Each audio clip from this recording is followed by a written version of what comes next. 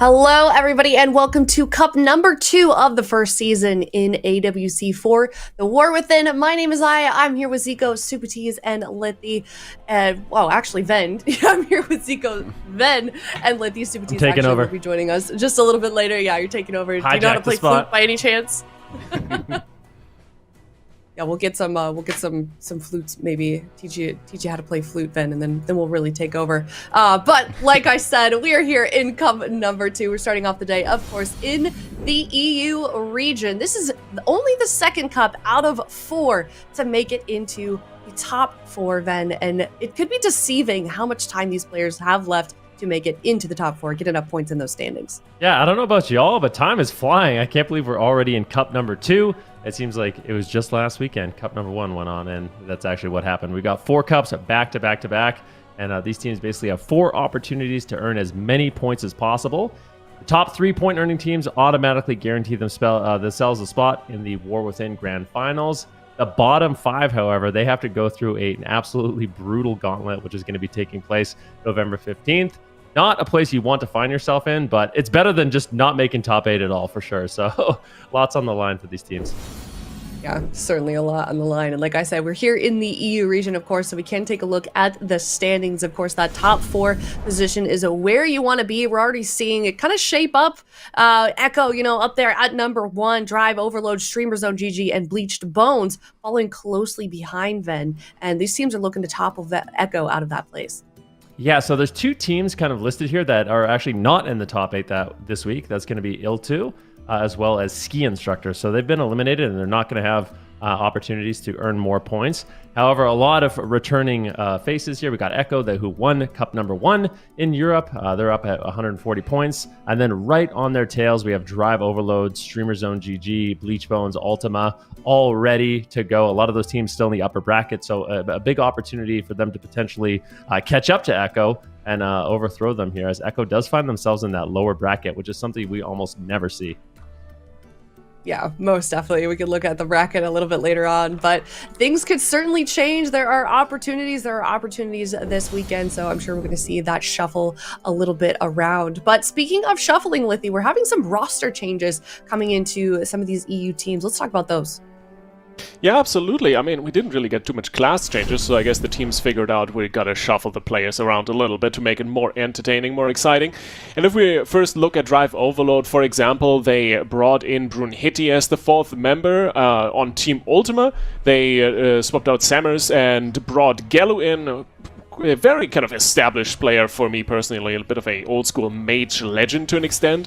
But the biggest surprise, quite honestly, is Phoenix Reborn, kind of the reformed members of the Unbound Anti-Cappers from last week, bringing in 3 new members in Swapsy, Zeepai, and Fuston to mix up kind of the competition. A lot of exciting changes, and I'm interested to see how that's going to affect their competition for this weekend. But if people are watching from home, Lithy, any players we should be particularly looking out for? I mean, obviously, EU is full of big names you'd kind of want to keep your eyes on, right? And any name on Echo, maybe someone like Mercy or Lontar, but personally, I'll be keeping my eyes on Fuston for this week, kind of sticking to Phoenix Reborn here a little bit, because this man, he has been on the bottom and the very top of the AWC over the last few years. His stint with Bad Luck Bones definitely had a little bit of a struggle part there when he started out as a melee DPS. Then swapping over to Chibaku Tensei, bringing in an incredible performance on the healer role, actually, during Dragonflight. And now, well, he is back to Phoenix Reborn and kind of back to his roots as the melee DPS.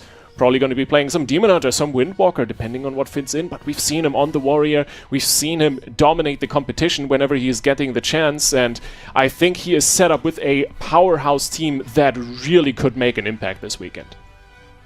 Absolutely. Certainly excited to see how Phoenix Reborn is able to adapt. But Zico, talk to me about how important that is. Obviously we're seeing a lot of players getting very, very good at being able to multi-class, and the teams that are sort of able to adapt depending on their situation are the ones that are going to rise to the top.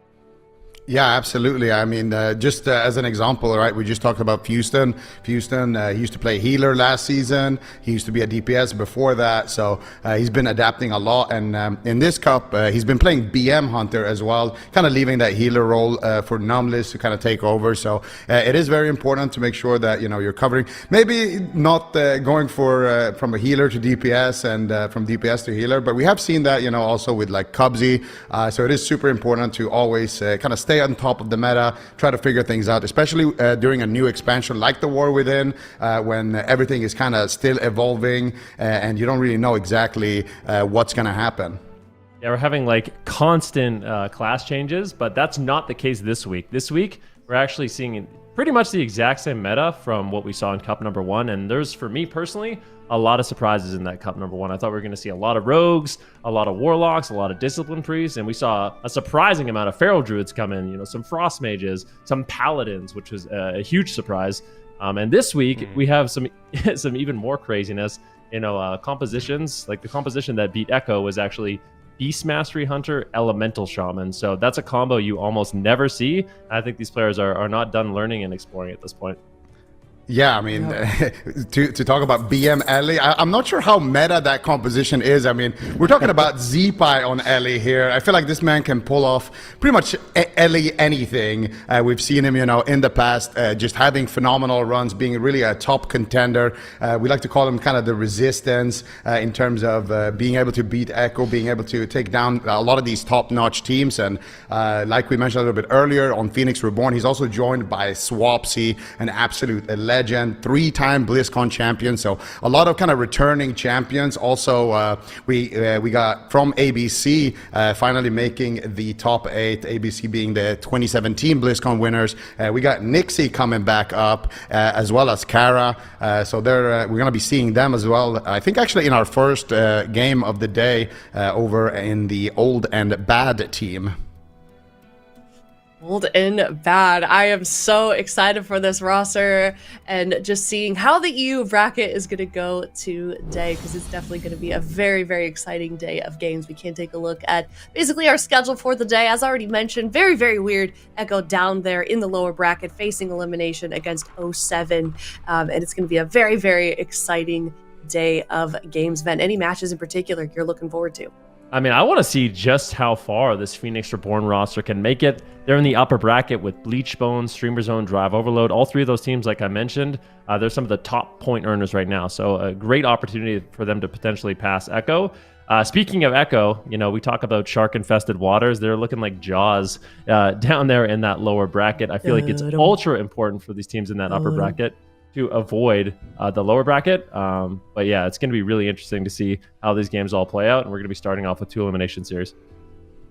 Yeah, right off the bat, we're going to send some teams out of the tournament. Old and Bad versus Ultima for the first series of the day. We did have our predictions locked in here on the casting desk. So if you are watching from home and would like to predict along with us, let us know how you think these 2 first teams are going to go. Lithy, what was your prediction? What is your take on these 2 teams for the first series? It's gonna be very interesting. I mean, as Zico already mentioned, right, returning BlizzCon champions. These guys have played this game for years and years. They know what's up. They know what's up on the highest level of competition. So this is gonna be a tough one for Ultima. But ultimately, I believe in Nethy and the team. Quite honestly, I think it's gonna be a close matchup. It's gonna go all the way to 5 games. But I think Ultima is gonna pull out the win here. Okay, I think this might be the most split result we've had, from any of these predictions that we've done. We've got a whole spectrum here. I locked in a 3-0. That feels kind of BM now that I'm looking at it. Sorry, Ultima. Ven, you've got a 3-2, so you're sort of on my side. Let's talk about your prediction. Well, I mean, I believe in them. Nixie, Kara, they're playing some very interesting compositions. I mean, this is such a classic duo. Kara on the Retribution Paladin, Nixie is kind of that melee expert. He was playing Outlaw, the Outlaw Rogue, which is something we really don't normally see, paired up with Shadow Priest. It looked really strong, so I think this team is prepared. They're one of those rosters where they kind of just show up to tournaments for fun, and they do really well, but when they do try and practice and war game, they could go toe-to-toe with any team. Yeah, I certainly agree. I mean, one thing is for sure, we've got so many AWC legends just in the first series of the day. I cannot wait to get this started, Zico. It's gonna feel good, kind of like we're seeing it a lot, I feel like, already in NA and EU. Like, these players are kind of taking a break a little bit, sort of, you know, getting their ducks in a row, and now they're coming back to AWC even stronger, and we're seeing, you know, players like Zeepai return. Yeah, no, it's awesome. A lot of old returning legends. And I wanted to mention my prediction a little bit as well, because last week I predicted against Ultima. And I mentioned it a little bit earlier. I do a lot of RBG duo queues with their healer, Nethi. And he was like, Z, what's going on here? You're calling me out on the broadcast, and all of a sudden you're predicting against me, and then we got the win. I was like, yeah, you know what? I'll do better this week. So this time I'm putting my faith in you, Nethi. Don't let me down. I'm already trailing behind on the predictions here, so we're gonna make sure to lock this one in. And don't forget in the chat to also vote for who you think will win this game number 1. We're getting started here very shortly. Yeah, absolutely. Let us know in the chat who you think is going to win, Old and Bad, or is it going to be Ultima? Is Zico going to have his friend make him look good? Time will tell. We're heading into this series very, very soon here. It's elimination, like we said, also best of 5. And into game number 1 on the Grand, it's Old and Bad versus Ultima.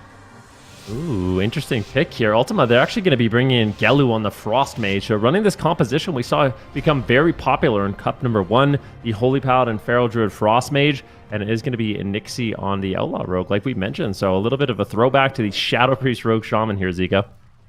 Yeah, we got Frofsy once again here on the Shadow Priest. Been highly considered as one of the best Shadow Priests in Europe. So he's going to be making his debut here on broadcast. Nixie already taking a lot of damage here from Gelu, but Gelu just going to go ahead and go for that Dragon's Breath Sheep. Beautiful pre-master spell there coming out from Frofsy as they make a big swap to Nethi. Oh! Nethi trying to hold on the bubble, but is he going to be able to? Manages to get around the corner. The Divine Protection and the Wings is enough. Meanwhile, Nixie has to trade out his Cloak of Shadows in that exchange. So I would say this is a net win here for Ultima.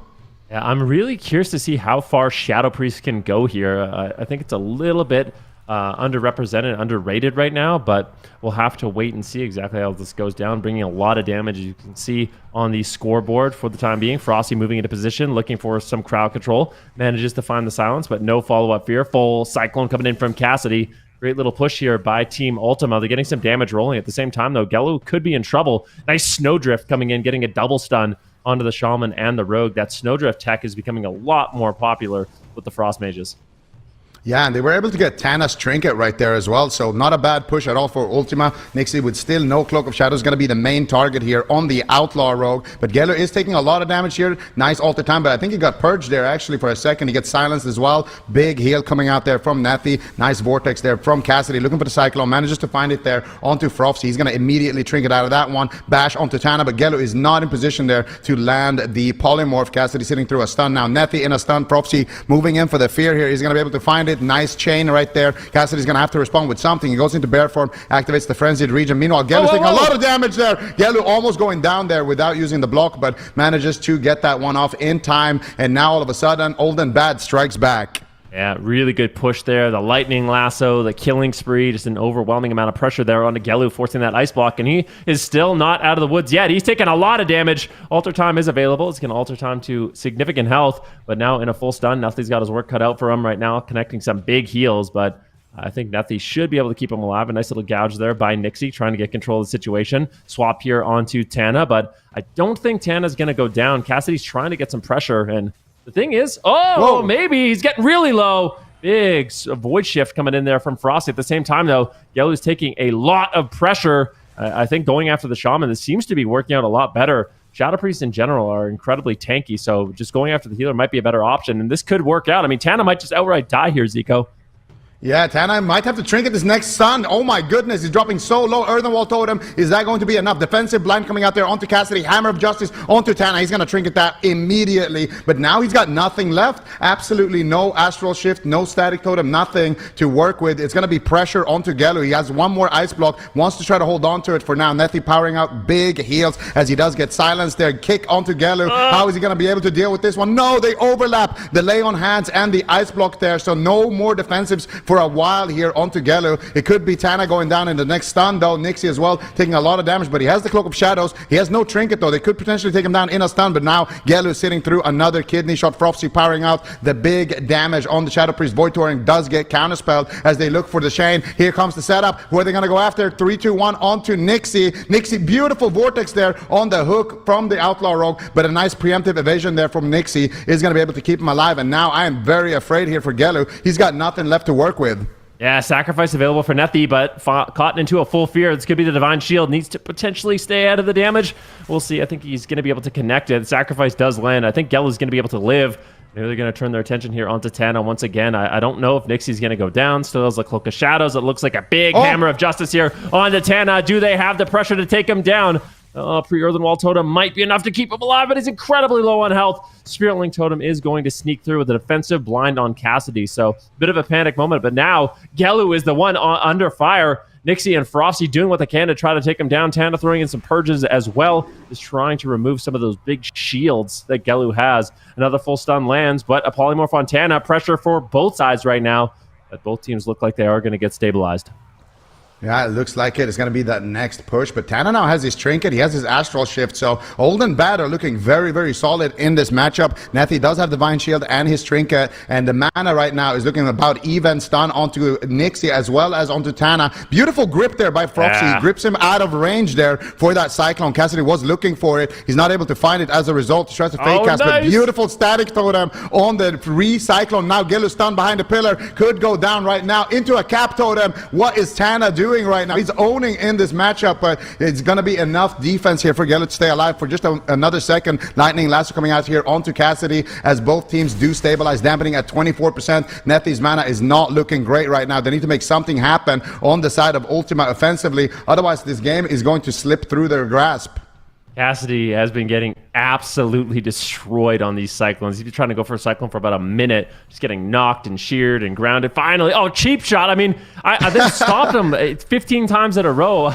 We got to get a highlight of this. This is unbelievable. Cassidy really trying to get something rolling here with these Cyclones, but he's just been denied time and time again by Old and Bad, but now just going for some damage here. Nixie once again going to get vortexed on that grapple, but Shadow steps over. Gelu's in trouble. Nethi almost completely tapped on mana. They could actually win the game here. Old and Bad bringing in the Shadow Priest Outlaw Rogue composition. Might be able to take down Gelu. He's got about 60 seconds left on that Cold Snap, and he is just getting pushed over. Nethi is running on fumes. There's no mana left. Hammer of Justice on Nixie, though. They're going for an absolute miracle play. Can they take him down? A full Polymorph lands on Tana. He trinkets into a full Polymorph. Gelu pulling out some miracles here, but it is so back and forth. Either one of these teams could fall. 2 seconds on Cloak of Shadows. I think Nixie's going to be able to hold on, and it could be Gelu that goes down. A beautiful altar time, but Frosty is there to seal the deal, and Old and Bad has done it. But Zico, I don't know if you saw how many times Cassidy got shut down. I mean, that just puts Old and Bad so far ahead in the match. That was beautiful. That 2-yard grip that Frosty did was perfect. Cassidy was going for the stun into the clone. He grips the Tana while he's stunned out of that clone range, and then the wind shear, then the grounding totem, then the static field knock on that Cyclone as well, and then the cheap shot after that. Cassidy just was not a member of the team for like a minute straight there, just trying to go for Cyclones and just not able to find anyone in that CC. And Old and Bad, they're going to take it. They may be old, but they're definitely not bad. Beautiful Outlaw Rogue gameplay as well. We usually don't see the Outlaw Rogue too much. We've seen a fair bit of Assassination Rogue, a fair bit of Sub, but Nixie coming in here on the Outlaw Rogue and making it look good, man. Yeah, Outlaw Rogue is just one of those specializations that like everyone kind of sleeps on, and then eventually, everyone re-rolls to. So we'll see if that ends up happening again. Nixie definitely doing a really good job. Outlaw is it's a brawler spec. It's very in your face. It's got lots of crowd control. Normally really durable. Brings not the most burst, but a fair amount of consistent damage and cleave. So Nixie definitely doing a really good job. Outlaw is it's a brawler spec. It's very in your face. It's got lots of crowd control. Normally really durable. Brings not the most burst, but a fair amount of consistent damage and cleave. So it definitely worked out in this game. And I think the big thing is just there's not really a great target for Ultima to go after. Going after an Outlaw Rogue with a Shadow Priest and a Shaman backing him up, not the easiest thing to do. Also, just going to be a lot of mobility on that Outlaw Rogue, but Frosty definitely putting in some work in this match, getting out a tremendous amount of damage. This is a really close call here, where Gelu has the Altar Time, He ends up getting this full sheep on the trinket of Tana into another sheep. They do get a little pressure on Nixie. It could be a close call, but as soon as Nixie has that Cloak of Shadows, things are just going to completely reverse. Yellow tries to get away with his altar, but there's just no way. Nethi is completely out of mana. And we were talking, this is big, right? Like, watching these games play out, last week it was looking like the longevity healer was going to be that Paladin, right? Like, like Priest versus Paladin, it seemed like Paladin was coming out ahead. And now, maybe we're going to see more Shamans. Like, maybe Shamans are going to be kind of that answer for the Paladin. We'll have to wait and see, but it's just very interesting to see these players experiment. Yeah, no, it really is. And, we were talking about there hasn't been any changes compared to last week, but we are seeing kind of new compositions rising to the top. And that's something that Old and Bad have been running, the Shadow Priest, Outlaw Rogue, as well as the Resto Shaman. But also they play a lot of Ret Shadow Priest, which is just something that I never personally see. Like, even on ladder, it's not really a popular comp, so they have that as well. I don't know if they're going to be extinct this weekend. We might actually see Kara tagged in as the last hope here for the Red Paladins. But Old and Bad definitely coming through here in game number 1, getting a lot of work done. And it does come down to mana there. I would say pretty good defensive rotations from both sides. And that game was super close. That could have ended much earlier as well. On that one swap to Tana where he had a pre-earthen wall down, he survived that stun lock at like 10%. If he didn't pre-earthen wall there, I think he dies in that stun before he gets the Spirit Link out. So I wouldn't be surprised if we see just the same comp being locked in here for Ultima again. Yeah, I think you're right about that. I did find it semi-interesting. I do believe, let me just pull up the AWC companion really quick. I just wanted to take a quick look. I think that Gelu was playing Orc and Shimmer. So he's playing the ability to kind of blink cast and Orc to kind of cover the fact that he's going to be caught into stuns. A lot of the mages we're seeing play this composition are just playing Blink, so they can just free themselves from stuns at any moment. They get the run casting off, and I kind of wonder if it would be more effective in this particular matchup to just be able to remove all of those stuns, since it seems like Frostmage is a lot less about, at least in my experience, I don't know how it is for you, but Frostmage to me seems a lot less about like finessing around the map and landing polymorphs, more about just like being in your face, getting Dragon's Breath, getting Snowdrift, spamming out instants, and I think just being out of stuns more often is super valuable. Yeah, no, I wouldn't be surprised if we see that change being made because I think one of the most annoying things is playing Shimmer into an Outlaw Rogue because every single time you're going to get stunned and they have a lot of stuns to work with. So it's really annoying to kind of deal with that. We'll see if Gelu decides to swap that around, but at the same time they did get good pressure off of those triple CC chains. They had some good like Cyclone on Frofsy, DB Sheep on Tana, and stuns onto Nixie. So there are options. It just depends on kind of how they want to play it, if they want to try to isolate Nixie and go after him more, or if they want to just try to go for like a more dampening based approach. If they do go for the kind of more survival approach, then definitely we're probably going to see the ice flows come out from Gelu. Yeah, it's really interesting. The thing is, like, playing for crowd control against the Shaman, I think plays into their strengths. Like, for me right now, the Resto Shaman, you have so many good tools. Okay, this is interesting. They're just going to be playing jungle. But I was going to say the Resto Shaman, the main strength of it is you have a lot of disruption. You have a lot of tools to assist offensively. Your main weakness is your healing isn't great. So, if you're playing a strategy that revolves around trying to CC a Shaman and a Shadow Priest and a Rogue, I don't think that's the winning strategy a lot of the time. I think just doing as much damage as possible is actually a lot more beneficial, and just going for like little micro CCs ends up working out a lot better, because then you're not finding yourself in the situation where, Cassidy is being shut down for 90 seconds straight, not doing any damage, and they're just falling behind. Yeah. Once you get to a certain point in the game, that third, fourth Icy Veins really becomes kind of unhealable for the Shaman, and especially when you get later on in the match when they kind of have to cast a lot. That's when you can just win the game off of a micro CC or an interrupt. But we're not going to be seeing that too much. Ultima ultimately going to be swapping up the composition here, bringing in Smite on the BM Hunter, Nethi on the Dragon, which is his main. I don't think he's been playing a whole lot of Holy Paladin. I think he picked it up kind of recently with seeing the success of a lot of the Holy Paladins like Shaz over in North America for F tier. So I think it's something that he has been picking up kind of recently. and Dragon, of course, being his main, should be good. Smite also plays the Dev Evoker, so we have seen these guys run Dev Double Evoker Dragon. Feral. Yeah, the Double Dragon. So there are some, some versatility, some diversity on that roster. They have, a lot of different options to go with, but at the same time, I wonder if they were scared of the Ret Shadow Priest with the jungle, because I feel like that comp could be kind of a brick wall for jungle to go up against. It's certainly possible. I mean, one thing that Ret is kind of famously good for is going into some of these cleave compositions. I don't know how effective it is at this particular moment. I'm still not sold on any Rets, like there's a few Rets holding it down, but I haven't seen it perform at like a super high level just yet. So I would like to see it. Don't get me wrong. I want to see it, but I have to see it to believe it at this point. But we are going to be going into game number 2 between these two squads. Ultima locking in the Beast Mastery Hunter Feral jungle cleave with that very aggressive evoker. And I like this. Nethi is such a strong preservation evoker. It's going to be interesting to see if they can kind of keep up that pressure. You want to play matchups where you can play super duper aggro on that dragon. That's made it kind of the main strength. Yeah, absolutely. And we're going to be remaking this match here. So we're not quite yet getting into game number 2. Maybe somebody had a wrong talent or something. Players are allowed to leave the game before the gates are open and get a remake. Of course, they're not allowed to like change any specs or anything if you've locked those in. But if you forgot your weapon in the bank or something, you can go and pick it up. I don't think anybody did that, but yeah, we'll see what they decide to do here. But yeah, the jungle cleave. I feel like the jungle cleave, it's gonna still be really hard to kind of land the kills here.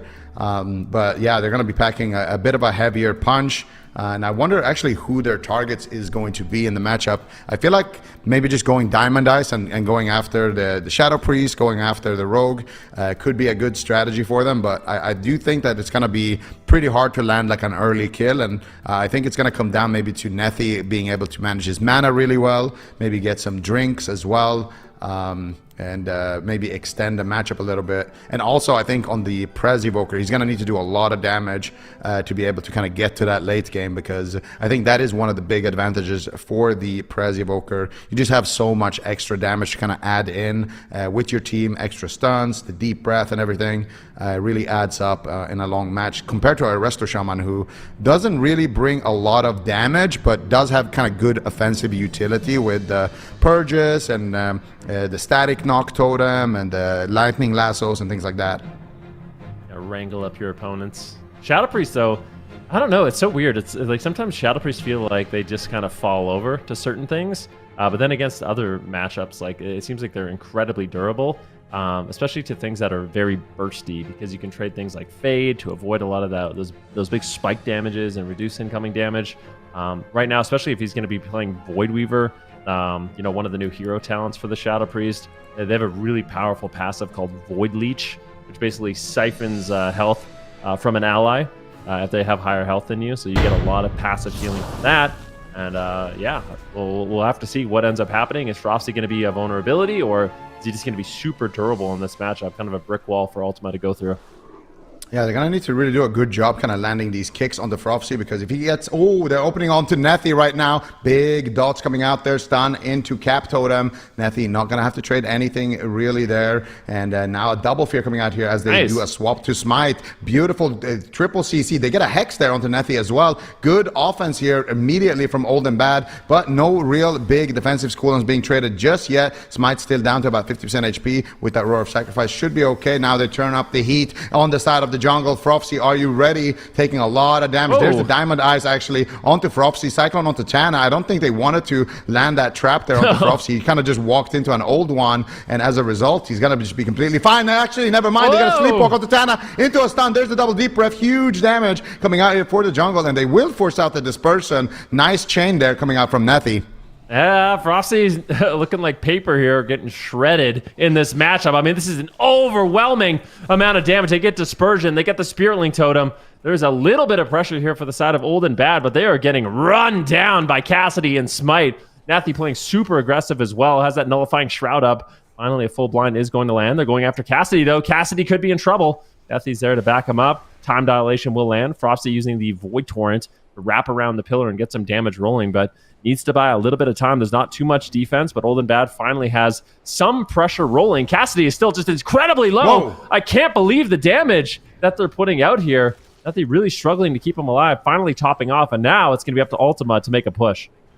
Yeah, that was the rewind, and now Frofsy, what is he going to do here? He has the Void Shift, might need to use it. Oh my goodness, he grips the trap. Triple fear, Frofsy making some huge plays. He might just walk into that old trap here on purpose to try to keep him. Yeah, there it is. He's going to walk, he's going to grip the trap and then walk into it, making himself immune, because when you're playing that diamond dice, it's diamond, you know, you can't break that. So yeah, he's going to be pausing there his health for a second, basically cycloning himself there for just a moment. Really nice play there coming out. And meanwhile, Nethy, he does have the Emerald Commune, and he does have his trinket, but outside of that, he doesn't really have too much to work with, and Cassidy could really be a juicy target here for Old and Bad. He's got no Barkskin. He's caught up nice pre-bear form, though, on the kidney shot. That's going to shut it down before he gets started, that setup, and now once again, pressure onto Frofsy. He's moving in here, looking for the fear. He finds it onto everybody. Huge damage coming out here onto Cassidy. What are they going to do? Emerald Communion trait. Is that going to be enough? They got the Scythe Fiend here onto Cassidy to reduce a lot of that effect, but now Frofsy is going to have his dispersion back up, and I think they've weathered this jungle storm. Cassidy in so much trouble.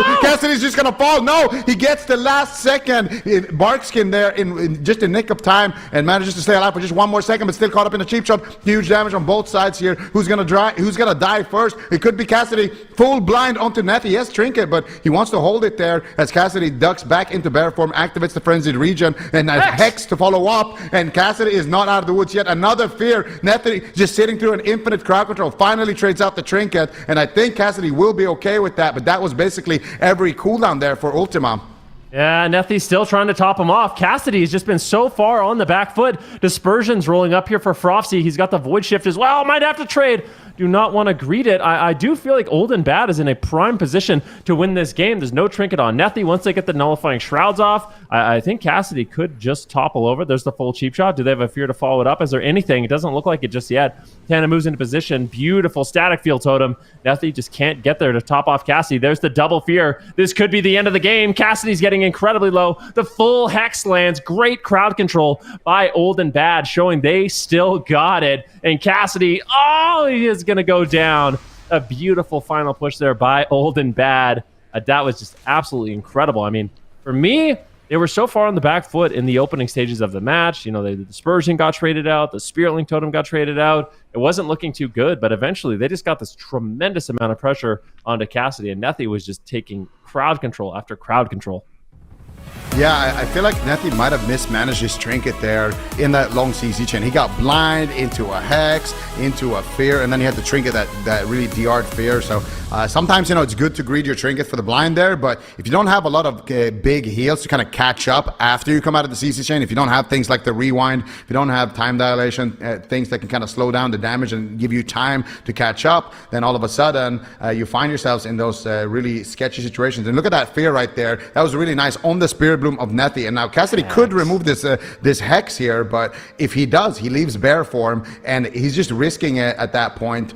So he's going to stay in bear form and try to just tank it out, but doesn't have enough defense. The silence is there, the lightning lasso as well. I mean, these guys on the side of Old and Bad are just looking like a well-oiled machine. Look at that cheap shot on the Spirit Bloom of Nethy. Then I think they fear the Spirit Bloom, the second cast there as well, which is that big evoker heal. You can see Frofsy moving in right here, there, interrupts it with the fear, and then here comes the Hex from Tana, and then they chain it with a silence, they chain it with a lightning lasso, and it's just beautiful to see how this RPS play. Actually, they get the hunter stun there, try to shut it down, but it was DR'd, so a nice try there by Smite, but not enough. And Old and Bad looking great here in game number 2.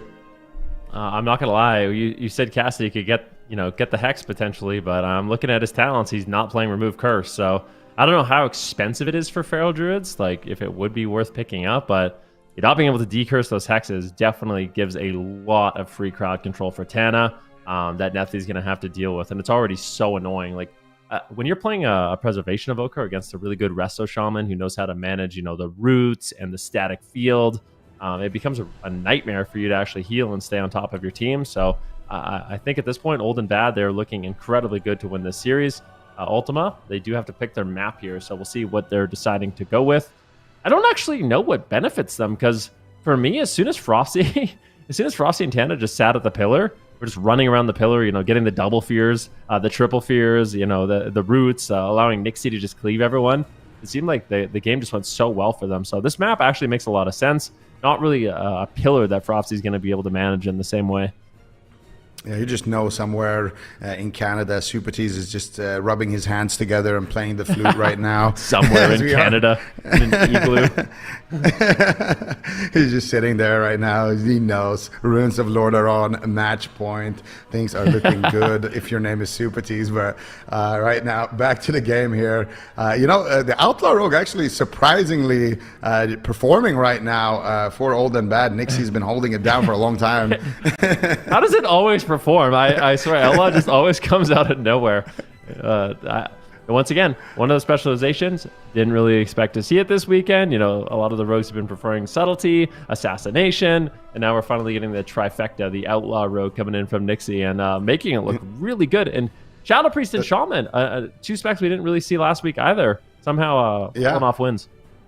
That's exactly what I was going to say as well. Like, these are probably the three least represented specs, or some of them. Okay, there are some others, like Fire Mage, rest in peace. Shadow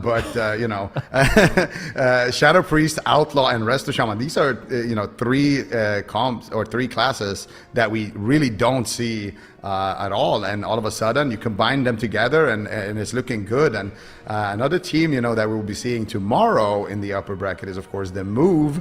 And they have been kind of opting away from their Rogue Shadow Priest Shaman. So maybe Peekaboo's sitting somewhere right now. Maybe this is the play, dude. We'll see. I will. Just a quick little note. I saw WizK actually tweeted out. He actually went straight to the top of the solo shuffle ladder on his Shadow Priest. So he's currently sitting in first place on Shadow Priest. So maybe been putting in the work for that. And maybe we're going to see a lot more Shadow Priests here in AWC. Yeah, no, it does seem to be decent into some matchups here. I don't know how good it is into jungle. I'm not going to lie, that opener looked absolutely terrifying to deal with, but Ultima now, they're in a tough spot here because they have a decent amount of comps. They have a lot of healer diversity. They can play different things, but they need to win 3 in a row. And Old and Bad also have more than one comp, so they're going to need to get a reverse sweep here. So the comp that they pick now is most likely what they're going to have to run for the rest of the series. And right now, Aya's 3-0 predict. How does she keep doing it? I swear, I don't get it.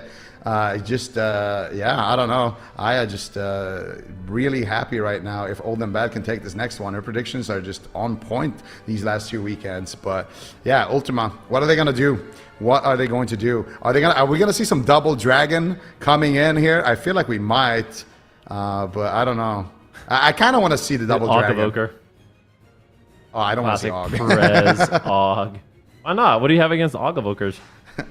To me, Og Invoker is just a tank spec. I've taken a stand against all tanks until further notice. So yeah, that's pretty much where I stand on that. I want to see the Dev Evoker. I want to see the 1 mil DPS opener, the Deep Breath, the huge Dam coming out. But we'll see. Tana, I don't know actually. Resto Shaman could be pretty decent at kind of out healing a lot of that AoE with Earthen Wall Totem and things like that. But Old and Bad locking it in once again here on the Rogue SP Shaman. 10 seconds on the clock for Ultima to pick a composition. Ruins of Lordaeron, a very explosive map. Old and Bad. It's a good position to be in. Oh, okay. They are going to lock in the same thing. So similar matchup. But yeah, it's a good position to be in, as I was saying, where you basically have just locked in one composition. They're struggling to come up with something to beat you, and you just feel confident in your choice. And that's the thing. Compositions like the the Rogue Shadow Priest Shaman, they're very well rounded. So I don't think they're going to get counter comp by anything. It's going to be pretty decent into different cleaves. Like the jungle, it's going to be pretty decent into like melee caster healer. Maybe there's some bad matchups, but it seems after seeing these games play out, it seems like they're going to have a decent chance into pretty much everything. So this particular matchup, like what do we want to see different for Ultima to actually pull off a win? I think it's just don't get shut down on the traps too much. I feel like that was the big issue. They were Frofsy was just avoiding, or Tana was avoiding a lot of those traps, and Frofsy would just walk into them and kind of cyclone himself as the target. So maybe that, and also maybe some more swaps to the rogue, because I do feel like a nice win condition for the jungle is to go after these rogues during stuns, especially. They can be very squishy targets. So yeah, just be a little bit more unpredictable. Maybe don't chase the Shadow Priest behind the pillar to tank those triple fears. Instead, just swap over to the rogue, stand a stun on him, and see if you can just take him down. Because I do feel like Ultima's problem right now is that they're playing too good. They're going for these long CC chains. They're trying to land like the perfect triple breath, sleepwalk, cyclones, traps, you know. I feel like a lot of the time, the scariest jungles are just the ones who just like tab target. You're just like, okay, you run away, just tab to the next guy, send a stun, and they just keep up that kind of unhealable damage and really stress out the healer. So I think that's more what I want to see. Of course, on Ruins of Lordaeron, I think they can potentially just run Frofsy down here. Doesn't really have too many places to hide in, but it is match point Ruins of Lordaeron, a fitting final resting place as it is a cemetery. Ultima is going to need to reverse sweep here. Can they do it? A registered trademark? Is it a trademark infringement or? To see. Cheap shots on Nethy. It looks like they're going to be going after the Evoker early on. No nullifying shroud, so trying to punish that. Get some dispels out. Let's see what Nethy decides to do. Once that nullifying shroud is up, they can go.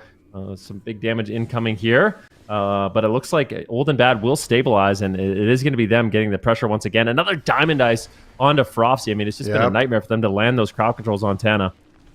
Yeah, he grips the stun trap once again and then walks into it. So Frofsy shutting down the opener, looking really strong here in this game. Number one, they're going after Nethy on the side of Old and Bad. Beautiful triple static coming out here for Tana. And they're trying to just position here on that little side pillar. Cassidy rotting down, going for a stun there onto Tana. Smite looking for the trap. Did he find it? He does find it. So finally, some pressure here onto Frofsy. But meanwhile, Cassidy sitting through a kidney shot, not able to connect with the damage during that attempt. And now all of a sudden, Frofsy, ooh, nice precognition there for Frofsy. He's going to be able to cast out some dots and start rolling up the damage. Meanwhile, Nixie is doing 700k DPS as the Outlaw Rogue right now. Some of that is pad on the pets, but Triple Fear connects as they get a blind onto Nethy as well. Do they have a gouge out? They have a sap out of the blind. Beautifully done by Nixie. They're going after Cassidy.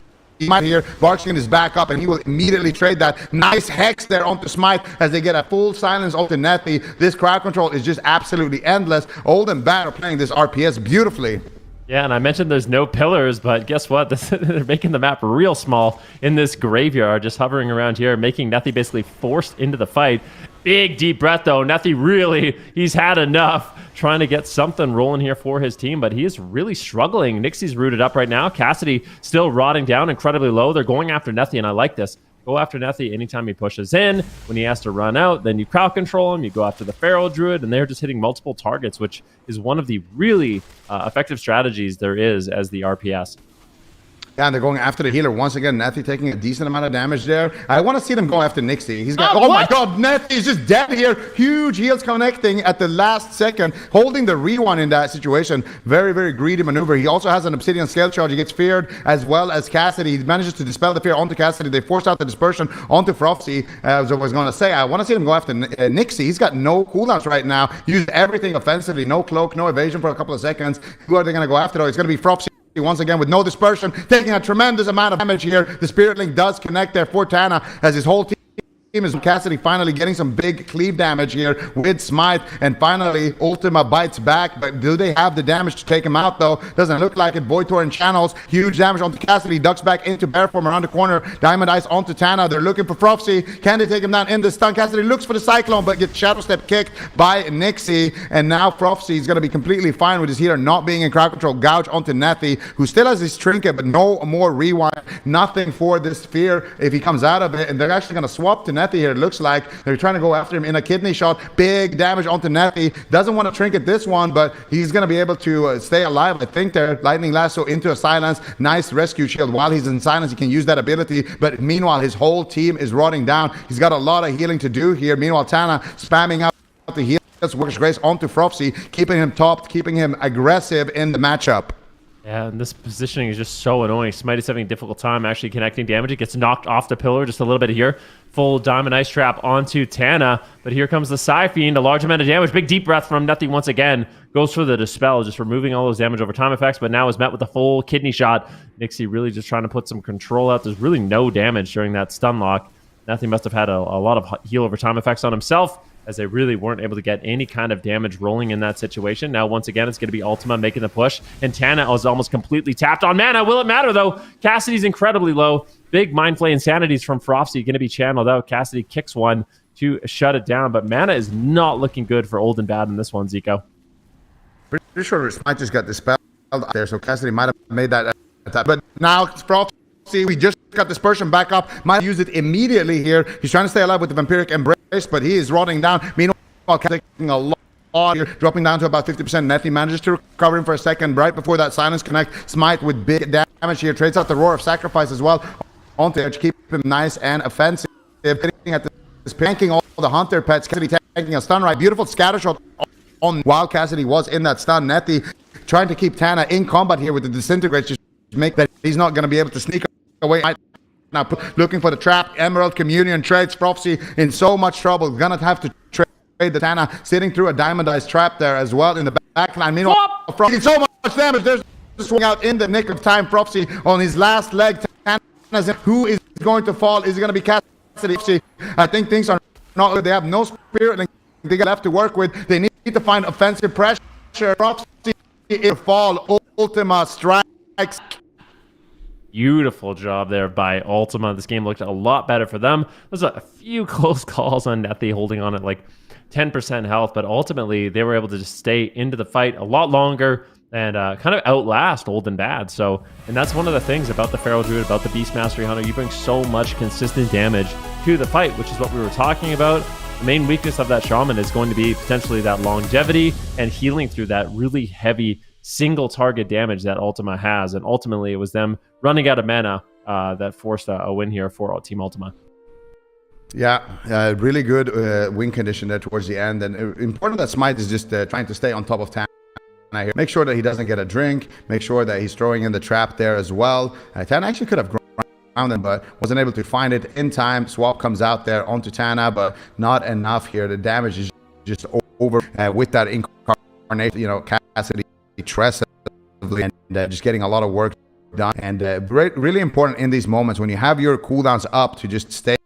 I really like the pressure that they have as well onto Nixie, and no cooldowns left, no mana. Tie drops for Tana, but it's not going to see the Emerald Communion there once again during the blind. And mana-wise, I mean, Nethy has a huge advantage. All right, here we go. Once again, we're going to have to see what is Old and Bad going to do. How are they going to strike back in this matchup? Is Ultima, is this going to be the start of kind of a reverse sweep here on their jungle cleave, or does Old and Bad have some sort of answer? And we did talk about it. Like, are we going to see the Rep Paladin? That is an option for them. Are we really going to see the Outlaw Rogue tagged out for a Rep Paladin here, Zico? Wait, apparently I have my connection seems to be lagging a little bit. I don't know if this is any better, but you go ahead and tell us some more about that, then. Oh, don't worry, I will. Are we going to see Kara, the Retribution Paladin, come back into the matchup? We'll have to wait and see. It could be a potential cleave answer for them here. Of course, we do know there's different rogue specializations that Nixie could potentially play as well. The Outlaw Rogue so far has looked solid, but Subtlety Rogue and Assassination Rogue are going to be an option. I kind of do wonder what are all the compositions that Old and Bad has available, because I think this jungle cleave overall is... it's a well-rounded composition. Even though there's a few close calls, it seems like Nethy, Cassidy, and Smite did a lot better job playing towards kind of their win condition. And I think it worked out for them. I think it's going to be an easy lock-in for them once again. It could be a map thing also. You know, Ruins of Lordaeron was the map pick for their team. And, going to Hook Point. So, small map. I don't know. This kind of has Rep Paladin written all over it. What do you think? Are you back? I'm back. I don't know. Great. We'll see. We'll see. Back. Chat, let us know if my connection has gotten any better. I'm not sure what that was, but yeah, we're going to Hook Point, and I really feel like we might see Kara tagged in. I feel like now would be the time to do it. If you're going to experiment, you have a game to do it here. The RPS didn't look too bad. You're able to get one win with it. But I think you can kind of afford to experiment a little bit here, or you could just kind of rely on that hook point. All right. Small map, old and bad. About a minute on the clock here to choose their compositions. Are they going to be revealing something new, or are they going to be confident in the matchup they're already up 2-1 against? Ultima was a quick lock-in for them, of course. Smite on the Beastmastery Hunter, Cassidy on the Feral Druid, Nethy on the Evoker. These are, some classic specializations for these guys, so we'll see if they can continue and potentially get the reverse sweep here. Keep in mind, everyone, this is an elimination series, so really important for both of these rosters to stay alive in the tournament. You got to be collecting points. We're already at Cup 2 of 4, so we're getting through these cups really quickly, and you don't want to find yourself in, a lower bracket match. And we are going to see the subtlety rogue, so Nixie just going for that rogue swap. Okay, so Outlaw Rogue was the problem, potentially. We see Nixie tagged back in here. And Hook Point as well, as a sub-rogue, is just a great map because it's really easy to kind of maneuver around and get those triple stun setups out. Try to set up Frofsy. But I wonder if he's going to be able to kind of keep up with the damage as well. And also, a Sub-Rogue is going to be a little bit more squishy than the Outlaw Rogue. So Nixie could also potentially be a target. Honestly, I feel like there was moments where Ultima maybe should have just tabbed over to Nixie, stunned him, and tried to send him a little bit earlier in the match. There was some moments where he kind of just trinket offensive, evasion defensive, cloak defensive. So I think you can definitely punish that because in a stun, a Feral Druid will do a tremendous amount of damage to those rogues. Yeah, definitely. But the nice thing about the subtlety rogue is you're going to have a lot more single target burst. So it's a lot more bursty, less consistent damage than what we saw from the outlaw rogue. Maybe you're a little squishier, but you're going to have a lot more burst during those stun lock moments. So I am really curious to see how Old and Bad is going to be able to perform. Once again, we can take a look at those predictions. Everyone's still in the run so far for at least who can win. Aya is the only one that, is just totally out. Still could maybe get who wins right, which is yeah, but unfortunately not going to be able to get that exact score. Yeah, we don't get extra points for the exact score, sadly. So it's just kind of a flex, but predicting the right team. Maybe a half point or something. Yeah, I feel like we need to buff the predictions here. We didn't talk to production about that, but we are getting right into game. It is match point Ultima trying to reverse sweep the series. Old and Bad right now in the lead, swapping in Nixie on the sub rogue, and immediately a huge opener onto Frofsy. He doesn't get that grip on the Diamond Eyes this time around, and as a result, they might have to trade the dispersion. They do trade the Desperate Prayer as well as the Stone Form racial there for Frofsy, but he's taking a lot of damage here, spamming out the flash shields as well in that exchange, and looks like with the Earthen Wall Totem, they are going to be able to stay alive, and now it is Old and Bad's turn to kind of get aggressive here onto Cassidy. Yeah, Earthen Wall Totem down, making Frofsy extra durable for the time being, but Nethy is just unafraid, disintegrate after, flames coming in here from the Evoker. Finally going to be shut down here. A cheap shot comes in. It does look like they want to put some pressure out onto the Evoker, but Nethy is just staying ahead of this damage quite easily. Really nice Dream Projection there, and Frosty's in so much trouble. Dispersion is forced to be traded out, and Nethy is playing these games a lot more confidently here. Ultima in general is just making that aggressive push. Static Field Totem does come in. All three members of Ultima still have their trinkets, so I would say Old and Bad, they're a little bit behind on tempo. They need to force something out here soon. Cheap shots coming in. Cassidy's rotting down. It's a large amount of damage from Old and Bad, but once again, it seems like Nethy's just going to be able to heal through it. Yeah, and Nethy actually hasn't used any of his big cooldowns just yet as well. Triple Fear coming out for Frofsy, looking to Master Spell. You can't Master Spell the Diamond Eyes, but he actually fake casted a kick with that, so nicely done there by Frofsy. And now Nethy caught up in a cheap shot here. They're looking like they want to swap to the healer. He's got no Obsidian skills. He used them both for that silence immunity effect, and now they're trying to punish that. Nethy blinks around the corner, he gets silenced here as well, but he's going to be completely fine. It's going to be Cassidy once again on the back foot. Barkskin trades for Cassidy. Full blind onto Nethy. He's going to trinket, rewind out of that one, make sure that he keeps Cassidy nice and top as they look to make their next push here onto Frofsy. He's got no dispersion for 30 seconds. Desperate Prayer coming out here for Frofsy, looking for some dots, and they are looking for that next setup. Smite pushing in, looking for the stun, manages to find it into the full Diamond Eyes, but meanwhile Cassidy in a kidney shot, smoke bomb, nice scatter shot there onto Nixie. Master Spell coming out there as well by Frofsy into a Triple Fear. Cassidy could be in a lot of trouble. Nethy has no trinket here. Cassidy is in so much trouble actually. They got the Hex as well by Tana, MVP place, but it looks like it was was decursed there. It broke, but Cassidy might just still fall, still very low, but catches a couple of heals. There's the Earthen Wall totem, as well as Tana gets stunned. He's going to trinket immediately out of that one and trade out the Spirit Link. Both healers definitely feeling the pressure here. Yeah, definitely. Nethi down to 50% mana already, and the Subtlety Rogue has burned through the mana of Nethi really quickly. At the same time, though, Frofsy is taking some hits, doing his best to line of sight. Nethi now in a full kitty shot. Can they take him down? He does have the Emerald Communion, so that is a massive defensive cooldown that they have to get through. You can activate that during the trinket as well, so the only way they're going to be able to get through that one if Nethi is out of line of sight, or they just kill him through the heals, which is not something we're likely to see. I don't think they have that kind of damage. Big Dream Breath from Nethi coming in. Dream Projection once again. Full bash on Tana. Can they find the follow-up trap? They do find it, and this could easily be the dispersion, but it seems like with a fade, Frosty might be able to hold on. He's greeting it once again. Finally, dispersion comes in. Can he land a triple fear? 5 seconds on that fear, and that's going to set his team up. Yeah, Nethy's in a kidney shot. Here comes the fear from Frofsy. He's going to be able to connect it onto the pets as well. Cassidy already in bear form. He's going to trade out an early renewal there. Doesn't have the bark skin, so he pre-renewals this down. He is in pre-bear form. Shadowy Duel coming out for Nixie with full dots onto Cassidy. Could be enough to maybe take him down, but Cassidy's going to be able to tank it out with the Frenzied Regen. Stun, trap onto Tana. Frofsy tried to get the grip there, but wasn't able to find it. Another stun there onto Frofsy. Does get Dispel, I think. There actually trinkets out of that one. Frofsy still down to 50% HP. Gets kicked there on the Void Torrent. Beautifully done here. Smite is just doing a lot of work on the Hunter. Kidney shot now onto Smite. He's going to trinket out. Scatter shot Nixie defensively. Full fear onto Nethi. Cassidy knows he's in trouble. Has bark skin. He's going to probably trade it here in this exchange. No, he's sitting through it. Smoke bomb being activated there as well on the Emerald Communion. They don't want to overlap those two cooldowns, so they managed to get the Communion, but still Nethi with the trinket is able to keep his team offensive right now as he's sitting through a kidney shot. Might have to trinket that one. No, he's going to greed it, and the Siphon is doing so much work. That greed might just cost him the game. He did pre-Obsidian scale it, and that's the only reason why Nethi is alive. They try to grip the trap here. Tana trying to stack on top of Frofsy, but they managed to snipe the Sleepwalk. They managed to snipe the trap. Cassidy on very low HP with the Incarnation pop. Full fear onto Cassidy. Can't trigger that one. Barkskin is active, but he has to duck into bear form while he has that cooldown active. Nethi now gets decursed there, so Cassidy has swapped that talent, and he manages to remove that Hex. Cassidy was in a lot of trouble there, but that was his Incarnation, and he had to sit in bear form throughout the whole thing then. Yeah, I mean, but he's still alive to tell the tale, and now they can continue to make a push here. Keep in mind, elimination game here for Ultima. If they lose this series, they are out of the tournament. They won't be able to progress here in Cup number 2. Old and Bad looking to shut it down here on Hook Point.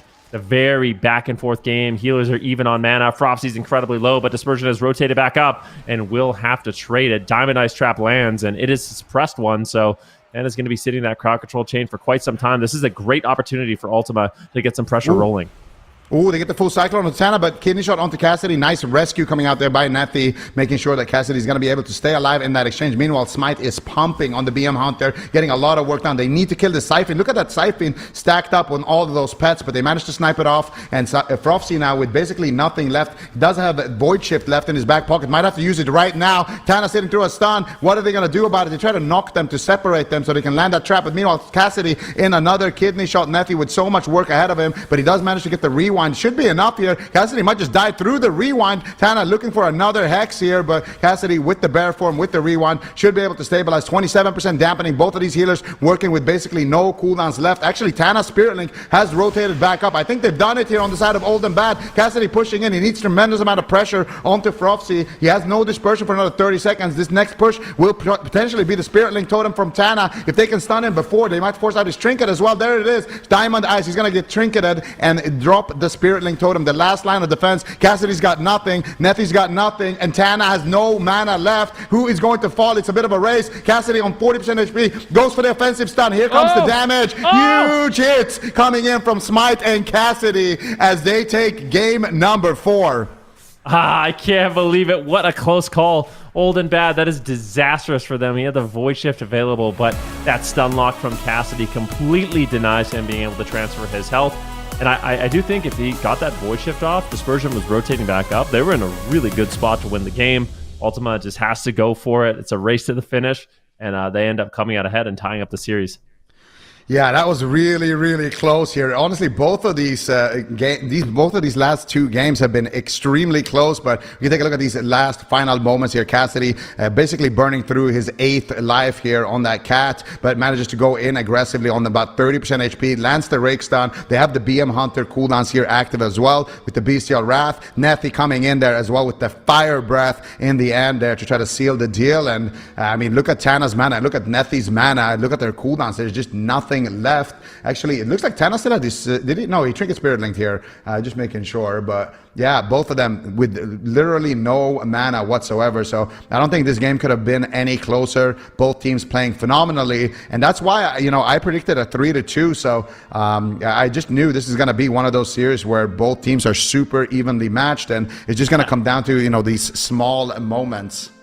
You weren't feeling so confident in your prediction, when they were up 2-0. I mean, yeah, okay, man. I respect the hustle, I do. But we are going to be going to Game 5 as confidently predicted by Zico. And I do wonder, it seemed like the Subtlety Rogue was good, very similar to the Outlaw Rogue in terms of output, but a little bit more focused on damage. And it seemed like Nethi, because the swaps were so strong, I guess he had to burn through a lot more mana to kind of heal through that single target burst instead of a lot more kind of cleave and rot damage that Presevokers are pretty good at dealing with in general. So mana was a lot more even in this game at number 4, but going to game number 5, it is going to be Dalaran Sewers, and that's the name of the game for Old and Bad. If you're a Shadow Priest, you want these little pillars you have to clump up on. They can get those triple fears to set themselves up for a victory. So it's just all about getting everyone together when they're pushing and getting those fears, and that's when they can land the stun locks and try to close out the game. Yeah, I wonder what they're going to run here now on the side of Old and Bad. Do you think they're going to go back to the Outlaw Rogue? Do you think we're going to see the Sub Rogue once again? I feel like Assassination. You think Assassination? There's no way we see Assassination. Actually, maybe. It wouldn't be too bad on Dalaran, but... They're all clumped up. I mean, it's possible. I doubt it, but... I wouldn't count it out here from Nixie, but anything's possible. Ultima, most likely going to be sticking to that same composition. They have 2 minutes to lock it in, and I think in a situation like this, it is nice when you're kind of building up that reverse sweep to kind of let the loss marinate a little bit, If you're on Ultima's team, you were down 0-2. No, I love doing that. You're down 0-2. Warfare. Well, it is important. If you win the mental game, that's 90% of the battle. And I think Ultima right now are looking good in that regard because they were down 0-2. They didn't give up. They managed to, they stuck to their guns. They continued to lock in even the comp that they lost with. And they just said, you know what, we're just going to play better. And we're going to force the other team to adapt to what we're doing. We're going to do a couple of small changes. We're going to play, the Hex or the Remove Curse on Cassidy, just small adaptations like that. And we are going to take our full time to lock in the exact same composition to make sure that the enemy team is just marinating on that last game, which was really close. So just trying to build up the tilt a little bit there as well, Yeah. I mean, my team used to do that. It's definitely a good strategy. But it also gives Old and Bad a little bit more time to talk about, what went wrong, what they could improve. Maybe there was a few key moments that they missed. So we'll see what they decide to do. They're also taking their time here. So yeah, I think it was semi-obvious that Ultima was going to lock in the same composition. They just won 2 in a row. So Old and Bad maybe not so confident in the Rogue Shadow Priest Shaman anymore. But what else can they really do? Are we going to see a Ret Paladin? How would Ret Rogue do? Probably not good. Maybe good. I don't know. Nope. All right. Rogue Shadow Priest Shaman once again. Yeah, they're going to run it back with the Sub-Rogue. I kind of like the Sub-Rogue a little bit more than the Outlaw, but we'll see here. That last game, like I said, I don't think it could have gotten any closer. Both healers, completely tapped on cooldowns, completely tapped on mana, and we'll see if Old and Bad can strike back here, or if Ultima will complete the reverse sweep. And one thing that's interesting, when I was watching the open bracket, I was getting, some insider information from a lot of these teams. A lot of these teams, they showed me their point of view. Even Echo, after the last cup win, we were talking to Waz at the end of that series, talking about the, in the interview, asking him to leak, the games from their point of view, just to hear their comms. And it is really interesting because I didn't expect this, but a lot of the time the bench player is actually talking during the game and just like feeding like a quick little information, healer, no trinket, next fear you guys win, like small little comments like that. I saw Coach Swapsy was doing that, in the matchup that we saw with Phoenix Reborn versus Echo, for example, when I listened to their comms. So it is interesting to see, and I hope that both of these bench players are still kind of contributing with some information, because they do have that kind of big overview. They have kind of our view that we're seeing through their teammates. So it can be really clutch to have a player like that who's kind of adding in a little bit of extra information for win conditions and kind of the enemy team's win conditions as well.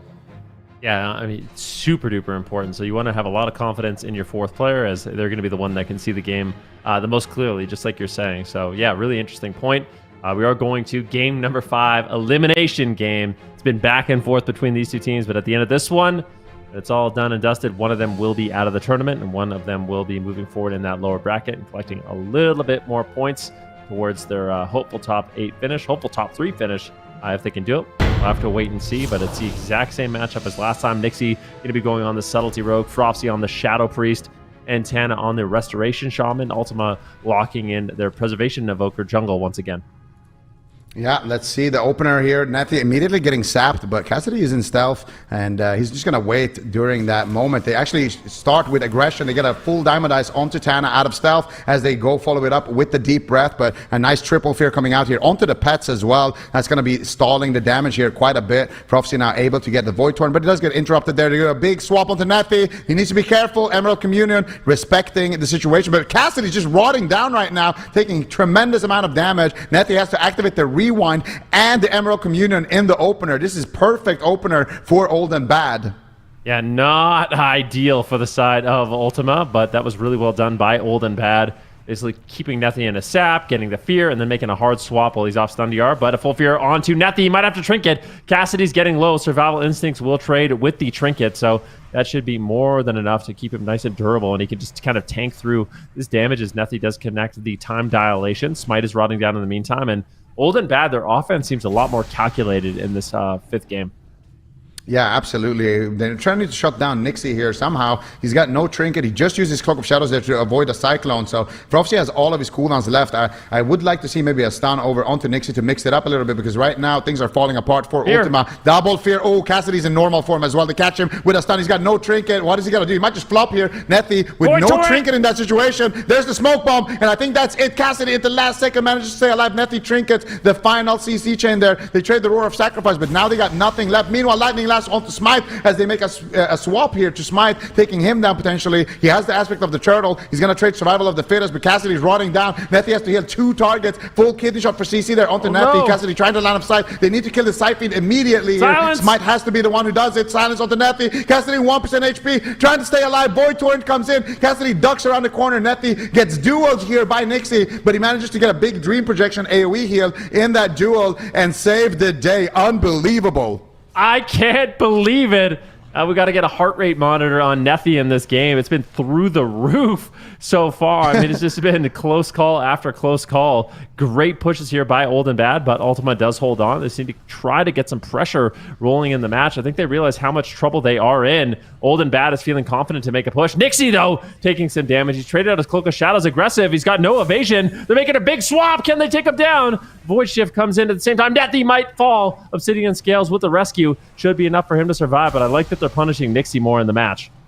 Yeah, that's exactly what we want to see. Now they have Roar of Sacrifice here for Cassidy. They're rotating back their Barkskin as well. He might need to push the Barkskin immediately here. Actually, he might need to overlap it. No, they're going to do, yeah, there it is. Roar of Sacrifice and Barkskin, they're being traded. Now Smite could be in trouble, but they're just going to sheep shot him for CC. Nixie's feeling the pressure here in this matchup. They're swapping to him once again. He's got no trinket, no evasion. He has a Cloak of Shadows. He has no Vanish as well. Double fear there onto Nethy and Cassidy as Nixie looks to dig deep here with the damage, but he gets stunned here. This could be the moment. They're going after him. They have a Diamond Eyes potentially onto Tana. They stun him up there. Can they land the trap? Nixie is going to fall, and Ultima completes the reverse sweep. Things were looking awful for them, but Nethi, man, he manages to keep the team alive in that shadowy duel. Cassidy on like sub 5% HP, and they make the miracle swaps to the Rogue, and they are able to do it. What a series. That was insane. I mean, when we see the highlights of this game, there's going to be close call after close call. The offense from Old and Bad was looking so incredible in the early stages of the game, but eventually Nixie just kind of ran out of defensive cooldowns, and I do think, this target swap and punishing the subtlety rogue seems to be working out really well for Ultima. Like, if we see this matchup play out again, I think they're just going to ignore Frosty and just run after the rogue the entire game, because that seemed a lot more effective. Absolutely, and that's kind of what I wanted to see in the other games too. Punish Nixie. This guy, he's cloaking cyclones. He's trinketing offensively. He's just doing whatever he wants here, and you gotta make sure that you're punishing somebody who's playing that aggressively, especially on something like a rogue, which is pretty squishy during those stuns.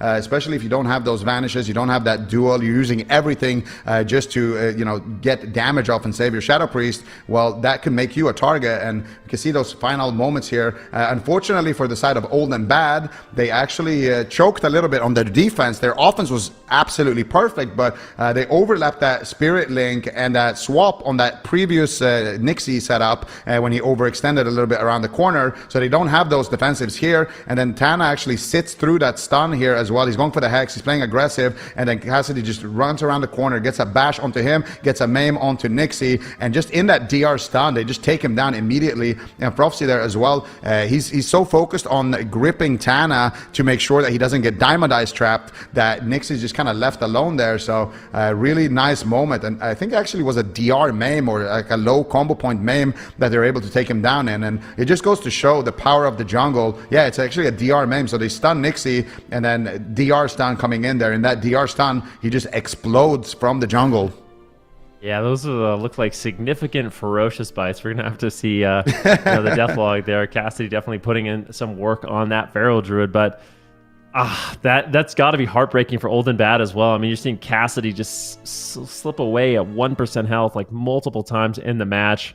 It was a well-played series by both these teams, but ultimately it is going to be Ultima who pulls out ahead with some massive jungle cleave damage there at the final stages of it. They're going to stay alive. Close call, and great prediction, Zico. I know you were confident in that one from the start. yeah, definitely confident in that one. I knew Nixie was just, I knew Nethi was going to do like a million HPS and just keep his team going until they find a win. Yeah. Never predicting against him again. You had insider info. I don't like this, man. Come on, I was so close. One game away from getting my 3-0. Look at those chomps. 1.2 million ferocious bite, 850k ferocious bite. Chomps, yeah, for sure. Gosh, just nibbling away here.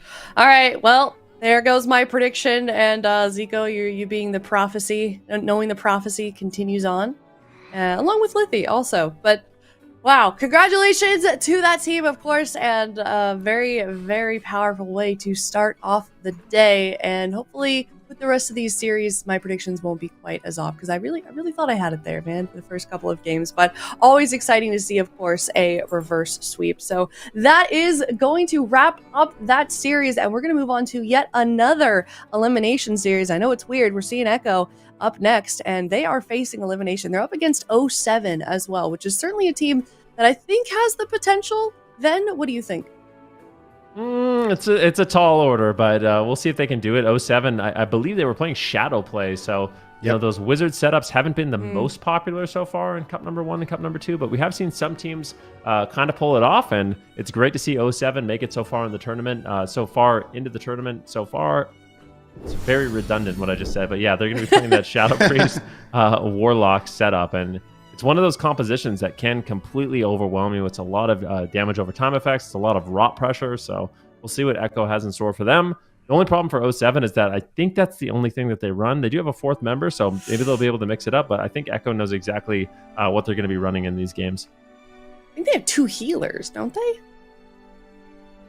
Looking at their roster.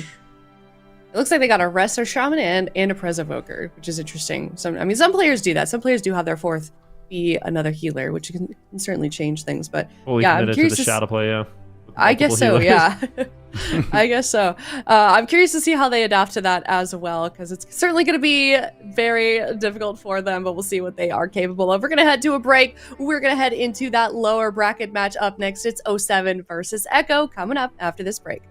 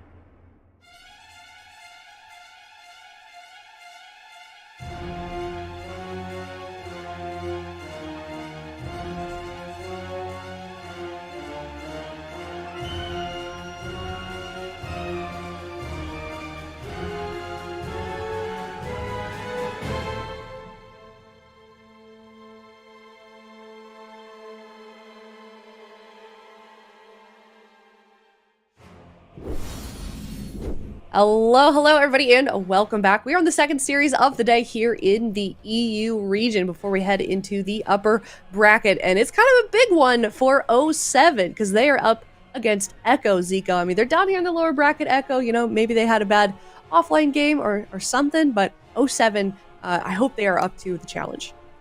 Yeah, this is the first time we're going to see 07 on the broadcast. And again, we're seeing another Shadow Priest here. We're starting to see them kind of crawl into the top 8. So that's always nice to see. But like you mentioned, Echo Like is going to be a tough... yeah, Bad joke, sorry. No, I mean, it was good. But Echo, they're going to be a pretty tough opponent. But on the flip side, this is a great chance for 07 to prove themselves. And also, if you're literally any other team in this bracket, you are just cheering for 07 right now. You're spamming 07 in the chat. We know Drive Overload, you know, all of those teams, Bleach Bones, all those teams that are trying to catch up to Echo, they're praying for Echo's downfall right here, because if they can get eliminated right away, that would be fantastic. And we've seen that happen last weekend in North America. Team Liquid and the Move got eliminated early, so anything's possible here. Yeah, anything is certainly possible, especially when you've got, you know, these new rosters kind of showing up, Super T's sort of shaking things up. So we're certainly going to be hopefully seeing some of that this weekend. But according to us, the casters, everybody thinks that this team, unfortunately, is going to get crushed. And I feel like last time we had a sweep with our predictions, we got proven wrong. So maybe we will see. How do we feel like Shadow Play Super T's could do against some of the comps that Echo could run? Well, they beat Big Mix's team, the Fiends, in the lower bracket to qualify, and Big Mix's team focuses around rogue compositions and setup-based damage. So that's similar to what Echo runs. They like the rogue compositions. Bit worried about like a rogue Warlock, though. Being able to outpace the Shadow Priest. I think the control that the Rogue is going to bring in this type of matchup is what's going to make it really difficult for them. But honestly, they played really well in that offline stage with Shadow Play. Nobody's running this composition with the Warlock. Shadow Priests now are playing Void Weaver, which is a new Hero Town edition. A lot of other priests are playing Archon still with the Halo. But even in that last series, we saw Frosty playing the Void Weaver. So they summon in that giant Xalatath galaxy and start just sucking in enemies and doing massive amounts of damage with that. It's a much burstier version of the Shadow Priest, and I think that that's really good with a Warlock, because your Warlock's going to get attacked all game, which means if you're running the Void Weaver and you're doing big burst damage, you can kind of carry the match.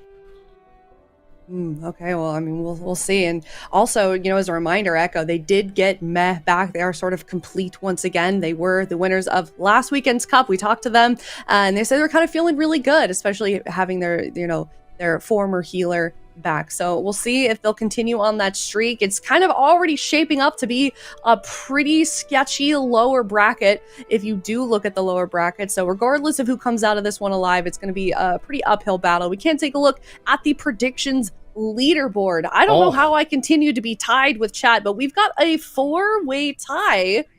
Super T's, what's going on, buddy? Yeah, I just got the last one right. Okay, I got one. I don't know what my score was before today, but I got the last prediction right. So I'm coming back, okay? It's a slow grind, right? I feel like this new addition here, perfect predictions. That's gotta be you know, weighing up a little bit here on the points. Like what's going on here? Is that the tiebreaker? Like if I get this, I guess we're all either losing a point or gaining a point here. So the standings are going to be the same because we all predicted this pretty brutal prediction. We all went for the 3-0, but. Yeah, I feel like those perfect predictions, we got to buff those. Like, I'm not sure here what's going on with that, but yeah, 07 and Echo, going to be a very, very interesting matchup here. I want to know if we're going to see Chanimal right off the bat. I feel like we might. Yeah, I think so. I think that the Warlock is going to be a lot better in this type of situation than the Mage. I think the Mage could actually get shut down a bit and spam Purged with the Shadow Priest and the Shaman. But maybe they just prefer RMP. They are going to run the RMP. I think that if there was maybe a shot for 07, it could be in this matchup.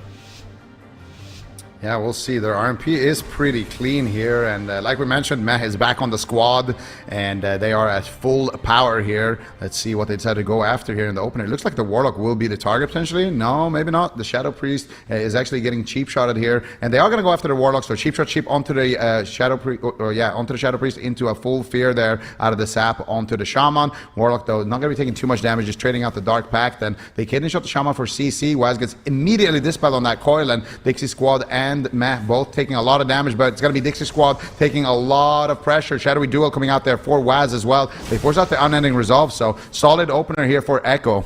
Yeah, getting the Unending Resolve is a great cooldown to pull here. Now Dixie Squad and Pulsing need to start getting aggressive, but the polymorphs are relentless. Pulsing is just getting sheeped over and over. Meh is pushing forward towards the Resto Shaman, I think, to look for a Psychic Scream. Here comes the Smoke Bomb. Warlock ports out of it, but the Shaman's on the other side of the map. Dixie Squad going to use Gateway to get back to his Shaman's side, but Waz Shadow steps over for a cheap shot, setting up Meh for a Psychic Scream, and this is a dangerous situation. There's no Warlock port. The Shadow Priest is counterspelled. They've cut through Dark Pact. Can they chain the CC on the Shaman? It doesn't look like it at this time, and Meatroot is repositioning to the closest pillar, but he gets caught before he can get there by Raikou. Full polymorph. Dixie ports behind the pillar. Master Spell comes through, but he's re-sheeped by Raikou. He trinkets the sheep. He's way out of range. Spirit Link comes down. It looks like there. No, it was just the life swap coming through for the Shadow Priest just in the nick of time. But with every setup, Echo are getting closer and closer to victory. That might even be right now. It's blind. So much damage. Full blind, no trinket, and this should be lights out. Waz is there for the cheap shot on the follow-up, and they will absolutely destroy 07 in game number 1. Yeah, that was pretty brutal there. Just complete domination from start to finish, and they just went through those check boxes, those defensive cooldowns just so quickly. They weren't able to get that Spirit Link off, and I think a big player in this one was for sure Raikou, managing to land that sheep. Then they got the Master Spell, and he's able to re-sheep. We're going to see it right here. So they get the sheep, they get the Cheap Shot Fear onto Meatrout, and immediately Dixie Squad is taking a lot of damage. They cut through the Dark Pact. Mess looking for the Mind Control. Fake Cast gets the Precognition, and that Fake Cast is just allowing Raikou to not have to worry about the Wind Shear. He gets a sheep, Master Spell comes out, and then here's the re-sheep by Raikou, and then that gets trinketed, and at this point it's basically checkmate because Waz has the blind, he has the Shadow Blades active, and he has a Shadowy Duel coming back up here as well shortly, so they have a lot of cooldowns to work with, and Meh also has the ultimate penitence. That's a tongue twister, but yeah, he has ultimate penitence as well, so not able to get that off before Dixie Squad is even going down. They just had an overwhelming amount of damage there at the end. This is a really clean game. I'm not sure how I feel about Shaman positioning so far away from the Warlock's port. I feel like that was the main reason he got caught in a sheep, is because he's on this side of the map opposite of the lock port, and then he has to run back in, and when he's running back in, he's out in the open, which makes it really easy for Raikou. You'll see him right here in the middle trying to walk back to the Warlock, just getting sheep multiple times. And then that forces the Void Shift, and then he positions even further away from the port. I think he's trying to max range the Rogue, is what he's trying to do, but it just doesn't look like it's going to work. He's like CCing himself a little bit with that position. Honestly, it's a good point because he could have just went for the opposite pillar here from the port, and it would have been completely fine. Like right here, after he gets out of this sheep chain, he could definitely just reposition at that right side pillar here, and then that way he's going to avoid Meh and he's going to avoid Raikou, but he's still going to be able to heal Dixie Squad. So definitely a bit of a misplay there. Maybe he could have even line of sighted that DR polymorph. Actually, he got gripped into the open, so he tried to grip him into the orb, but the orb faded, so Pulsing actually wanted to grip him into that frozen orb to break the sheep. I see what he was going for, so I think that grip actually put him in a really tough spot at the end there. So a little bit unlucky that the orb fades exactly as he does that, but at the same time, Echo looked pretty dominating in this one. They had a lot of cooldown still that the enemy side would have to work through before they could get a kill. So definitely a tough opener here for 07. I think if you're the Shadow play and you're getting out damaged by the Rogue, it's going to be a really rough series. This is like a composition that's heavily based on how much DPS you can do. So if they're going to get out damaged by the Rogue and the Mage, it's going to be a really difficult series for them to try and come back on. Now, of course, they do have map selection. I think big maps against the Subtlety Rogue are going to be vital if there is going to be an opportunity for them. For them, I'm really just rooting for them to be able to take a game because Echo has just been so dominant in this region. If 07 could even kind of scratch them, because we've only seen one team able to scratch them last week, and then this week it was a nail-biter 3-2 series with the Phoenix. team up in the upper bracket able to defeat them. So I just really want to see them make it look close. This first game seemed like they unraveled a little bit of a positional error on their part. I think Shaman plays more around the Lockport with the nearby pillar. It's going to be a lot harder for Raikou to get these polymorphs that he's going for.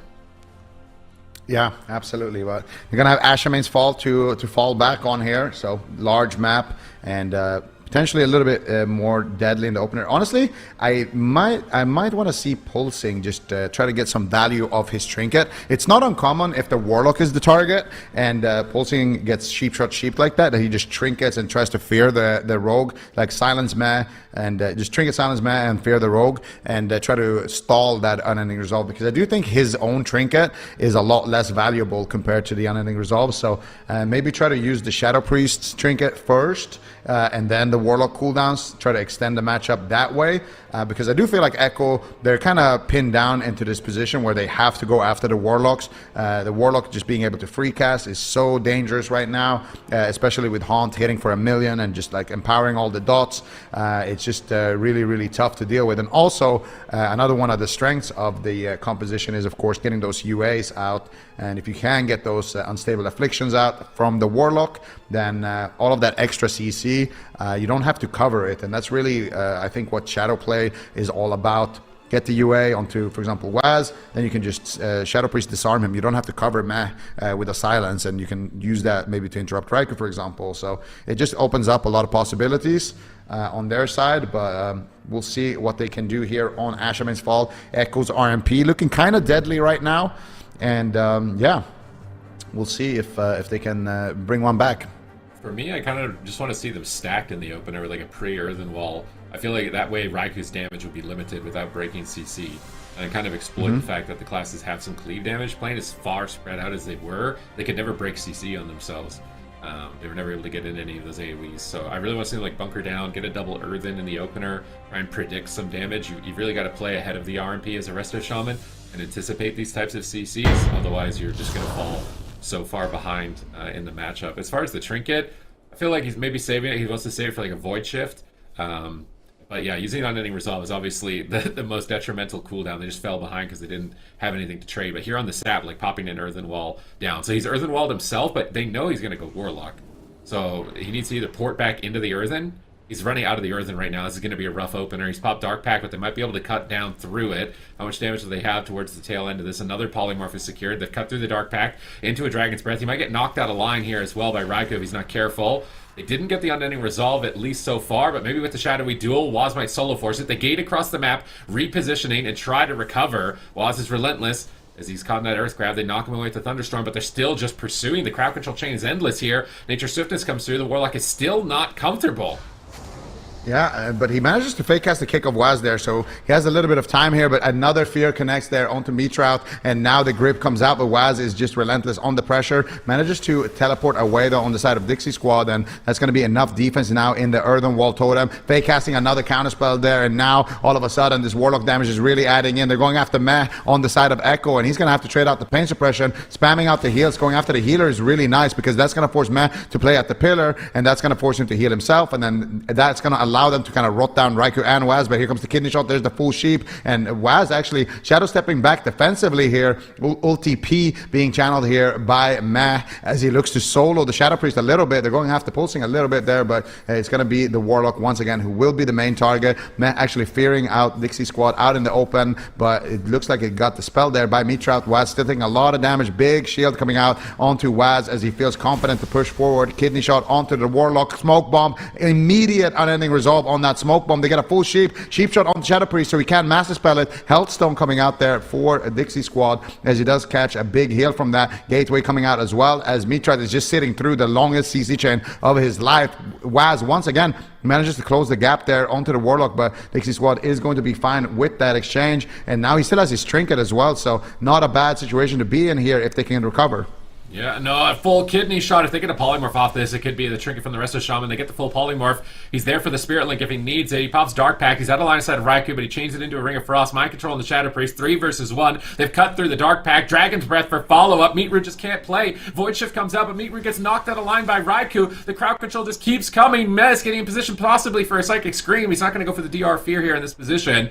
And they've got rot pressure now as well under the Shadow Priest if they want to swap from that Void Shift. Meatroot manages to recover here. Dixie's got to get off his port if he wants to use that. Meatroot's repositioning to the opposite pillar, but Waz finds him. Kidney shot, everyone's in CC. Nice pre-portal by the Warlock before Waz can get there to stun him, but he will ultimately... No, he coils the cheap shot. Trinket coil. Nice plays here from Dixie to stay alive in this position, but I think it's going to be a link or a major cooldown. They grip Dixie across the map into an Earthen Wall Totem, I believe, here. Haunt cast, he gets through, connects some burst damage with the Shadow Bolts. Nice static field, but Waz actually pre-Shadow Steps it and gets through the static field. He's connecting, it's massive damage. That's the last Hellstone charge from Dixie Squad in this position, and things are getting dire for 07. That's with Mitra spamming healing surges all day long, but Raikou finally is taking some pressure. They purge the shield, a lot of damage. The man's just powering through here, positioning for the fear. Can he land it? A double. He's looking for it. He manages to get it. Can Waz connect though? He looks like he's stuck in the middle of the map there for a second, looking for a restep potentially. Not able to find it. He's got a Shadow Step over to Dixie Squad. Cheap shot onto Mitra, and here comes the CC chain from Echo. They're gonna land a sheep though. Doesn't look like it. Looks like Raikou was shot down there in that second, and now Dixie Squad, they need pressure on the side of 07 because otherwise this game is slowly slipping away. They managed to create Healthstone. Dixie Squad, if you can get new he's got Healthstone 3 more charges. That is very clutch there. He's going to have 3 more charges to work with. Raikou with a beautiful orb there on the port of Dixie Squad. Waz now looking to connect, but the Lightning Lasso is slowing him down. Raikou trying to slow down Dixie Squad there with the Blizzard, and here comes Waz around the corner. There's no Trinket. Dark Pact, is that going to be enough? God. They grip Mitra out, but I don't think it's going to be enough. He can't reach with the link. Oh my goodness, the Healthstone and the port comes through once again for Dixie Squad.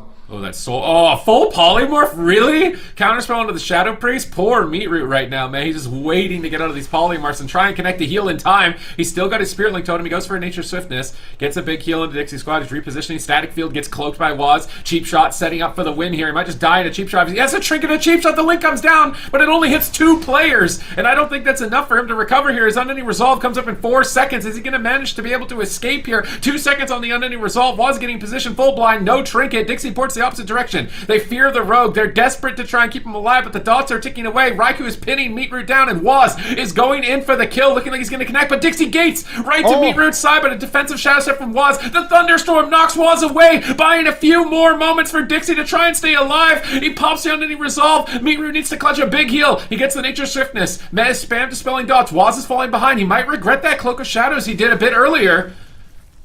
Yeah, but Pulsing still has the Void Shift, but he's caught up in CC Chain. Smoke Bomb, he can't use it in that. Big damage connects. Can he take him down? No, the Smoke Bomb fades. Nice grip there from Pulsing as he gets a Disarm onto Waz, a full fear onto Matt, and a few Flash Heals, but he ports the Flash Heal. Dixie Squad, what are you going to do here? Raikou on one side, Waz on the other, and can they connect to the Void Shift? No, he line of sights it, and as a result, Echo is up 2-0. Okay, I mean, this game, I feel like they played a lot better. They were able to get a lot of more like kiting off than we saw in the previous game. I think with the longer gateway, with the portal positioning, with the life grips, I do like what they were doing in that regard. But it seems like if they're forced to just be always defensive, that they can never actually overwhelm Meh.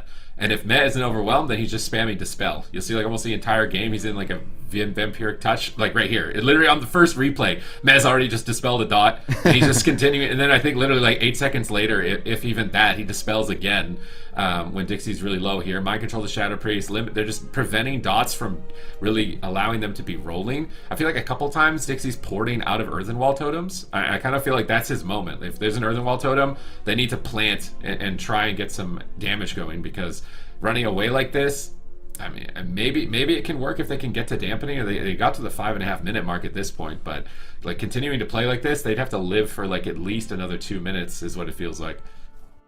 Yeah, and I feel like it's really tough because Pulsing, he has the Void Shift here as well, but look at that Nova, that Ice Nova around the corner there, pinning the Warlock down, so he can't really access that. That was really nicely done there by Raikou, and now they find themselves on match point here, playing against the most dominating RMP in EU, and it's going to come down, honestly, is the issue. They need to get more offense out, because as it stands, you got the Warlock porting behind the pillar on the other side, and then you got Raikou on one side, Waz on the other side, and if Raikou catches you, he's going to slow you, and then Waz is going to catch you. If Waz catches you, well, then you're just going to be stunned, and then Raikou is going to catch you. So it is a really tough situation to deal with here for Dixie Squad, but I do think he did a pretty good job in that game number 2.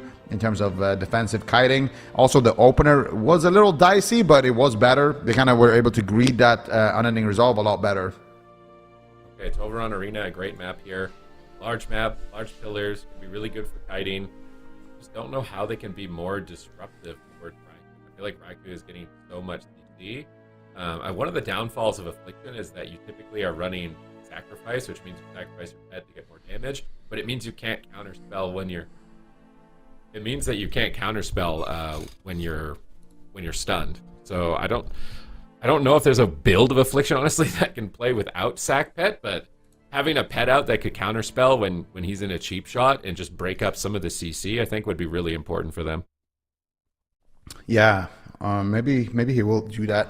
We'll see. They have one more shot here, and honestly, I don't know. The shadow play, it seems pretty rough. Like, one of the annoying things to deal with, speaking of interrupts, is the Shadow Priest doesn't really have like a ranged interrupt. It just has the silence, which Meh can dispel, and Meh did a lot of dispels in that game. So it is kind of annoying. You really have to rely on that spell lock, and the shaman, he's not really able to use his own interrupts because every setup is a sheep shot or a kidney on the shaman and then a stun on the warlock. So the shaman is kind of at the mercy of the warlock being able to land the interrupts there. And when you have Meh going for a fear, a lot of the times there's like a kidney shot on the healer, Raikou casts a sheep, it gets interrupted by the warlock, but then Meh fears him, and then you just get feared out of you get sheeped out of the fear anyway, because that counterspell has faded. So it is a pretty tricky situation for the shaman to be in, and it really comes down to those moments, and that's where you got to land those kind of clutch pre-master spells. You got to land those clutch grips, but it's really tough when Echo is landing consistently these like clean triple CCs, not really allowing the Shadow Priest to play the game too much.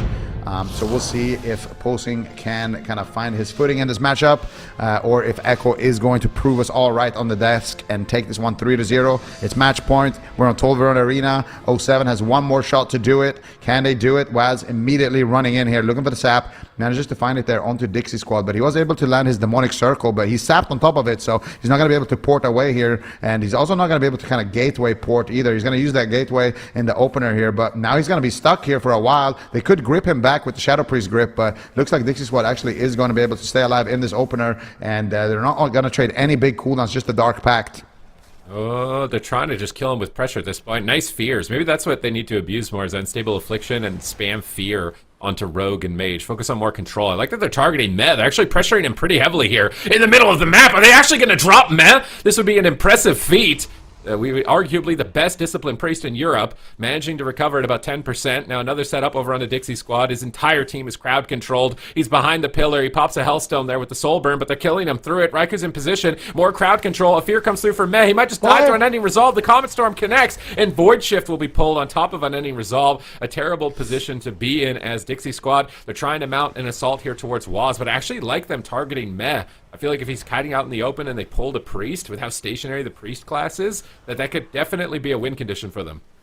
Yeah, Dixie Squad trying to preemptively gateway away from Echo, but Waz catches him. Here comes the smoke bomb, DR cheap shot, but Dark Pact being very effective in this situation. Nice Master Spell coming out there, but the sap on the Master Spell there by Waz into the Shadowy Duel. Spirit Link does connect, though, from outside of the duel. You can still use that, but that was their last big cooldown. Now they got nothing to work with. No Void Shift, no Unending Resolve, and no Spirit Link. They're going to need offensive pressure. They're going to need another setup like that, but Meh is in the sky right now, raining down penances on Dixie Squad. He's going to pour away behind the pillar. Full Ring of Frost connects there onto Metrout. Does get Master Spell there, and now Dixie Squad in another cheap shot. Metrout in another cheap shot as well. Can they close it out? Echo's looking for the win. Nice coil, though, trying to stall it out for a second, trying to buy some time, but Metrout not having the healing just now for a second, but manages to proc an Ascendance there and top him up, but now stuck in a fear. Dixie Squad with another Dark Pact here, teleports around the corner, and Metrout sitting through another sheep there. Meanwhile, Meh dispels another UA,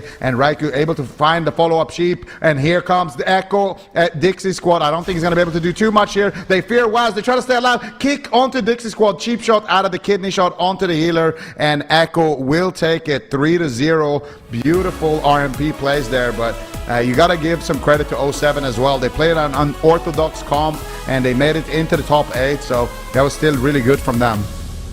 This is a crazy good series for Echo, and you got to feel bad for 07 because they played an insane open bracket to get this far, making their first time on broadcast together as a team, as a composition that I think a lot of players would not consider to be like the most meta, right? The Resto Shaman pick, the Shadow Priest not doing too great. So I feel like they had a great showing, that they made improvements in this series, which is pretty much the most you could ask for in this type of situation when you're fighting, debatably the best team in the region here, and you're just getting improvement game after game. You're getting experience.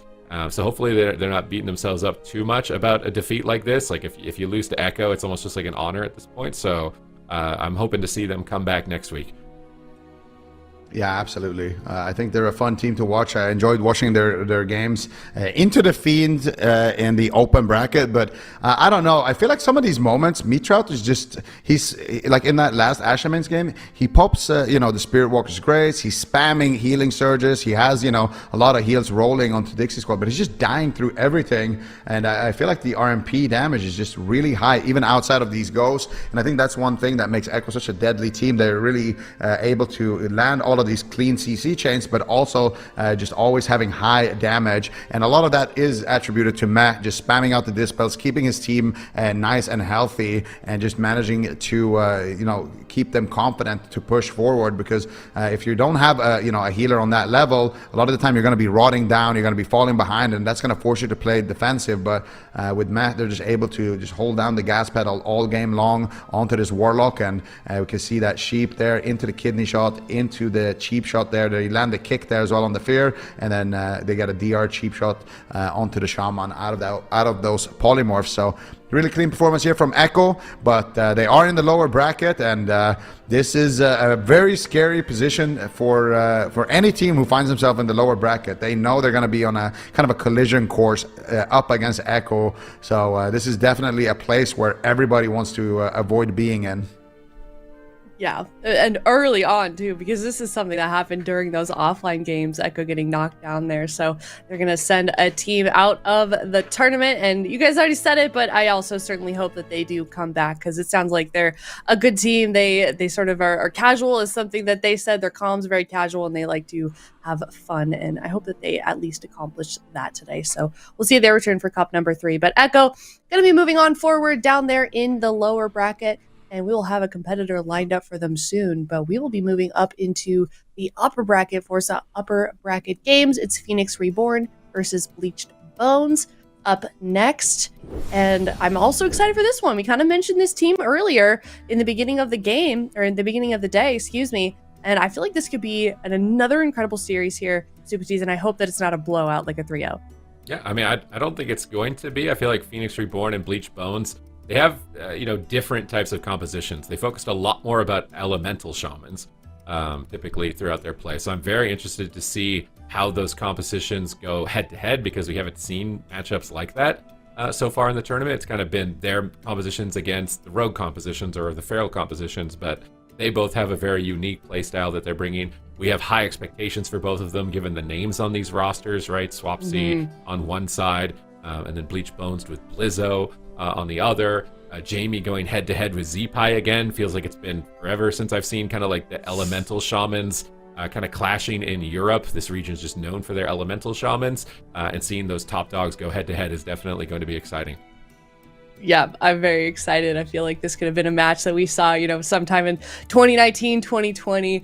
And it's just El Clasico for sure with some of these players and some of these names. So excited for this one for sure. We're going to head to a break. Before we do that, though, we are going to play a round of the spell guessing game. So I didn't do very well with the earlier predictions today, but hopefully I'll redeem myself here with whose spell is it anyways? Let's check it out. You've been on fire with these. Okay. These? Bring Doom. Sorry, go ahead. Dan. No, go ahead. Oh, it's a talent. Wait, it's a talent. Is Arena Gladiators a talent? Wait, what's it? Summons 4 imps? I would say I think this would say summons up to 4 imps, because it doesn't. I don't even know if it actually summons 4 imps. You spend 3 shards. It might be 3 imps. Bring Doom upon the enemy, bursting something on the target, summons 4 something. I mean, it sounds... It's a Warlock talent. I think it's a Demo talent. It's either a BM or a Warlock thing, right? Like, who else summons stuff? Actually, it could be a DK as well. Yeah. No, 'cause it's not always 4. Yeah, it could be DK. it Apocalypse, could be bursting DK, 4 yeah. wounds, summons 4. Bursting something on the target, summons for something. I mean, it sounds. It's a Warlock talent. I think it's a demo talent. It's either a BM or a Warlock thing, right? Like, who else summons stuff? Actually, it could be a DK as well. Yeah. No, 'cause it's not always 4. Yeah, it could be DK. it Apocalypse, could be bursting DK, 4 yeah. wounds, summons 4 ghouls. Apocalypse. Yeah. Doom Sure, burst. lock it in. Is that even a Apocalypse. thing? Yeah, I think it's Apocalypse. It summons 4 ghouls, I think. Apocalypse is a talent as well, right? Yeah. I don't think it's Apocalypse because it depends on how many Wounds there are. stacks you have of a disease. And yeah, it can vary. What It's else not would always it be? 4. Burst 4 wounds. don't know. Apocalypse is the only thing that can burst 4 at once, though, I'm pretty sure. Is that the giveaway, the bursting? Maybe because it does. I'm going with Apocalypse. I'm just going I to think lock it's that Okay. in, but I'm not feeling too What if confident. this is here. Aya throwing us off? Like she plays the DK, she's throwing us I'm off. not. She's gonna lock in I Apocalypse at the promise. last second. Yeah, I'm locking it in. I'll do Sudden Doom because it has the word Doom in it. Well, they all do, but if it's Apocalypse, you take away my DK card, please. All right, let's see what She it sounds is. confident that it's not Apocalypse. I'm second guessing myself right now. I really hope it's not. Oh. Death Knight, Oh, yes! there goes the card. You might be leading on the Yes. charts here, but you just lost your DK card. Almost. There's like Why? a purple No. mouth. Why, There's a man? purple mouth in the middle. The C is missing its teeth. I don't think Yeah, that it's not they C. would put one without teeth. And then there's a purple one, and then there's 3 other blue ones. So the purple one's the only unique one. And then there's 3 blue ones, one with no teeth, and then the blue one on the right, and the blue one on A and D look the same to me. It definitely has teeth. Oh, A has his nose filled I think in. it's. I don't think it's A because his nose is filled in. I don't It's trust not myself C because he's anymore. missing I teeth. think it's D. There's 3 other blue ones. So the purple one's the only unique one. And then there's 3 blue ones, one with no teeth. And then the blue one on the right and the blue one on A and D look the same to me. It definitely has teeth. Oh, A has his nose filled I think in. it's. I don't think it's A because his nose is filled in. I don't It's trust not myself C because he's anymore. missing I teeth. think it's D. And then it's whether or not it's purple or it's blue. Between B and D. It's not C Wait or a second. Wait a second. What if... Wait, how Actually, is the the- nose, Aya? Oh, this is hard because Yeah, there's the nose two is with- filled with- in on B. Yeah. I think it's. yeah. I think. Oh, man. I think Okay, it's I'm going with D. D. I'm going with D because D because it has teeth and the nose isn't filled. Is why I think and it's got D. teeth. I- Yeah. I feel like... Would Blizzard fill the nose? I feel like they would. They wouldn't, right? I feel like the no fill is Yeah, the they real wouldn't fill one. the nose because that's what your nose would look like if you rotted your flesh off. Yeah, so I I'm don't going think with they'd D. make it not look like what your nose would look like. The second portion of this game is just guess the Photoshop. I'm going with D. I feel like if they D, Photoshopped D, D, they did a really good job with that. I'm going with D. I feel like I'm going with that D looks as the well. most legit. If they chose the one with no teeth, questioning the tooltip decision maker after this. Give it to us. Give it to us, production. There's no way it's C. Huh? Yay! Let's go. Also, I was reading chat, and apparently they changed how that works. So, Apocalypse recently, and it's always 4 now. So I have been partially redeemed. Do I get it back? Do I get my card back? You can get it. You can get like your card back on like probation. Yeah. If you get the next DK question wrong, it's just Okay. I'm on a performance review. Okay. Okay. I'll Yeah. study up on DK. Listen, I switched to Havoc. It's more fun. I'm sorry. All right, we're gonna head to a break here. It's Phoenix Reborn versus Bleached Bones coming up next.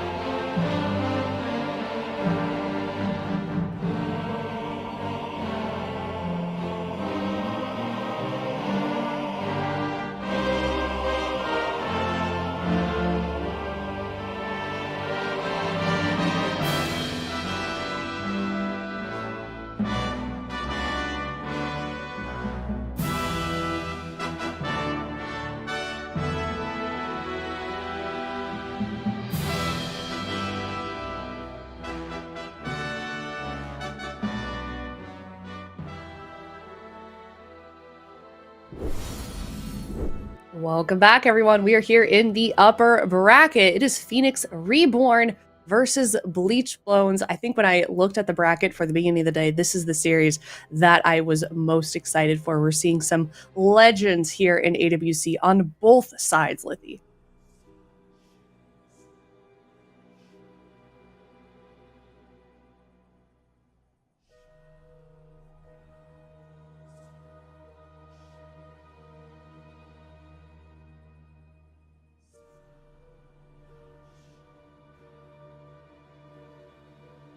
Who's muted? It happens.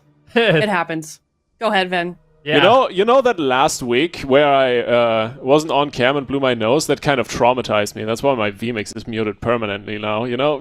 But to get back to my point, no, super exciting team. I mean, especially kind of Swapsy and Zipai coming back in. There's kind of two players we've been waiting on for forever to kind of show their faces once again. But for me, fun little fact is also that Houston versus Mercy and Lontar is a throwback to 2021, because back in the day, Bad Luck Bones versus Reload Esports, that was a big deal. Those teams, they played multiple series against each other, and every single one of those went to 5 games. So these guys are gonna fight tooth and nail for any points here. I think so as well. We're talking about it a little bit before we headed to a break then, and the predictions that we thought the score was going to be. I think this is going to be a game 5 for sure. We saw a blowout on that last series, but these two teams have got to be just so close. I feel like we're definitely going to a game 5 if I were to predict anything. I think that's a really good prediction. I mean, you have former teammates as well with Zipai and Blizzo on opposite teams, so it really is going to be interesting to see what these teams lead with, because Phoenix Reborn has shown some unorthodox compositions. It seems like most of us on the desk are going in favor of Phoenix Reborn, and for me at least, it's just because having the momentum of beating Echo gives me a lot of faith that these guys are going to be able to go the distance. But I mean, you just look at the roster of Bleached Bones; it is absolutely stacked. You have Lizzo, Lontar, Mercy, and Jamie. I mean, there's just a plethora of options in terms of what compositions they can run, in terms of talents, and I'm curious to see what they decide to go with. And this is really interesting for me. Phoenix Reborn are going to be locking in the Unholy Death Knight Beast Mastery Hunter. Yeah, interesting combination. I think we've seen that from a team or two last week, actually. I think it was Bleached Bones trying to run that without too much success. Blizz on the other side now, picking up the Rogue, though. Very, very interesting to see him on the Asta Rogue. Kind of one of the big comps we expected to perform very, very well this season, but the death mark is out already. Swapsy is the big target here for Bleached Bones, kicking it off, and Numless in the back, dispelling Unstable Afflictions and falling back with 20%, while Blizzo gets absolutely sent by the Unholy DK and the Hunter. Yeah, big cleave damage coming in. That's what you'd expect from the Assassination Rogue with that Affliction Warlock.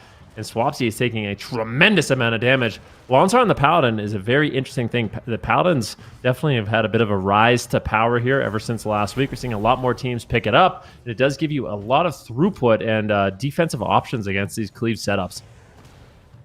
Yeah, absolutely. And Numless, in the meantime, they're throwing out that ultimate penitence. You can really see Mercy and his element back on the main, back on the Warlock, really pumping some massive damage. And it's all about shutting him down as best as possible. And currently, Houston not really able to withstand the damage. Numless walking across the map, trying to get into a better position, but getting hodged out into a full repentance. Houston really suffering here, and ultimately has to proc the turtle in after the wall as well. Swapsy trying to stay on Mercy, but there's just so much damage. The Disc Priest not able to catch up at the moment with the healing. You really need some big heals to recover, but the full Garrett, the Void Shift in the last second, clutching it out. Row of Sacrifices in as well. The Archangel gets popped. It's really all about Phoenix Reborn trying to recover, but he just dies. Blizzo says goodbye with the sudden demise.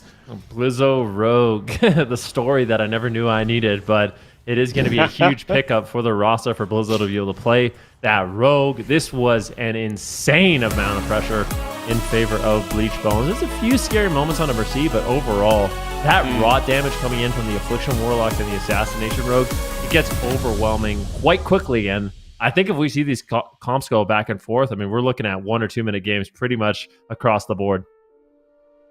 Yeah, absolutely. The problem really is, I mean, you just need to look at the meters, right? And the reason you bring in a DK and a Hunter is you want to put in as much pressure, and especially rod pressure and cleave pressure, as you possibly can. And the fact that you do not get to contest with the Affliction Warlock, who's just standing on open field and free casting, especially considering he has a Warlock to back him up against the, well, mostly physical damage here that is rolling in from Phoenix Reborn, there's just no chance to counteract Mercy's pressure in any way here from this lineup. And considering Numlis on the Disc Priest, well, I don't think he played bad. I just don't think the Disc Priest is the perfect healer to run into this Affliction Warlock Assassination Rogue. I want to see what happens here in these final moments, because Numlis actually has Pain Suppression and Void.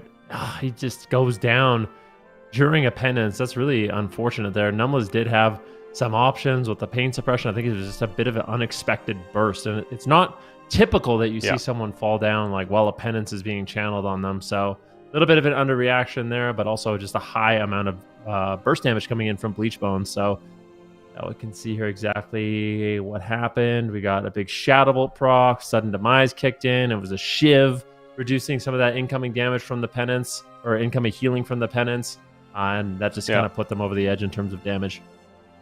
Big damage judgment here from Lontarn as well, 350k. Just generally, just a little bit too much damage, and especially since the start of War Within, Disprey is very, very strong, but defensive penance, I feel like the kind of strength and weight of the spell has shifted a lot compared to last expansion, where defensive penance, the heal, actually was very, very powerful. This time around, it's not that great compared to some of the other heals, and usually a lot more utilized to just do damage and heal through Atonement. Obviously, last-ditch attempt to do anything here from Numlis, and it didn't quite work out, so Bleached Bones picking the same comp once again for Ashermane's Fall, the map pick of Phoenix Reborn, and I definitely see a comp change come in here, because you need to do something different against this Warlock. Yeah, I'm really curious to see if they do mix it up. I got, like, watching the game, I kind of got the feeling that it was pretty close. Mercy had used his unending resolve near the last couple moments of that match, so they were burning through cooldowns really quickly. I do wonder if maybe they had got the Pain Suppression, if Swapsy, he's playing Spell Warden, the PvP talent, where you can actually use his anti-magic shell on his teammates. So that provides a little bit of extra defense for the Hunter too. So like, if they had rotated and got the Pain Suppression, maybe got the Spell Warden anti-magic shell off, like, could they have lasted long enough to take down Mercy? I'm not sure, but I wouldn't be surprised if they tried at least one more time, as it was almost a little bit of an unexpected kill there, and I feel like pressure was high on both sides.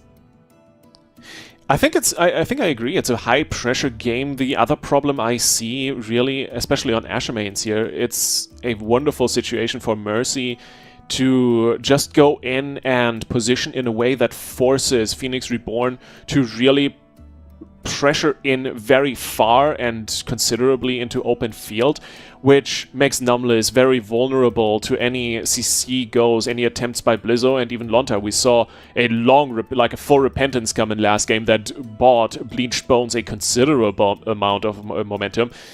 So Ashermane's Fall might not be the perfect map. That really depends on what comp Phoenix Reborn locks in here. But currently, after that first game, I don't see this getting any better at the moment, but they're saying, well, we're just going to run this back. We know what we're doing. Yeah, I'm curious to see. It'll be a close one. Like I said, the nature of this matchup with the Assassination Rogue and the Affliction Warlock against this comp, like, we're looking at like 90 seconds, I think. 90 seconds, 2 minutes is kind of the enrage timer for both of these teams. Maybe it goes to 3 minutes, but it's going to be really fast-paced. Teams are going to be burning through their cooldowns quite quickly, and it's just a momentum thing. It's like whatever team can kind of get the momentum in the early stages, if they can just keep staying ahead, you just end up bulldozing the other team. So a lot of us are going in favor of Phoenix Reborn, but game number one not going the way of our prediction. Rightfully so, right? Because this is the team that sent Echo to the lower brackets, and it was a big discussion around how strong is Echo coming into this expansion. Mare back on the roster, Phoenix Reborn took the fight to them, knocked them a pack down, and now in the upper bracket, kind of, I kind of want to call them old rivals at this point, but then again, it's two fresh teams, and Phoenix Reborn obviously kind of almost rebuilding the roster into this weekend, reforming around Numlis. So it's very much a a old guard, but at the same time the new kids on the block. It's a very interesting kind of setup that they find themselves in. But definitely is going to serve us with an absolute banger of a matchup. So, second map, I'm excited. I will predict this is probably the equalizer, even if I don't actually think that's going to happen, because it would be exciting. Yeah, the one thing to keep in mind too, like the stakes are so high for both of these teams. Obviously, you want to stay in the upper bracket, but it's especially so this week because we have Echo down in the lower bracket. So it's going to be a very difficult opponent if you do end up going down at this point in the tournament. Both these teams are going to be fighting to stay in the upper bracket as much as possible. Swapsy just running in immediately. Going to be popping that Lichborn to just kind of avoid any kind of early saps, getting all of his horsemen ready, getting the damage rolling. The Defile is down, as it looks like they do want to go after Mercy once again. Exactly, connect on the Warlock immediately, trading out the Dark Pack. You can see Houston in the background, kind of playing around that pillar, trying to stay away from the Warlock, and Blizzo is the big target actually at the moment. Pops in the evasion, trying to counteract the pressure a little bit, and now looking for a setup here in the background. Numlis pops in the Rapture, keeping his team steady and healthy, and Mercy starting to peek out behind that pillar, together with Lonta, trying to get a little bit of pressure in. Nice offensive positioning here from the Paladin as well, trying to find himself in a position where he can actually follow up on any CC attempts by his teams, but needs to be careful with Mercy, playing very far away from this Warlock port. Mercy down to have good pressure at the moment, but full kidney shot on Fusion is going to be followed up with massive damage from the Warlock Solid Haunt, and there is the precog. Mercy bringing in some pressure. Binding shot on Lontar, maybe dangerous. Double blinding sleet here for the DK. Swapsy doing a great job. Mercy pots it out. Dark Pack, Lontar will recover here in just a second. I really like the positioning of Phoenix Reborn. So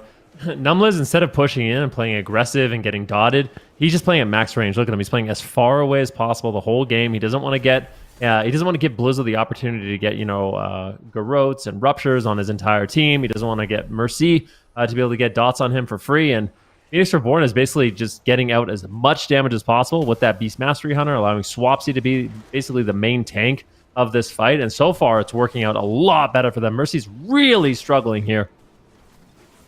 Yeah, the damage is really good, and now Numlis pushing in, open field. Blizzo trying to swap over onto Houston. Mercy really struggling at the moment, but has Healthstone, Dark Pact, and of course the Unending Resolve still available. Lonta getting swapped to actually with the pet inline, gets stunned up on the follow-up here. Houston really putting the pressure on the Paladin, but for the moment he gets to recover. Big Eternal Flame trying to top himself up. Nice coil here onto Swapsy, kind of dissociating the damage a little bit, but Mercy's taking so much punishment. Blizzo as well with the Deathmark trying to make a push by himself, but it's not quite working out. It's a stalemate almost if it wasn't for Mercy and Blizzo just rotting down. Look at all their DK damage and the Hunter Cleave rolling in. Dark Pact on cooldown. There's the Unending Resolve, and Numlis just standing in the back line, free casting so much pressure here as Mercy is taking punishment after punishment, dropping low, but now sending all the CDs. Nice smoke bomb here as well. Mercy pots out. Lonta reconnecting. Blizzo getting swapped too, has defensives available, and they can't really find the damage onto Phoenix Reborn, even with Mercy CD rolling. Maybe now on Swapsy. Yeah, Mercy's just really struggling to punish Numlis. He's just playing at max range, like I said, keeping Swapsy and Houston into the fight, but finally some pressure is rolling. All three members are rotting down. Numlis goes for a UA dispel. That's going to put him behind into a full blind. Forced to trade out his trinket. Nicely done there. Mercy trying to reposition behind the pillar, but Swapsy and Houston are all over him right now. Lontar's been burning through a lot of his cooldowns, using the Divine Shields, using the Sacrifice to keep Mercy alive. And there's basically nothing left besides one Blessing of Protection here for Mercy, and they might have to trade it out. Mercy's still doing what he can, trying to get away, but he gets gripped back into the fight, and this is going to be a tremendous amount of pressure here, Lithie. Yeah, there's the full kidney coming in. Blizzo trying to play defensively, but Mercy is taking so much damage, down to 20%. Dark Packet is available, as well as the Health Stone. Might be able to pop that in, but Lonta is pumping whatever he can. Nice coil here defensively as well. Swapsy getting feared far away from his healer, completely out of sight, and Blizzo just steps in and annihilates him. What a coil path. Mercy just pulling that out of his bag of tricks, but it might not be quite over yet as Houston has good damage and Lonta and Mercy are both running low on CDs. He just needs to reposition, play this calm and collected, and they have done it with the second map in a row. Deathmark coming through. This looks like Bleached Bones really took the prime opportunity to send this game into their own bags. Really I don't know if it's like a visual bug with the UI, with anti-magic shell, but I mean, according to the UI, Swapsy had both Trinket and anti-magic shell available to break free of that coil. So I wonder if that was just like a massive underreaction, because I really like the strategy of Phoenix Reborn in this one. I know this is about a 3-minute game. We'll see exactly what happens here. Swapsy, of course, playing very aggressive, so he gets bleeded up. He's got a lot of damage over time effects on him, as you can see. Numliz, unfortunately, gets... he's just positioned so far away that when Swapsy decides to make this push behind the pillar, he's just not in line of sight. So we can see exactly how these final moments do play out. There's the AMS on Houston. Yeah, so AMS on Houston, which means he doesn't have it available. It is a UI bug, but he gets coiled here and just opts to sit the full hammer of justice. Like, he could trinket this, but maybe he's afraid of getting restunned. If he had trinketed immediately, though, I feel like Numliz might have been able to get there for the void shift, the pain suppression. So I think Phoenix Reborn, they had opportunities to survive in those final moments. I think... Oh, actually, this is the replay jumping back. I think it was kind of a hopeless situation, because you trinket the coil, not you coil the trinket. You trinket the coil, you get immediately hodged by Lontar, right? You coil the half DR hodge. Well, maybe Blizzo is there with the CC instead of the follow-up damage, but either way, I think it's just really perfect, the perfect combination of timing from Mercy with the coil run path being as unfortunate as it could possibly be, because it's in a straight line away from Numliz, continuously staying behind that pillar, so the Disc Priest can never even get in line of sight. He had Void Shift ready, he just needed that millisecond. He was hammering that button, I promise you, but he just couldn't. See that replay again? Because I swear, I also feel like Numliz just ran the wrong way. Like, you're looking at how Numliz was positioned, if he had just kept moving the direction he was going in, like you'll see it. Numliz, he goes to like the outer side of the map, and then he does like a pump fake back into the center. And I think if he had just continued to move, like, watch what happens. So Swapsy gets well. Look at Numliz. If he could just kept going to the right here, he kind of commits to the right, and then he goes back to the left, which I think just doesn't give him enough time. I think if Numliz had just committed to one side or the other, they actually would have had the time to survive that too. But these are little things, right? Like, I can't really blame the players. Just like little things that, dictate the game. And I really do feel like the strategy Phoenix Reborn had for this one was the winning strategy. They were looking really good. It's a pressure game from both sides, and it's walking on knife's edge the entire time. I think you were very on point with your timing predictions, right? You mentioned like 2 to 3 minutes. We went a little bit above that in total, but that's mostly because it took a little while for the game to actually end after Swapsy died, right?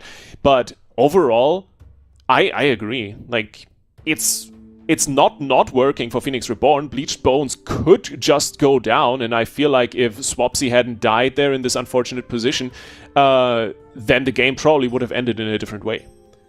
Yeah, I didn't anticipate this from Bleached Bones. Blizzo, Assassination Rogue. I mean, Warrior's not in the best spot right now, so I feel like Blizzo finally picking it up. It's like, I'm not trying to give criticism to Blizzo, but like, it has been a long time of rogues being very good in tournaments that it's like, it feels like you probably should have picked this up sooner, but I'm better late than never, I mean, as a warrior main, you gotta be driven to be at a very specific point to drop the warrior and pick up the rogue, That kind of feels... It just feels wrong thinking about it. But no, it's actually kind of funny, because I was talking to Mercy last weekend, and we were talking about the comps they had available, and I kind of mentioned to him, all right, so when's Mercy stab coming in, Mercy on the rogue? And he was like, Lamau, I don't know, we'll see. So here we are. They've certainly made the adaptations, and I feel like that's something we talked on top of the show about, right? It is so important as a team on this level that you have this adaptability to pick up new classes if the meta dictates it, if something is really, really good, if you want to stay up on top in the region. Yeah. Phoenix Reborn, one of these teams we talked about in the pregame. They have so many different compositions available. I kind of feel like they can win with this. Like, I still get the feeling that the Beast Mastery Hunter Death Knight can win, and they are going to lock it in once again.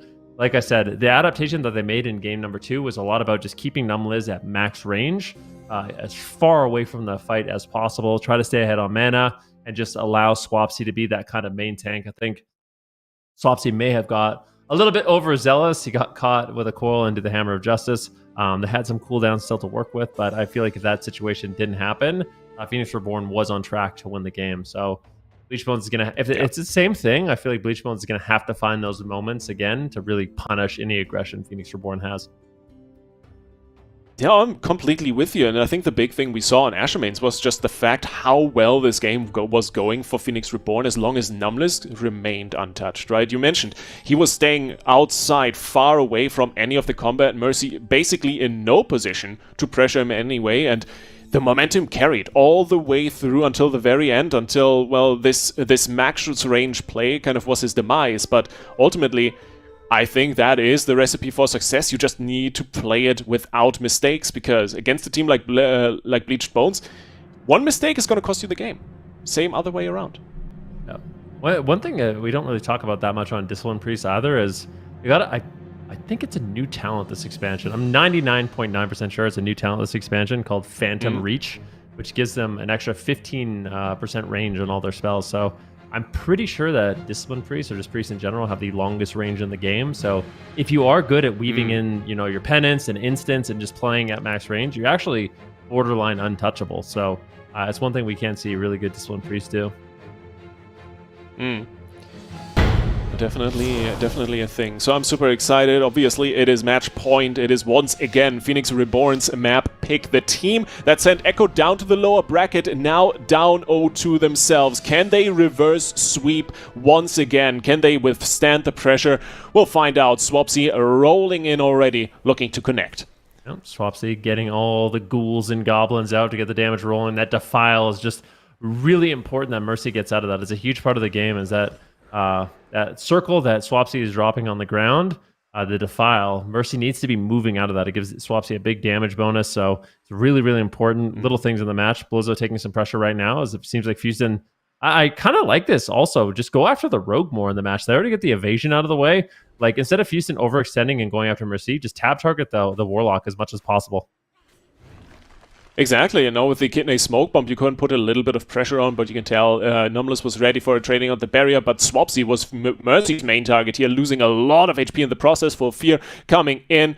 But a big shield thrown in here from Numbless as well, playing the defensive game as well as possible. Sacrificial Roar as well coming in from Houston. In the meantime, the pressure on Mercy is once again ramping. Lontar pushing in for maybe a defensive hodge, but not quite connecting, retreating behind the pillar. Ultimate Penitence coming in for some solid damage, finds Mercy and Lontar, but overall the spread not finding too much impact, not as much as they were hoping for. Houston now making the push onto Mercy, down to half. Dark Pact available in just a second. Mercy trying to stay alive and healthy. The Haunt coming through. Houston needs to pull back. Numbless needs to be careful with his Hunter here. The wall traded out. Lontar in a binding shot into a full trap. Dangerous seconds here, but Mercy pops the Dark Pact. Should be fine. Lontar immediately trinketing as well. He's going to keep him safe. Mercy ports out Swapsy on the follow-up, but Phoenix Reborn not finding quite the pressure they were looking for.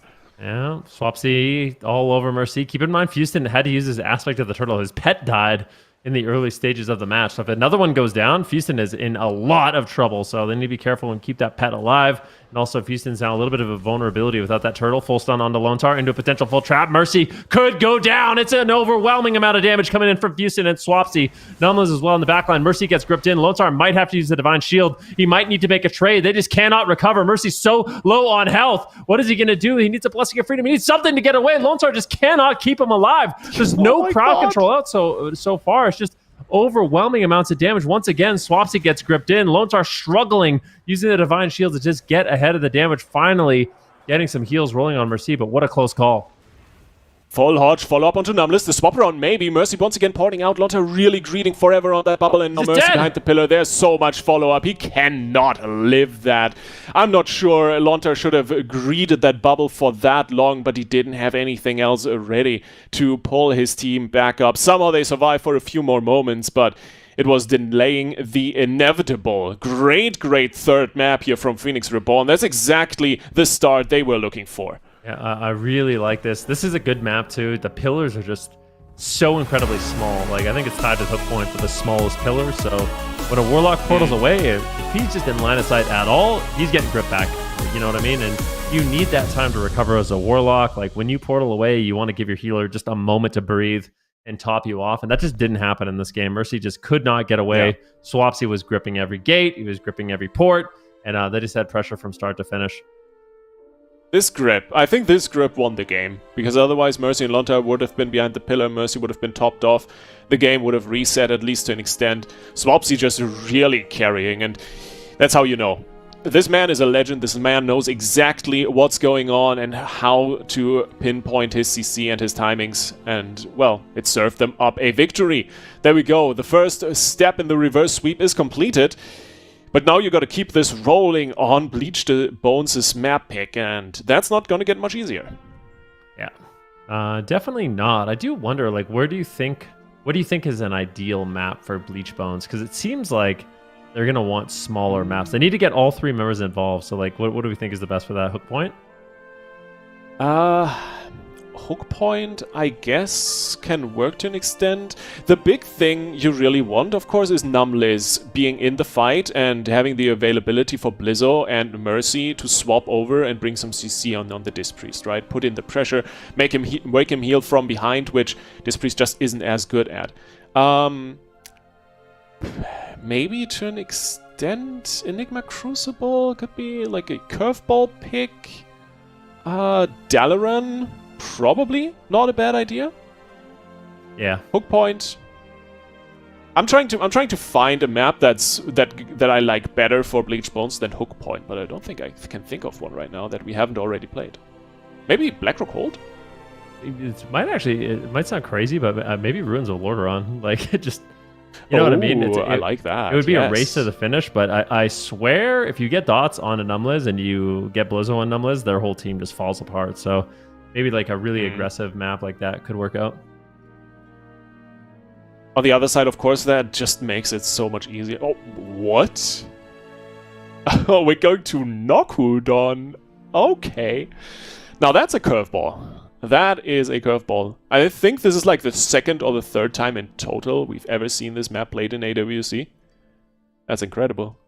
Yeah, you can do some really kind of cheeky things too. Like one of my favorite, they might not do it. It's something you don't see that often, but a really interesting kite pattern that you can do on this map is you just you don't even use the ramp. What you do is you use one of the side pillars.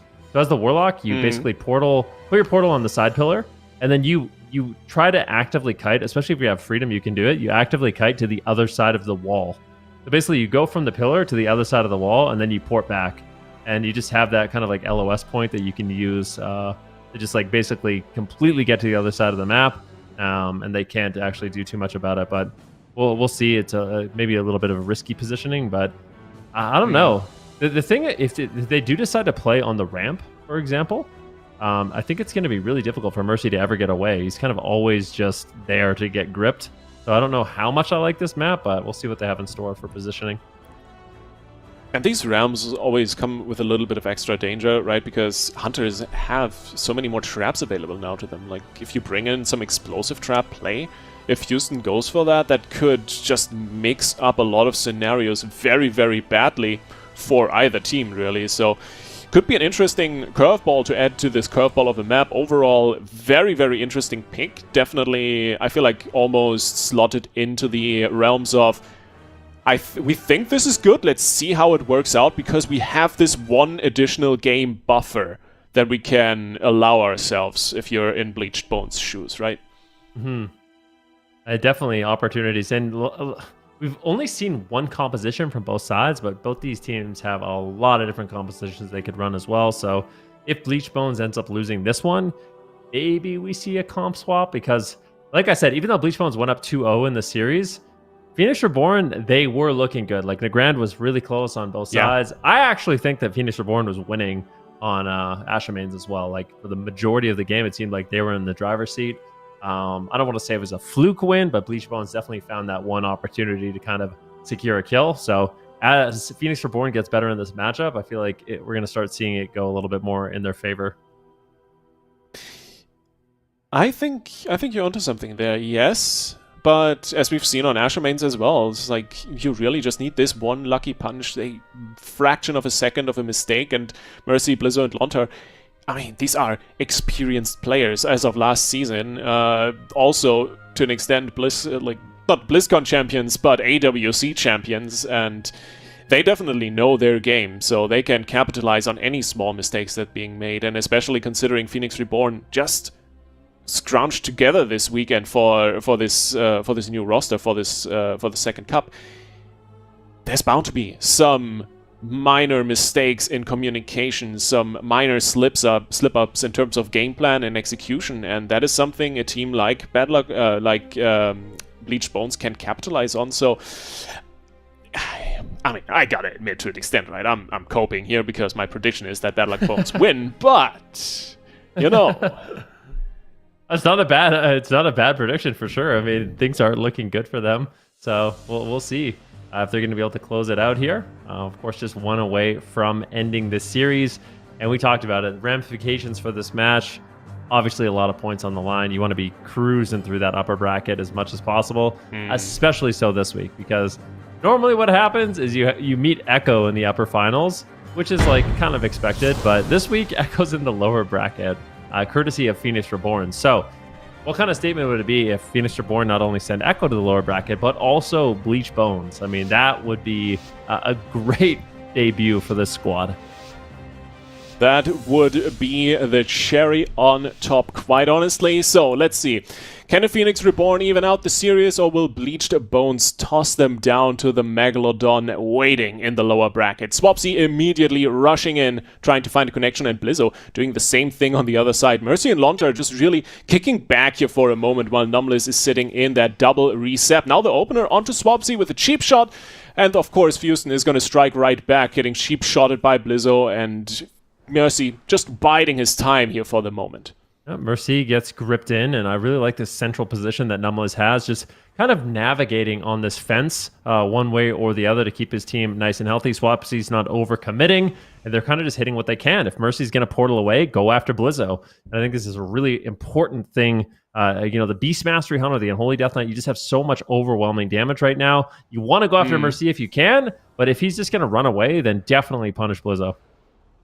Yeah, full blind on Numless. Blizzo dipping over for a second, and Swapsy really getting punished. You can see Mercy and Lonta trying to stand so far back that they can maybe draw Numless out when Swapsy pushes in a little bit too far, which is happening right now. Ultimate Penitence needs to be traded out. Some solid exchange in terms of CDs here for Bleached Bones, but ultimately they're not getting too much out of it. Now the swap over onto Blizzo once again. Lonta getting gripped in with a blinding sleet, trying to lock him down for a moment. Nice kick onto Mercy. The Warlock not really able to connect the damage he would like to. And Houston and Numless, same as Lonta and Mercy, just trying to play as far back as possible. The swap onto Swapsy is massive with the Hodge, almost killing him off here. But still, no other CDs thrown in from Numless in this situation. Yeah, interrupt here on a Numless. Nessie down there by Mercy, throwing out some damage onto Swapsy. We've seen him get one shot. Lonta at the same time getting low, but Swapsy is in trouble. Shadowbolt after Shadowbolt, and that's going to be the Void Shift. He gets out of the Smoke Bomb.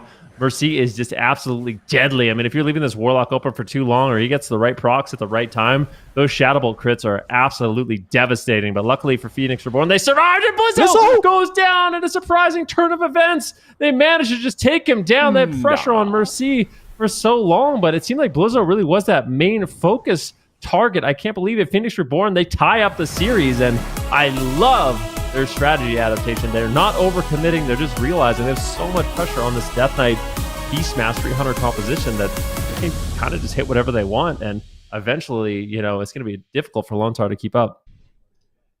That's low-key disgusting, not gonna lie. That is so much damage.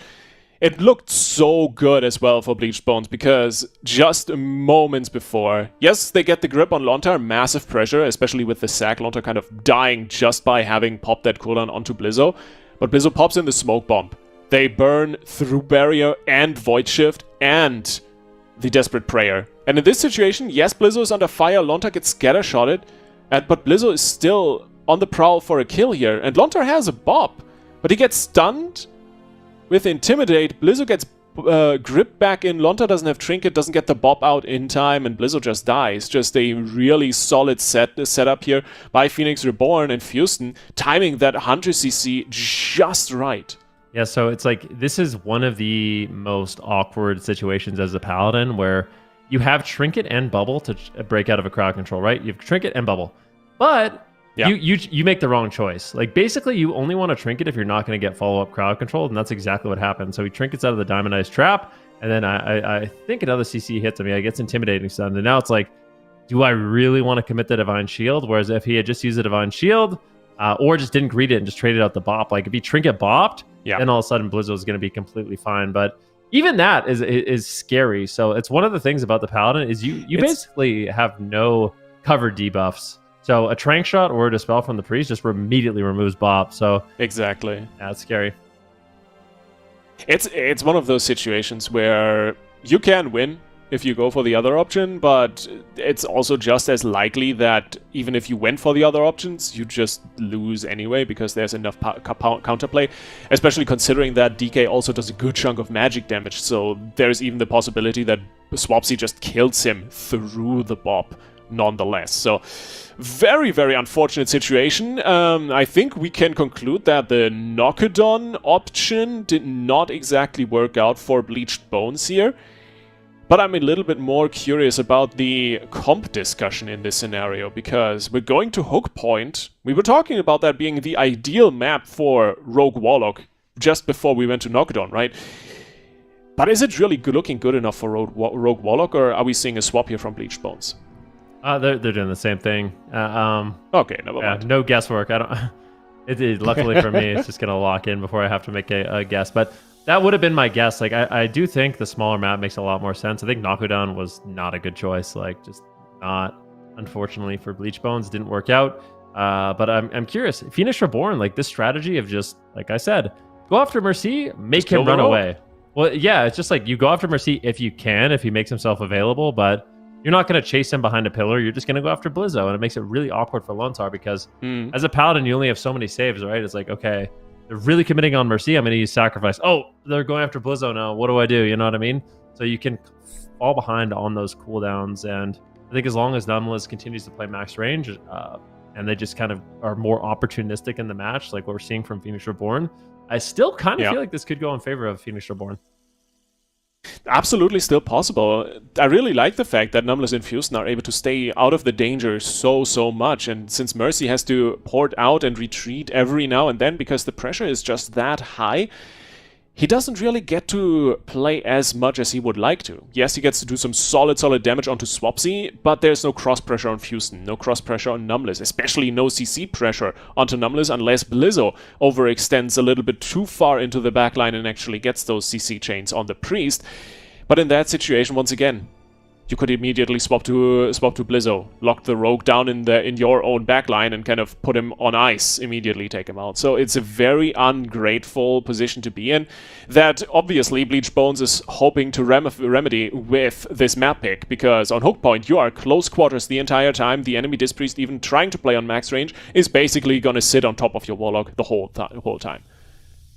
It is very interesting because the interesting thing to me about this composition of this matchup in particular is a lot of the time as the like Assassination Rogue, Affliction Warlock, you kind of just get to attack and eventually win, right? If you make it into the late game, you're in a good spot. Like just have good defensive positioning, attack what you can, put bleeds and dots on everyone, and things are good. But they're actually kind of getting out pressured in that game. So it's like, I wonder if this is one of those matchups where they need to kind of just risk it. They need to play more aggressive.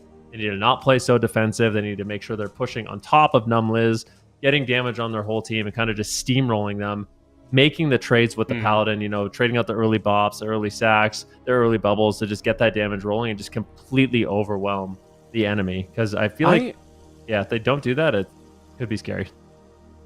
I almost feel like that's a little bit of a kind of a history with Mercy and Blizzo's team, right? Shibaku Tensei, I think, had a very similar situation where a lot of games they were so focused on perfecting their defensive play that they kind of neglected the idea of offense being the best defense, you know? And if that is here once again the case, I really hope they can kind of fix that in this fifth game. It's match point after all, because if they don't, well, you're off to the lower bracket. You're off to contend against teams like ULTIMA and Echo down there, and that is not going to be easy. Yeah, scary game. I mean, this is just... couldn't ask for a better series. I mean, Cup 2 in Europe has been amazing so far. Phoenix Reborn, Bleach Bones. I mean, these are just big contenders. I mean, these teams are both super good, and they're putting their best foot forward for us in this one. We are going to Hook Point, a small map, and this is going to be an explosive game. Oh, it's gotta be amazing. Mercy and Blizzo immediately storming out the gates. Lonter getting a little bit of casts in for some holy power as Swapsy waddles forward, is looking to connect his Death and Decay, or rather the Defile in this case, and of course, immediately Blizzo opening up with a cheap shot, swapping it over onto Houston, getting those bleeds rolling, and you can see Mercy immediately trying to get the pressure in, get some early precog here off of the fake kick on Swapsy, tries to walk out of the Defile, but it's not quite working. Great grip onto Blizzo, but the Blinding Sleet not doing too much. Lonter is ready with the heals, but Blizzo getting bounced out of line of sight here for a moment, forcing Lonter into Houston's arms, but the Dispel here on the Unstable Affliction doing massive damage to the Hunter. Beast of Wrath now popped in. Blizzo suffering quite a lot as Lonter is struggling to keep his team alive. Yeah, really good interrupt there. Garot's coming in. Numla is still in the backline. No damage over time effects on him just yet. Blizzo has not been able to connect.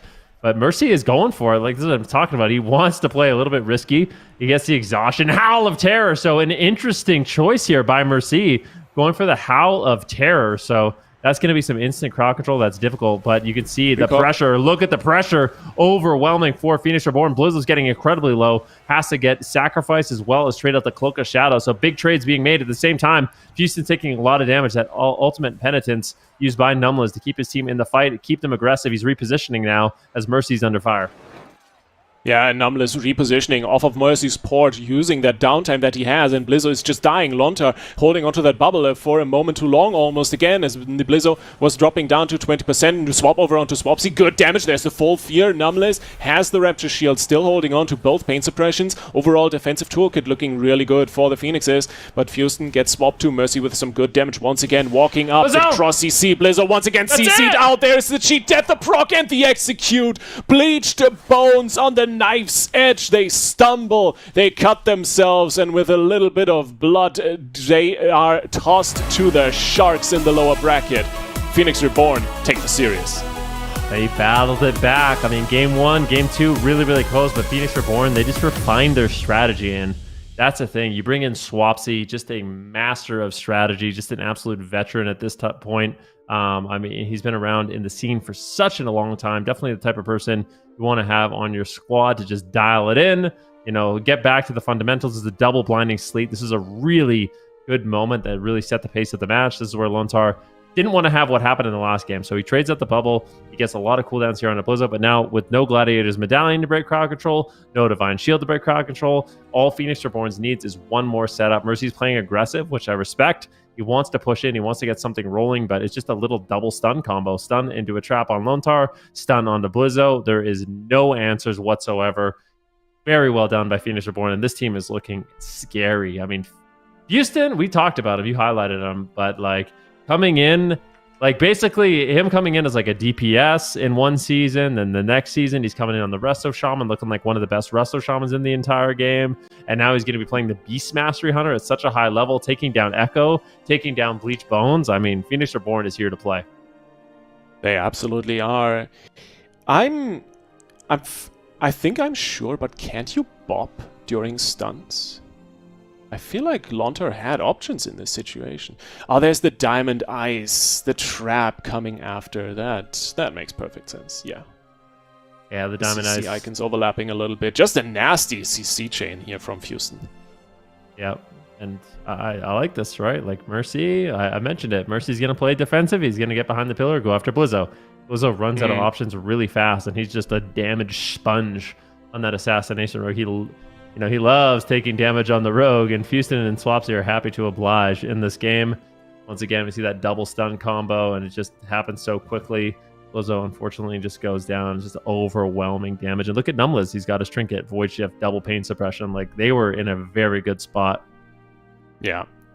Yeah, generally the Howling Terror adaptation from Mercy, that's won him a massive amount of games in the past already. This time around, not quite working out, and I think the in-series adaptations, the adjustments in terms of playstyle that you need to do to be able to react to a comp like this. That is something Bleached Bones needs to be working on, and they have an opportunity a little bit later because they are sent down to the lower bracket. They will be matching up against Team Ultima, and I think, Aya, that's another one where we have to rack our brains around the predictions on that one. Yeah, I was thinking the same thing, and these predictions have certainly been tough today. We've got yet another reverse sweep happening. We had one for the first series of the day. You know, Bleached Bones coming in there, getting that first 2-game series, and they were only 1 away, but it was Phoenix Reborn that was able to make that comeback happen. Then, when you saw those first 2 games, did you expect them to be able to turn it around like that? Yeah, I definitely didn't count them out just because of, like, the first game, like I said, both of the first 2 games that they lost were incredibly close. And especially in Ashamains, it actually really seemed like they started to have the winning strategy. It was just one little overextension by Swapsy that ended up costing them the game. And then they made another further pivot where it's like, okay, we're not going to overextend anymore. If he's going to hide like that, I'm not going behind the pillar. I'm just going Blizzo. And then all of a sudden it becomes really awkward for their team. So just these small little tweaks in their strategy allowed them to win. So yeah, I definitely never counted them out. Yeah, and when you've got games as competitive as this one, it's those small adjustments that could be making the difference in the end, as we saw here today with Phoenix Reborn. We can take a look at the bracket. As we can see, Phoenix Reborn up there in the semi-finals, and now we're heading down back to the lower bracket for the, oh no, excuse me, we've got one more upper bracket game. What am I saying? Streamer Zone GG versus Drive Overload. That is up next, and that's a big series. So we're actually waiting for a competitor here for Phoenix Reborn to meet them up in the semifinals. And I'm certainly excited for this one as well, Liffy. We saw them kind of go back and forth for the first weekend, and here we are for yet another rematch against these 2 teams.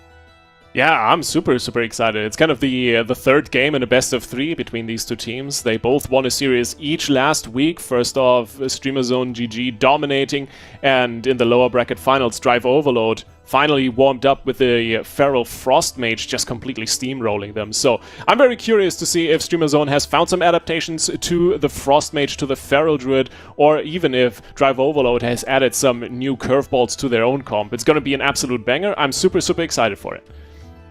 I am excited as well. We'll head to a break. Before we do that, though, here we go for another round of Whose Spell Is It Anyways? You guys ready? Ooh. I am, yeah. Yes. Lost my DK card. Let's see if I can redeem myself this time around. My debut, cup number 2. Right? Oh yeah, your Instant. debut. Instant Your 1 first- minute cooldown. Your next gonna guess first then, something. Ben. Yeah, your next something or something is instant cast and something. 1 minute cooldown. Boy, I actually haven't. There's not even any guesses to like what class this could be, based on these words that they left. Well, there's 2 choices, would right? expect Nature Swiftness, right? But Well, the biggest giveaway for this one is the fact that it's 2 different abilities that can be instant. So it's not like Presence of Mind, which would be like, you know, your next Arcane Blast. yeah. So it has to be something that with multiple options. So I'm gonna need to see the answers before I can commit. Yeah, me too. Let's give us some hints, production. We're Let's see. blanking. Yeah. Hmm? Maybe that's a talent, right? It's not a PvP talent. Swiftness, Shaman, Predatory Ancestral Swiftness. I Hey, don't Nature think it's Swiftness. Ancestral Swiftness because that would have an extra line about if you have talented into Nature Swiftness. Yeah. I'm going with A. I'm vibing with it. I don't know why. What You're would saying be it's the a druid? and or though? Like, oh man, this is hard. Oh, damn. Hmm. I think we can agree it's Nature Swiftness, but which one? Is it Nature Swiftness for sure? Zika thinks it's Nature convinced. I think Swiftness it's Shaman. Shaman. I think he does? Yeah, I think it's Shaman as well. Also, I'm trusting Prophet Zico. Yeah, I would trust Zika. Yeah, I think it's Nature Swiftness Shaman as well. Okay. Well, with the All right. Shaman version. Because I don't think Druids have 2 spells they could use. All right, let's see. We've locked it in. Reveal the answers to us. Yes. Oh. Yes. No, I should have believed in Let's Zico go. too. What do you mean, in Right. Zico? You guys cheating off Zico's homework? Yep. Wow. Never. Look, you gonna never. type it in. What the? Okay, I can't even see. Oh, It's God. definitely not D, right? Why is it not D? I don't know. It just looks weird. It feels off. D is missing the scraggly bits on the top right. It's definitely me not D. Uncanny Well, Valley. Photoshop skills have improved. Like I don't. That's have like improved. looking pretty convincing to me. I'm locking in B. I'm locking in B. I'm convinced. What is the difference between B and C? The little extra finger. There's Oh, an the extra little bottom like extra squiggly. thumb at going the with- top right. I do wonder if we're being tricked though. Like, I kind of think it's A. Am I crazy? I'm going with A. No, I I'm think going that between extra A or hook- B. I'm going with the extra hook, the 4 hooks. Hmm. I'm going with curious, B actually. as well. I'm going with B with you, Lizzie. The thing is, this is an old icon. Yeah. It is. This is a very old icon, so I feel like A is just it's too modern. What? It just got an extra little hook. It's the same thing. They only discovered how to make extra 4 fingers after a certain time, a certain expansion. I mean, hey, not to call out the classic art team, but there was some questionable ability icons back in WoW Vanilla, and this is one of the few remaining ones. Get a Alright, reveal let's see. here. Let's lock it in. Drum roll. Oh! Let's go. Hey! Dang it. The extra finger. It looked good. It was very realistic. looked too looking. I good. was right there with you. It was between A or B for me. Caught me off guard. No. Got Well, one of them I right. think none of us main Ellie. Yeah, that would have been embarrassing. Yeah. Well, no class cards this time around. Yep. All right, well, we're going to head into a break. When we come back, it's going to be another upper bracket game. It's a big one as well. Streamer Zone GG versus Drive Overload coming up next.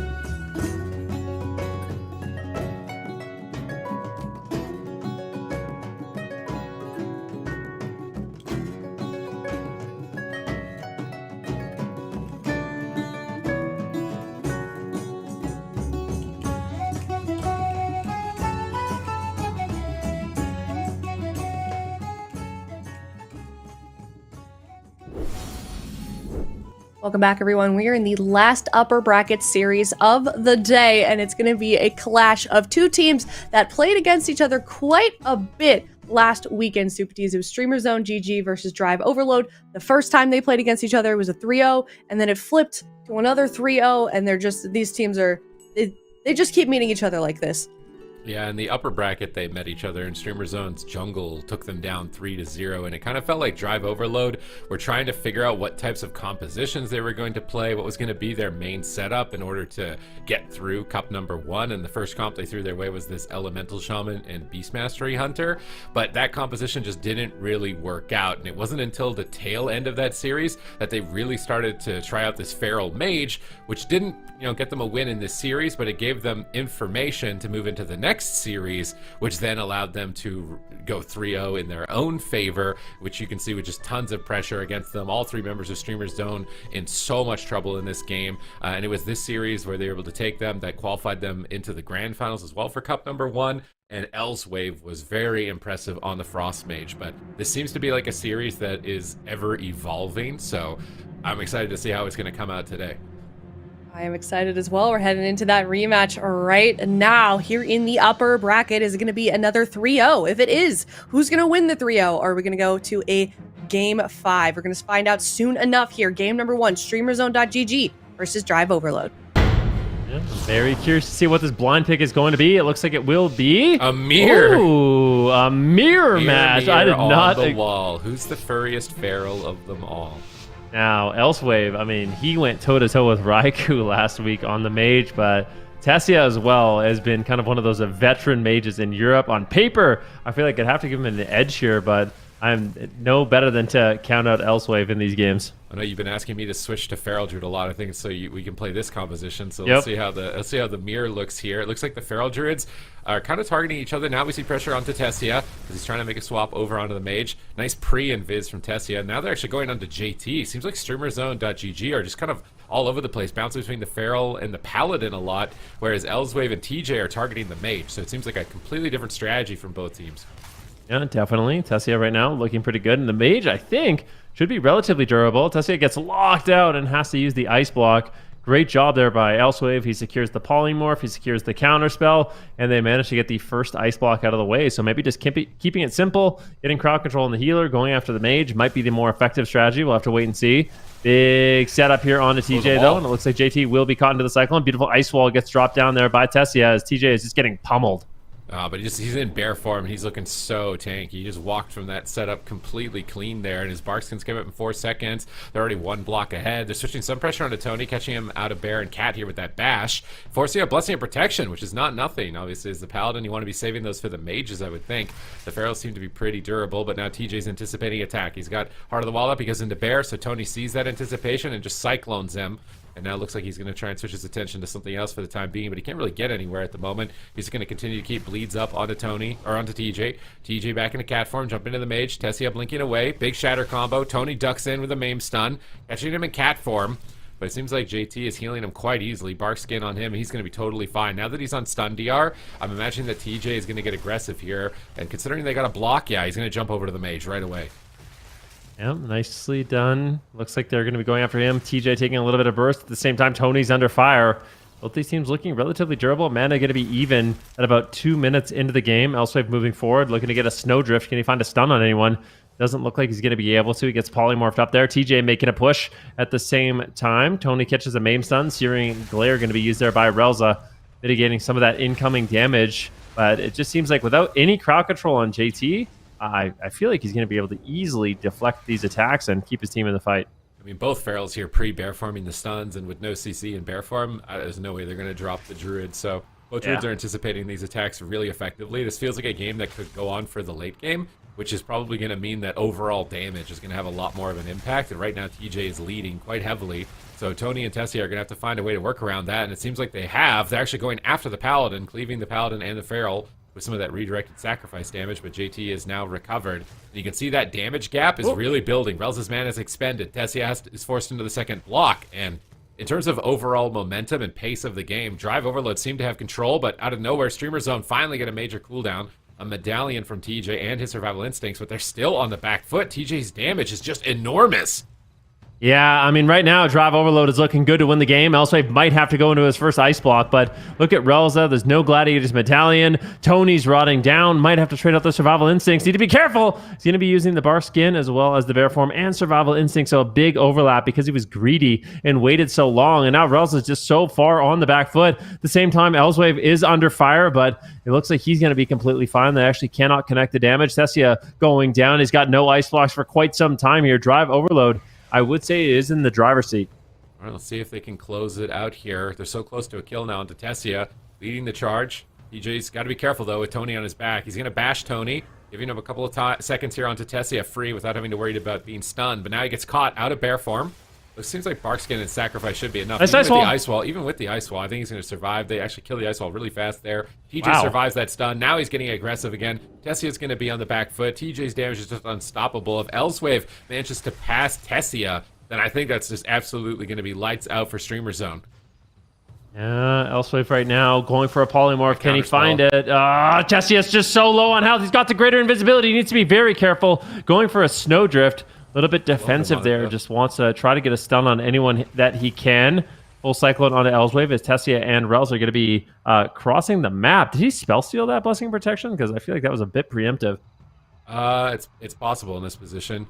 Tony's still trying to lead the charge here, but they're cutting him down. Rels is burning through cooldowns. Mana is at least evening out. Maybe they can punish TJ here as he was trying to push in for the kill. He bounces back. Now Tony's falling behind. Rake stun onto 2 players. Tessia trinkets right away, but it's a lot of damage for Relza to deal with. Now we see a swap onto JT, possibly as well with that MAME stun. Streamer Zone trying to keep themselves in it, but another counterspell from Elswave. He's just been kicking so many casts throughout Cup 1 and Cup 2, and he's definitely being a playmaker here in game number 1. Tessia on the back foot, trying to blink back to safety with Relza, then blinking back into the middle of the map, but you cannot get away from TJ, and Drive Overload take game 1. Oh, I mean, look at how close that is. He got 6 seconds left on that cold snap. I kind of wonder if maybe we should have seen the Paladin use the Divine Shield earlier on to stay ahead of the damage or what. But yeah, Drive Overload surprisingly looked, well, not surprising. They looked really good in this game. I mean, they kind of popularized this composition and, taking that game 1 mirror away from Streamer Zone is definitely a big statement. I feel like Drive Overload, this was 2 former members of Hula Bang in the last season of Dragonflight. This is kind of like players that came from Solo Shuffle when that was introduced in Dragonflight, and they built their team together and took some cups and really put on an impressive showing. Now they've reformed in the War Within, bringing in TJ here, and now Brunhilde, I believe, is the 4th, and they're starting to be a really dominant roster. They're one of the few teams that can take games off Echo. Now they're consistently beating StreamerZone.gg. They're really on the come up. So when I look at Tony's team and Tessia and Relza, these guys have been icons of the AWC for I can actually use the word centuries, I think, at this point with how long it's been going on. So the fact that new teams can actually get in here and really start pressuring some of these old legends is really impressive. Yeah, definitely. Damage, a little bit in favor. A good amount. I mean, TJ definitely gapped Tony in that one. Elswave was a little bit ahead as well, but obviously those final moments going to be adding up. But honestly, Relza had a lot of cooldowns. The game, I don't think the game should have ended there. I think Relza just needed to... He was basically crowd controlling himself by trying to line aside a polymorph. I think he just needed to realize how much trouble they were in, use the Divine Shield, connect the Sacrifice, the Blessing of Protection, something to keep Tessia alive to that cold snap that was coming up in about 5 seconds. So I do think Streamer Zone had opportunities to live. Might also just be an experience thing, right? Yeah. How many games do they have playing this, and how many games do they have playing the mirror? Because Feral Mage is not a very standard ladder comp. This season, obviously, I think it's going to become a pretty standard comp, but historically it hasn't been. So it seemed like both teams had completely different ideas in the beginning of the game, and you could already see a huge difference. Streamer Zone were targeting Feral for 2 minutes, whereas Drive Overload were targeting Mage, and ended up killing the Mage at the end of it. So now that Streamer Zone have seen that strategy, do they focus the Mage and just try and clone the strategy? Because going Feral, I don't think going Feral as the primary target's going to work out. Well, Tessia was also playing Shimmer. This is something I talked about earlier too. The fact, when you're playing, when you don't have Blink to just remove all of, the stun setups that are incoming, going after Elswave is way more difficult than going after Tessia, because he's not going to be able to free himself from those stuns, and it just gives you that opportunity to connect all that Feral Druid damage. So I do think in terms of talents, that is not the correct play. I think what Elswave is doing is a lot better. being able to just blink out of every stun. Right now, I almost feel like you don't need Shimmer in these types of matchups to connect crowd control. And Frost Mage is just, it's a lot more of a bruiser. Like Elsewave is playing it how you're supposed to at the moment, which is just blink out of every stun, just run in with instant CC with, you know, your Snowdrift, your Dragon's Rest, spam out instant cast damage. It's a very effective way to play Frost Mage. It's not as finessey as maybe it was in the past. So I do think I want to see Thessia mix that up and just take a page from Elsewave, play the blink, because Shimmer seems like a liability in this match. You just eventually get caught, and I feel like as the Feral, like, you can actually have a target held down in a stun, especially like a cloth target, and start connecting the bites. It becomes very difficult to survive in those situations. So possibly some talent adaptations here, target adaptations. Map is very peculiar. This is usually the Prophecy map on like a Game 7 in a Grand Finals, but we're going to Mugam Bala Arena. I feel like this is a map that's really hard to avoid CC if you play on the bottom side, like especially as a Paladin. So maybe this is Streamer Zone saying that they can play better offense and they can get more CC. Oh, I do need to correct myself too. I was just looking at Tessia's talents and saw that he played Shimmer, but actually Elsewave was too, so they were both playing Shimmer, so I was incorrect about that one. But that's the first time I've seen him play Shimmer on that mage. So we'll see what they decide to do in this one. If they are just going to focus the mage once again, because probably is the best target to go after if he's not going to be playing Blink, and I think that's probably what Streamer Zone's going to do, because I do think you're right. Like, it's just one of these matchups we haven't seen play out that much with this particular composition and in this expansion. So I think both these teams are going to be learning a lot each and every one of these games that goes by of how you're supposed to play this mirror matchup. Yeah, new rosters, new meta, new compositions that they're trying out here in the War Within. This is going to be some growing pains, I think, for any team in this competition at the moment. I don't remember the last time we had a Feral Mage meta or a Discipline Priest meta, so there's still a lot of growing that the teams are going to have to do, and it's giving big opportunities for a lot of the new contenders to come in here, but even some old veterans as well, to really mix it up and try some new classes and different flavors. So it's been very exciting so far here throughout week 2, day 1 of Europe. Streamer Zone, they're behind right now, but I think they've got a strategy here. Locking in Mugambala, you can see that giant pillar in the center at the bottom. If they play on the bottom area, it can be very difficult to avoid crowd control. So my expectation is that Streamer Zone are going to play very aggressive on top of JT.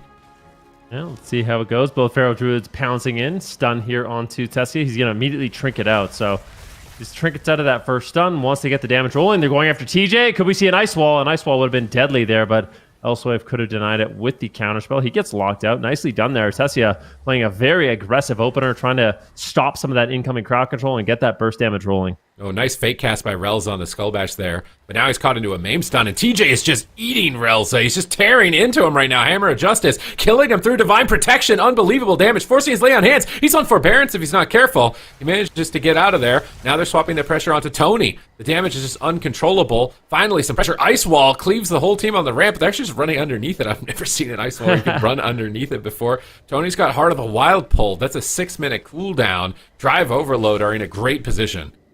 Well, definitely not looking too bad at this point. Tony on the back foot once again. He's going to be trying to get the damage rolling onto TJ. So going after the Feral Druid, Elsewave dropping down a Blizzard, a Ring of Fire, getting the damage prepped here with a lot of that cleave AoE. Nice counterspell sneaks in onto Tessia as well, and Tony is under fire. Relza's falling behind. Relza could be in trouble. They could get the Divine Shield. They're all over him. If Elsewave can't connect damage, unfortunately they can't. At the same time, JT is getting incredibly low. It is back and forth. It's a race on these Paladins. Relza is incredibly low on health, but he sneaks away, gets the Tears Deliverance, and I think Relza and his team are going to be able to hold on by that cast. Yeah, both Paladins get Tears Deliverance, Hand of Divinity. Those can be scary casts because they're very slow, but they managed to get behind a pillar and cast them in safety, so they're going to ramp up their healing quite a lot. We can see that with the health bars not moving too much at the moment. And we see Heart of the Wild from TJ, so he's not really a great target. Tony's looking for a Cyclone. I love that he used the instant entangling roots to hold JT to get the Cyclone here. Now TJ's in trouble. Massive pressure. Is he going to die through survival instincts here? It's getting pretty close. A polymorph onto JT. He sacrifices, it looks like. It should break the damage on the redirect here. Hammer of Justice on Relza. TJ managing to slowly but surely recover, I think. Maybe not. Hammer of Justice, Sheep on the Mage, massive Comet Storm, and TJ could get clocked. StreamerZone.gg trying to put themselves back in the game, but he just refuses to go down. TJ denies it with his Divine Shield. Yeah, Relza still low. They're just all over him, and I really like these Paladin swaps by both teams. Tony's just falling behind as well. Getting a huge wall on the Relza. Ice Wall. Beautiful Ice Wall, but unfortunately not the most effective. Elsewave getting low, though. doesn't want to go down without Ice Block. Another Ice Wall drops down. I mean, this is amazing. This map is just Ice Wall heaven. You can cut off key connections. Tony getting low. Big heals incoming from Relza. He's really struggling to keep his team alive at the same time. Elswave's under fire. JT in the back line should be able to keep him topped off. It's a race, and both mages go into an Ice Block.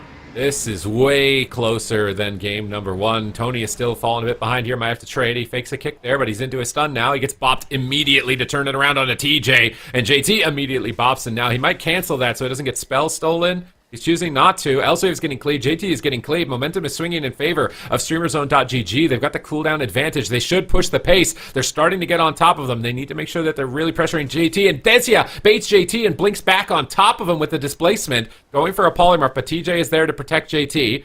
Good teamwork between TJ and JT. Now Elswave is targeted. He's Hammer of Justice behind the pillar. Manages to trinket and blink back in line side of his team. Then displace back to try and find Relza. He fakes the kick. He gets the full polymorph. Once again, Elswave is popping off. Yeah, Elswave doing a really good job. Gets another polymorph here on the Tessia. They're getting the damage rolling on Tony, but Streamer Zone is looking to reverse it here. Elswave has one Ice Block left. He's down to 50% health. JT does connect the sacrifice, so that should be more than enough mitigation to keep Elswave in the game. Make a swap on TJ. JT easily heals that up as well. Both teams completely stabilized at about 4 minutes into the game, but an interrupt on TJ. Both these teams are capable of high burst, high crowd control. TJ gets caught into a stun, and that could be the end of the game. It is. Ice Wall drops down, and both these mages are making plays, but it is Tessia with his Ice Wall that secures the kill. You know, Tony, look at the damage this time. I'm telling you, like, the CC, the setups, they're good, but you gotta be doing top damage. And Tony is not gonna let the new cat on the block beat him in game number 2 here. He had a significant edge in damage, and they're gonna tie this series up 1-1. The first time they go head-to-head, and it's not a clean sweep 3-0 for one side. Whew. This is a fun mirror match, especially with the Ice Walls. It just adds so much complexity, like, you don't even necessarily need. Like, here's the thing that I like about Ice Wall so much is healers typically want to play very far away to make it so you can't actually land a polymorph. But the problem is, if you play too far away, this happens, and he just gets clotheslined by the Hammer of Justice. That was a really good setup there by Tessia, as well as Relza. Relza just immediately runs to the choke point to meet JT. So I don't even know what JT could have done there. Yeah, just look at it. So we're going to see the Ice Wall once again, and as soon as that Ice Wall gets cast, Relza just charges to the only point that JT can really go to land heals on JT, and he meets him with the Hammer of Justice. Can't get there, and that is going to be the game. So that's basically just like a checkmate situation. You shall not pass, says Tessia here with the Ice Wall to win game number 2, and Relza with the follow-up as well. If he didn't just charge in right here, JT would have got in line of sight. So really good teamwork and awareness of that being set up in this position. So many little tiny positional things to be aware of in this type of matchup. I just like that they both immediately went in for the play with that wall. Knowing that JT would have to come in as well, it's like an insane like heads up play. It's like 2 steps ahead. Like, I know if he walls here that you're going to run in, and if you run in, I can meet you halfway and stun you. Whereas if I just run up to you on the top of the ramp, it's too long of a distance, I won't be able to get there. So really good calculation there. And StreamerZone.gg, they're not going down without a fight. This is not going to be a cakewalk. And the thing is you want to avoid the lower bracket. Echo are just waiting down there. Echo, and you don't want to be losing the mirror and risking it against Echo. You think, like, let's talk shop real quick. Like, is this the new comp to beat? Because in North America, this comp won with Cubsy playing Arcane Mage, and my personal opinion is the Arcane Mage, like, they won. Like, despite him playing Arcane, like, I think Frost is just outright better as this composition in most matchups. So the fact that both these teams are playing this, and even the finals against Echo, it wasn't like a blowout. Like, those were close games. Even Waz said in the interview that it definitely could have gone either way. Do you think that this is just going to be kind of like the new power comp for teams to beat? I definitely think it's one of the top 3. Feral Mage, Holy Pally. I think like Roguelock could be another contender. Roguelock Priest for another top 3. RMP, at least when it's Echo. Maybe Echo is just in the top 3 of top 3 compositions. Because it seems like any other team that's tried to make RMP work is not seeing the same type of success. But Roguelock and Feral Mage, definitely 2 top contenders. And then we have a couple teams that can't really play those setups, so they're playing other things like the Beast Mastery and the Death Knight composition. Or Beast like Mastery Ellie. Rogue Death Knight, or Beast Mastery Ellie Shaman. And like they're trying to find their own composition that isn't one of those 2. But if you've got Feral Mage, you got Roguelock, I would say that you're definitely in a good position, at least compositionally.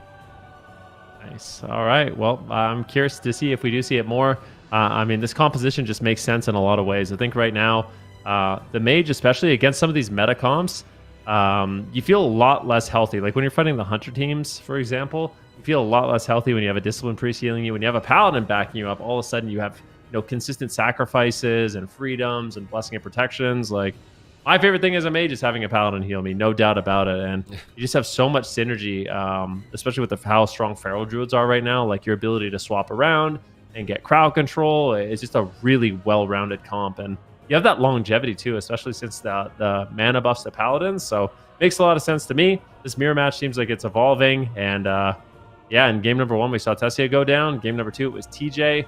And these ice walls, both actually, Elswave in game number 1, I don't think was playing ice wall, but he took that adaptation. But I would say, like, in terms of building walls, Tessia has been a little bit ahead. I think his experience is paying off. And you might have a big payout on the prediction play out here if you end up being right here. And everybody else, I'm just going to continue to tie and be in last place, even if it goes my way. Like, what can I do here? I gotta start picking weird predictions that don't make any sense if I'm going to have a chance to catch up, I think. What do you mean? You're saying my prediction is weird and it doesn't make any sense? Like, what are you trying to say? Yours could happen. That's why I don't even know what a weird prediction in this series would be, honestly. Especially now seeing that it's a mirror, I don't think it's impossible to know 100%. Streamer Zone improved so much in that game number 2. And Drive Overload were actually the ones taking from their opponents, taking the ice wall and trying to go after the feral. But maybe that was the flaw. Maybe they should go on the mage more. Yeah, I mean, it's definitely a possibility. We'll have to wait and see what they decide to do in this ever-evolving matchup. The interesting thing about this one is I do feel like it's giving me like our RMP mirror vibes, because I do think that all 3 members can go down, right? Like, I don't think there's anyone that's just kind of immune to death in this matchup. If anyone overextends, if anyone's out of position, they are a target in this game. All right, let's see what they can get done here. Both mages opened on by the Feral Druids, it seems, this time around, but TJ's pinned. Tony tries to jump back, but TJ jumps away at the same time, and now Tony is caught in a frozen orb, and now into a stun. TJ gets the upper hand here onto Tony. Elsway's moving in on top of Relza. He wants to get close there for a polymorph, and Relza knows that. He's got great positioning, though. Relza's just been a top healer for so long. I don't expect this guy to compromise his positioning at almost any moment in this game. He can wrap around the corner as he needs here, keep his team totally top. We see JT on the opposite side. Both teams are just choosing to trade damage in the middle right now, but here comes a power play. Dragon's Breath onto Relza, and Elswave can't get the sheep. He's in a bash. Tessia's in a maim stun, and now both paladins are charging at each other. Hammer of Justice lands first onto JT, and they get there for more crowd control. Tessia's interrupted, and it's actually Tony on the back foot trying to go after him, but they get a Repentance, and an ice wall comes down after, but I think he can squeeze through the crack there. It's really a poor placement on the ice wall there. If Tessia had got that just a little bit more angled, it might have been a major cooldown. Yeah, just a huge hole in the wall that he's able to run through. Unfortunately, TJ looking for a Cyclone. Finds it on Relza, as they do want to get some damage rolling here on to Tony. Cyclone still has landed. Tessia is there to back him up, though. Tony taking some pressure. Needs to be careful. Gets the counter stun onto TJ, and they take him down. Elswave's looking for a polymorph. He gets interrupted. Good backup there by Tony. Tony goes for a Cyclone. He gets interrupted by TJ. So Elswave gets interrupted again. I mean, both these teams is playing at such a high level, denying crowd control. JT going for his Tears Deliverance. He gets that locked and loaded, ready to go. He's going to have a lot of healing to keep his team alive. TJ getting on the mage. Both teams focusing the mage a lot more. So it's interesting how this is adapting and changing just even in this series alone. Tessia's getting blasted. Relza goes for the Tears Deliverance, but now he gets put into a full polymorph. He's really going to put him behind. Tessia's trying to panic here by sheeping the mage, but he's so low on health. It's such a dicey situation. Double Dragon's Breath, knockback. TJ reconnects. Relza line of sighting around the backside. TJ jumping on top of Relza. Relza fakes his Skull Bash. He's got precognition, but he's still choosing to just use the Holy Shocks. He's put into a bash. Tessia blinks further away with the Shimmer. It looks like he's got a timing here. He should be able all right. Icy Veins is up, but Calm Storm comes in on both sides. They're basically just mirroring each other identically. Damage is slightly in favor, though, of TJ at this point. It seems like Elswave is struggling on overall damage. If he can pick this up a bit, I think it's going to be the main deciding factor for their team. Getting the damage rolling. Full Hammer of Justice on JT into a Rake Stun, and that's the Divine Shield. Big win there. Love going after the Paladin like that. Just unexpected amounts of pressure, especially if you don't have a beacon on yourself. You are a great target to swap to.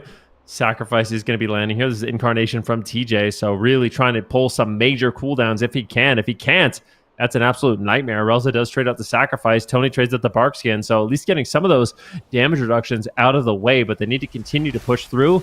Need some crowd control here on the Relza, but his positioning is just really good right now.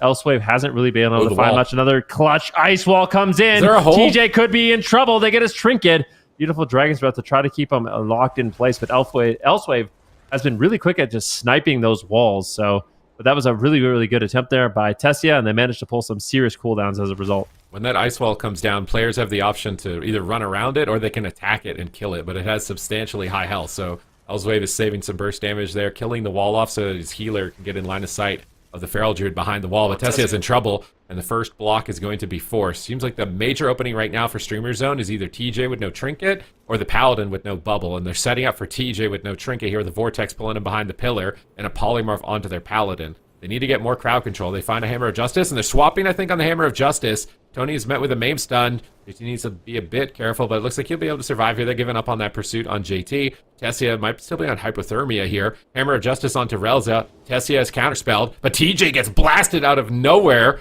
He's going to be a Blessing Protection. Tessia is still low, and it's constantly back and forth, but it's interesting that this match is playing up completely differently for both sides. Yeah, definitely. Polymorph lands onto JT once again, and TJ's just preemptively in bear form. He's been doing a really good job. I mean, Drive Overload, they're getting crowd controlled a lot, but TJ is just always in bear form, anticipating the stuns. Finally, the Maim will connect. JT needs to try to get some damage. Ice Wall drops down once again. I don't know whose Ice Wall that actually is right now, as it looks like they are going after Tony. Both Feral Druids under fire, and that seems to be the main focal point of these games. It's just the Ice Wall setups, going after the Feral Druid and the Sunlock, going after Relza. He could be in trouble. There's no answers. Big heals, though, will keep him alive. Even at 20% dampening, he's topping himself off. Now JT's under fire. A full stun lands. Blessing Protection immediately going to be used there. He is not messing around. These teams are all over the map. Tessia into an Ice Block. What is going on, Sim? Tony? Polymorph on Relza, Tony, Survival Instincts is forced from him. 1 second you're thinking, oh, Streamer Zone have got this, and then another 5 seconds goes by, and it's like, okay, maybe not. Drive Overload, man, there's no blocks on the Mage. Elsewave has 2. Honestly, he should throw a block offensively. He did right here, broke out of the Polymorph. He needs to turn this around. Any CC onto Relza is going to force his Trinket, I think, almost immediately, but JT's in trouble. Multiple stuns incoming from Tony here, but JT recovers. He's got Blessing of Summer on an ally as well. He's going to be able to recover quite easily. Handed Divinity, full Polymorph on Relza, big opportunity, but TJ gets cloned. Nice Cyclone from Tony here. I think he faked the kick, got a Cyclone on TJ, and stopped all of the damage. JT, is he considering possibly drinking here? It's popped his Aura Mastery on the Comet Storm, reducing the damage here onto Elsewave. Tony looking for another Cyclone, gets counterspelled, but now Relza doesn't need to deal with counterspell, so he should be able to free heal. He goes for the Tears Deliverance with that free moment. He gets that big heal over time effect rolling. Tony is taking so much damage right now. Elsewave is free casting, trying to reset that Frozen Orb with the Blizzard, channeling out the Frostfire Bolts, ramping up some Icicles, getting ready for some big burst. But Tessia has Icy Veins up as well, and here comes an Ice Wall, line of sighting him from his teammate, and will he be able to get there in time? Tony's actually the one on the back foot, Dragon's Breath on Relza, and Tony and Tessia are both vulnerable. Yeah, definitely. Relza is falling further and further behind. Drive Overload is pushing the pace. Tony's going to fall. How can you live? You're just not going to be able to. Drive Overload, they get the momentum, and they make the push unafraid. Up 2-1 in this series. There's a lot of close calls in this game for both teams, but ultimately Drive Overload, once they got that momentum, they just refused to give up. But I mean, look at TJ's damage. He was a monster on that Feral Druid. Just back and forth, man, between TJ and Tony. Even Elsewave at the end caught up on damage and passed Tessia towards the tail end, and that's when it started to overwhelm. So damage is really important. CC is really important. You know, landing interrupts, and basically just every single aspect of the game is important in this type of matchup. You can't be lacking in any regard, because if you are, the other team is going to be getting ahead. And here at the 6-minute mark, they're able to overwhelm them. You can see the mana advantage as a result of the damage difference and the cooldown difference between the two of them. And Elsewave being able to use ice blocks to break crowd control really puts his team in a much better position. It just feels like they had Tessia on the back foot way too much in this game specifically. And it's honestly hard for me to tell, like, why some games TJ is doing like significantly more damage than Tony, and then Tony other games is doing significantly more damage than TJ. I don't know if it has to do with bop timings maybe, and stone form timings on the mages. Actually, only one mage is playing it, so maybe that's why they're not attacking Elsewave, is because he's a dwarf and Tessia is a night elf? Maybe. I mean, the bleed damage is definitely really significant. But yeah, what do you think is better in this matchup? Like, in terms of mage versus mage, it's obviously much better to be the night elf. So if it's not kind of a mage race, having that night elf as like a way to avoid, counter spells and polymorphs and stuff like that can put you way ahead. But if you're just not a target, being a dwarf, it seems like it could be good for this one. I feel like if he was a dwarf, he could just reset the Feral Frenzy. Feral Druids have to ramp. I've been playing Feral Druid a little bit myself, testing it out, and the Blood Talons, where you need to spend a different type of like combo builder, 3 of them in a row to get the Blood Talons for your next combo point spender to do bonus damage. It takes a while to ramp up to that. So if you have anything reset you, especially when you like couple in a Feral Frenzy on top of it, it can put you really far behind. So I feel like if Tessia was dwarf, TJ's damage would be significantly lowered in this game. Streamer Zone down 1-2 right now. Drive Overload just 1 game away from sending Streamer Zone down to the lower bracket. And do we know where this team is going? Are they going? I'm sure we do know. I just don't know off the top of my head. Do you know if they're going to the Echo side of the bracket or? They're going Echo. Whoever loses this is going to be fed to Echo. Lions in the lower bracket. That's, not ideal. But also, like, I feel like if you're Echo on the verge of elimination, both these teams are looking really good right now, right? Like, if anything, I think Echo, like, based off the finals and based off them being in the lower bracket, I think Echo's showing that they definitely can bleed, you know?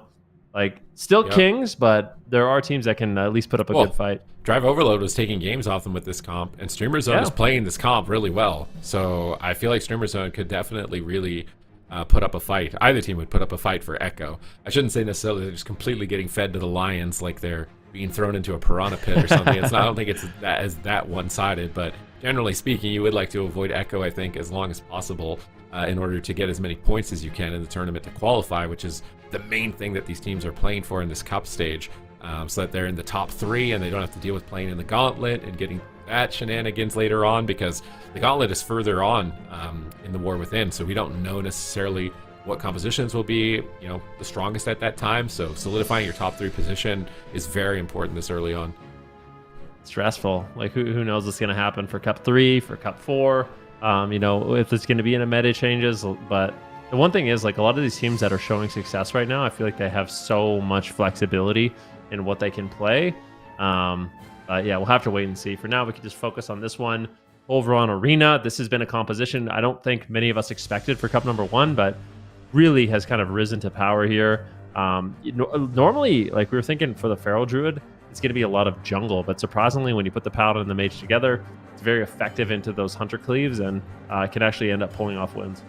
Yeah, it's just really well-rounded. It's durable, high CC, high damage. It can flex between CC to win. It can flex between just doing cleave damage and swapping into the healer. So it's just versatile. It can basically do every strategy in the game. It has a lot of longevity with a lot of mana.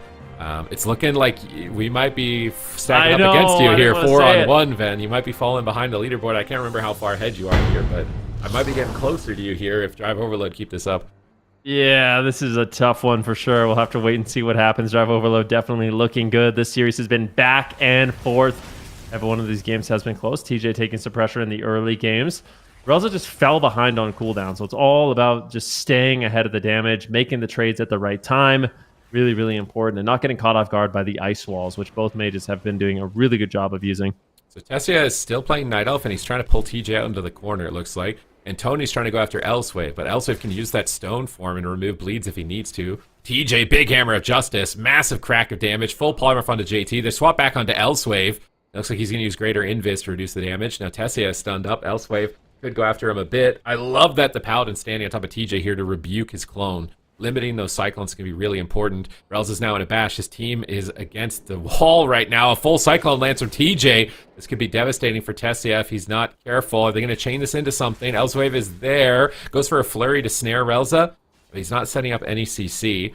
And Hand of Divinity is going to go off here. TJ gets kicked onto a clone. Tessia gets interrupted. You see Tony back onto Elswave, trying to focus down the mage. Now that Elswave doesn't have stone form, it's going to be a lot easier for Tony if he can get to him as a target. Yeah, Tony going to be disconnecting most of his damage here on TJ as both Feral Druids are loading each other up with damage in the midfield. Ring of Fire is going to be dropping down for Elswave, trying to get that damage rolling. Tony moving forward. See if he can find any crowd control. JT with really good positioning is going to make that difficult bash on Elswave. Big setup here on Elswave. Might be forced into the ice block, but no, JT connects the heals. And unfortunately, it's a weird matchup Nice right sheep. now where the mages just, a nice sheep, a nice cyclone. Both Ooh, he paladins faked in the crowd kick. control right now. Could be Tessia, who's in trouble. He fakes out the interrupt and manages to land a polymorph there. JT still in crowd control, though, and Elsewave is forced into the ice block. A great push there by Streamer Zone. All right, Streamer Zone are taking the mage strategy this game a lot more seriously. They continue the chain with their pens. A big swap onto TJ. Pre-bears, but they still need to bop, and now they're down to bop and a block, and Elsewave is on hypothermia, and they're pushing for the win. They want to take this to a game 5. Elsewave manages to restabilize for now. Dragon's Breath looking for a polymorph. He's trying to fake the kick. He's not getting the fake. He gets put into a stun. He's really far behind. Double DB. Comet Storm comes down. He blinks out of it. They're going to swap to Tony with the remainder of that Comet Storm, as it's a significant portion of the burst damage from the mage. Elsewave is posted up defensively. JT is charging in now. Is he going to go for a Hammer of Justice? He's careful. The ice wall! MVP ice wall! JT's trying to jump over it! He actually jumps over the ice wall. I've never seen someone be able to do that. He's a little ice climber. I mean, honestly, I can't believe how fast they're sniping off the wall. Like, normally when you're playing Solo Shovel, people just run into the wall and they have no idea what to do. But these guys they're sniping the wall off very Ooh, that quickly. vortex. And I mean, I think the only reason that TJ survived there is Elsewave just was so heads up on taking that wall down. I definitely want to see that in the replay if possible, but we'll have to wait and see exactly what does happen. Both teams looking relatively stable. Tessia with these ice walls is absolutely deadly in this matchup. Elsewave's going to be going for a snowdrift play here. Doesn't land it just yet. He gets CS instantly. Tessia with the fastest counterspell I've ever seen there onto that polymorph, completely shutting down the Elsewave ability to land any CC on Relza. Dash on TJ, big setup with the Meteor Comet Storm. But it seems like he's going to recover easily with JT in the back, un-CC'd. Tony's going to stun Elsewave and try and look for that second ice block, but still no crowd control. Tessia's too far away. TJ's getting on top of Relza, but they could swap to him. He knows that he's in bear form. Tony fakes a kick. He's looking for a Cyclone. He's trying to fake the next kick, I think, here from Tony, but he's not going to find it, or from TJ, and he's not going to find it.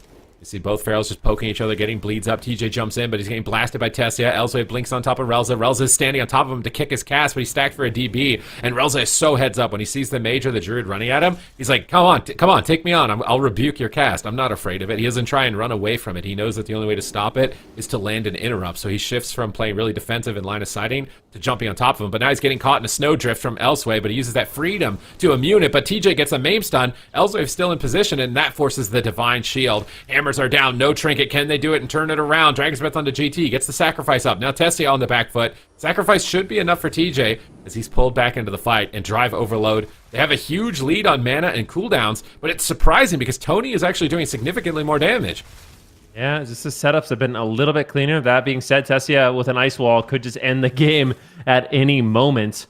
We'll have to see what happens. Full stun here on Tessia as they are putting some pressure on TJ. TJ may be overextended, looking for an ice wall. He fakes the interrupt. Ice wall drops down, but he connects the Blessing of Protection. They panicked. Like, they tried to immediately counterspell. When the counterspell faded, it was immediate Blessing Protection. They do not want to die to any ice wall shenanigans from Tessia. Tessia getting pushed back right now, though, using that alter time to kind of bait TJ to overextend. They want him to overextend. They want to be able to stun him up and try to get that trinket, but a setup here now onto Tony. Elsewave, unfortunately, not able to connect much damage, getting crowd controlled here by Tessia. Polymorph into Dragon's Breath. Lots of interruption here. He gets kicked as well, and Elsewave is getting shut down this game.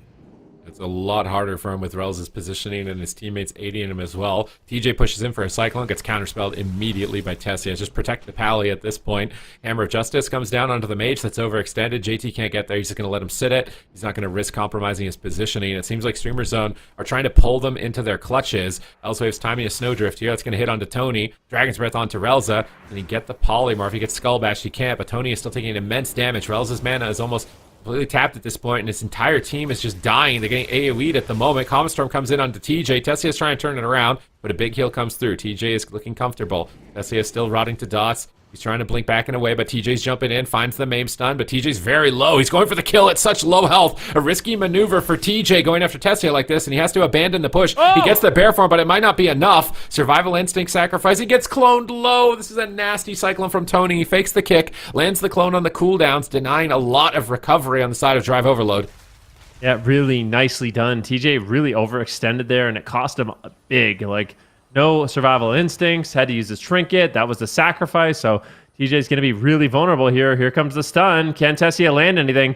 Dragon's Breath on Elsewave, looking for a polymorph. JT immediately trinkets it, and Tony's now, the pressure is being reversed. Relza using the last little bit of his mana to keep him alive, and once again, the efficiency from JT might actually win them this game. Relza is running on fumes. There's not much left. honestly, Streamer Zone GG might just start falling apart here.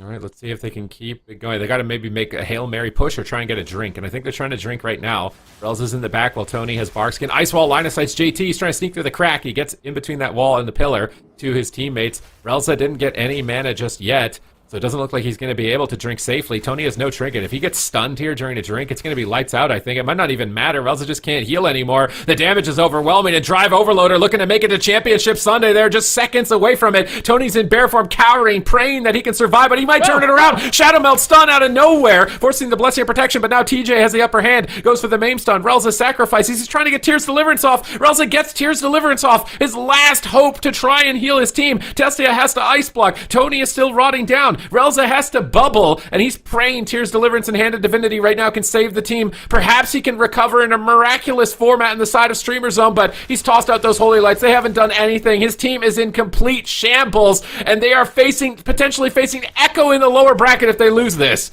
Yeah, it's a close call. Tony on the run. He's in bear form, but Elsewave is all over him, throwing a flurry into an Ice Lance. He drinks a little bit, but does Elsewave have the crowd control? Beautiful drink there by Relza. Tony bought him enough time by kiting it out in bear form, and Streamer Zone GG. They put themselves back into the game. Maybe Drive Overload is overextended. A full polymorph lands. JT is really struggling to keep TJ alive. They might be able to reverse the pressure. An absolute miracle play coming in from the side of Drive Overload if they can do it, but Streamer Zone still under fire. To freedom himself. TJ is low. Tony is low. This could be a 2v2 situation between these teams. Both Paladins critically low on mana. Double DB hits. Relza Trinket comes up in 2 more seconds, but Tony is getting chopped, and it will not be enough. Drive Overload take it 3-1 into Championship Sunday. And if you're a Streamer Zone, you've got to beat the beast. You've got to beat Echo in the lower bracket to stay alive. I mean, this was an incredibly close game that came down to just little details. I'm really surprised that Relza was even able to drink, like buying enough time to get the drink, keep them in the game for that long. But unfortunately, Drive Overload eventually was able to get the win, a 3-1, and I was the only one. Every one of you got the prediction right except me. Feels bad, but honestly, this is just such a well-played series by both teams. Feels bad, man. I'm last place for like the past 3 days or something. Well, I'm happy for you, but everyone else is going up too. I know, but like now you're my enemy. Like you're the only one I can pass. So now I gotta beat you in the predictions. Okay. Okay, fine. Wait, are you the next closest one after that? I don't even know. I don't know what the standings are. I think things have not been going well for me today. I think Zico might be tied with you now. The only one I know I'm never gonna beat is Chat. Chat is just too good at this. No, Chat's 100%. The standings aren't even correct. Yeah, Chat. I'm not that impressed, I'm going to be honest. So, I'm coming for you. I'm coming for you, Chat. But yeah, really good game. And this is where you could see Tony. I can't believe he was able to kite it out for so long, buying Relza enough time to drink. The ice wall comes down. TJ's under fire once again, but they managed to hold on. Drive Overload, they just hold on. JT keeps them going, and eventually the damage just overwhelming here onto Tony. Relza just doesn't have the throughput to recover, and they're able to get that win at 8 minutes. These are some of the longest games we've seen so far. I think what also is amazing is Tessia has been playing at the top of his game on Mage for like a decade at least. He's a common name. Hasn't really been able to break through and get a major win, but he's an insane player on Mage. Look at this Wall Nova behind the pillar as well. But Elsewave, this is the first time he's played Mage. He just climbed on the shuffle ladder to #1 position, I think, or something like that, very early on. And now he's going toe-to-toe with the best of them here on that class. So very impressive showing here from Elsewave. Impressive showing from TJ as well, because Tony's been in this contest for so long at this point. He's coming in on Feral Druid, topping the meter quite frequently. Crazy team to look out for. It's going to be a wild upper bracket semifinals. I don't think Elsewave, like, from what I've heard from some people that I definitely respect and know in Europe, like, they basically say Elsewave is just like, yeah, he's just insane. Like, whatever he plays, he's going to be the best at. So he's just one of those players where I think no matter what is meta, he's going to be able to log on it and play it at an extremely high level, like a modern day Snuts kind of thing. I mean, they certainly proved that today. The question heading into this was, who's coming out of this one alive? Is it going to be another 3-0? Because the history of these two teams, it's only Cup #2, and it's already quite a backstory. So it is going to be Drive Overload coming out of that one alive this time around. Unfortunately, Van, maybe with some of these other predictions, we can get you further up on those standings. But I don't even... I feel like the way Streamer Zone played. Like, it wasn't a bad prediction at all, Ven. Yeah, I mean, yeah, I didn't think so. Trying to make him feel less bad about this, like it's the end of the world I or am. something. It was close. Yeah, the games were close. I mean, it definitely could have gone either way. And I will say, all right, here we go. I'm Look, coming it's up. not so bad. I'm coming up. I'm You're getting on the close. You know, I am happy that there's no one that's like completely.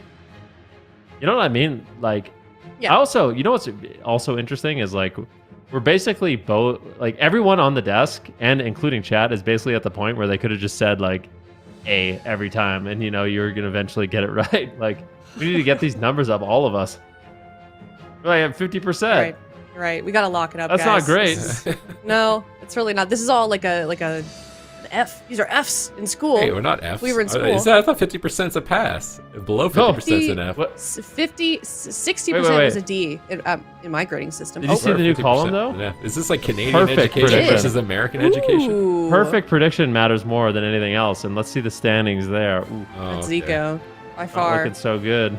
That's interesting. Okay, nice stat. All Chat right, has this never just been propped perfect a with single production. time, by the way. Yeah, that's Yeah. really embarrassing, Chad. You guys Look at slacking that. or what?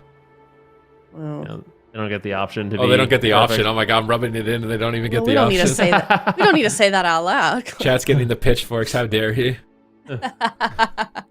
Oh man. All right. Well, let us know in chat if you got that one correct. But we have got more series. Don't you guys worry. We have plenty more series to come this weekend to get everybody's prediction in and maybe get some more points on the board. So we are going to head to a break. When we come back, we're heading down back into the lower bracket, and you guys talked it up quite a bit already. It is looking mighty scary down there. We've got 4 teams remaining in the lower bracket: Bleached, Bones, Ultima, Streamer Zone GG, and Echo. So some top teams for sure in the European region. We're gonna head to a break. When we come back, it's Bleached Bones versus Ultima up next.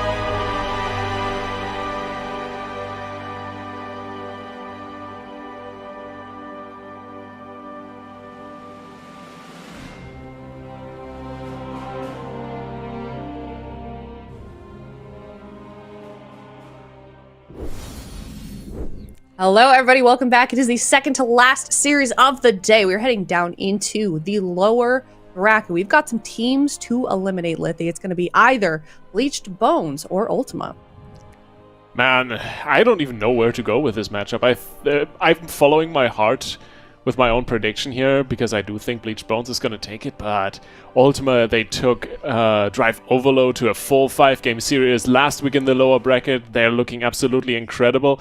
And especially Nethion, the Preservation Evoker, is always just someone you cannot count out. Oh, definitely. Especially, if you're Zico, you don't want to throw your friend under the bus, right, buddy?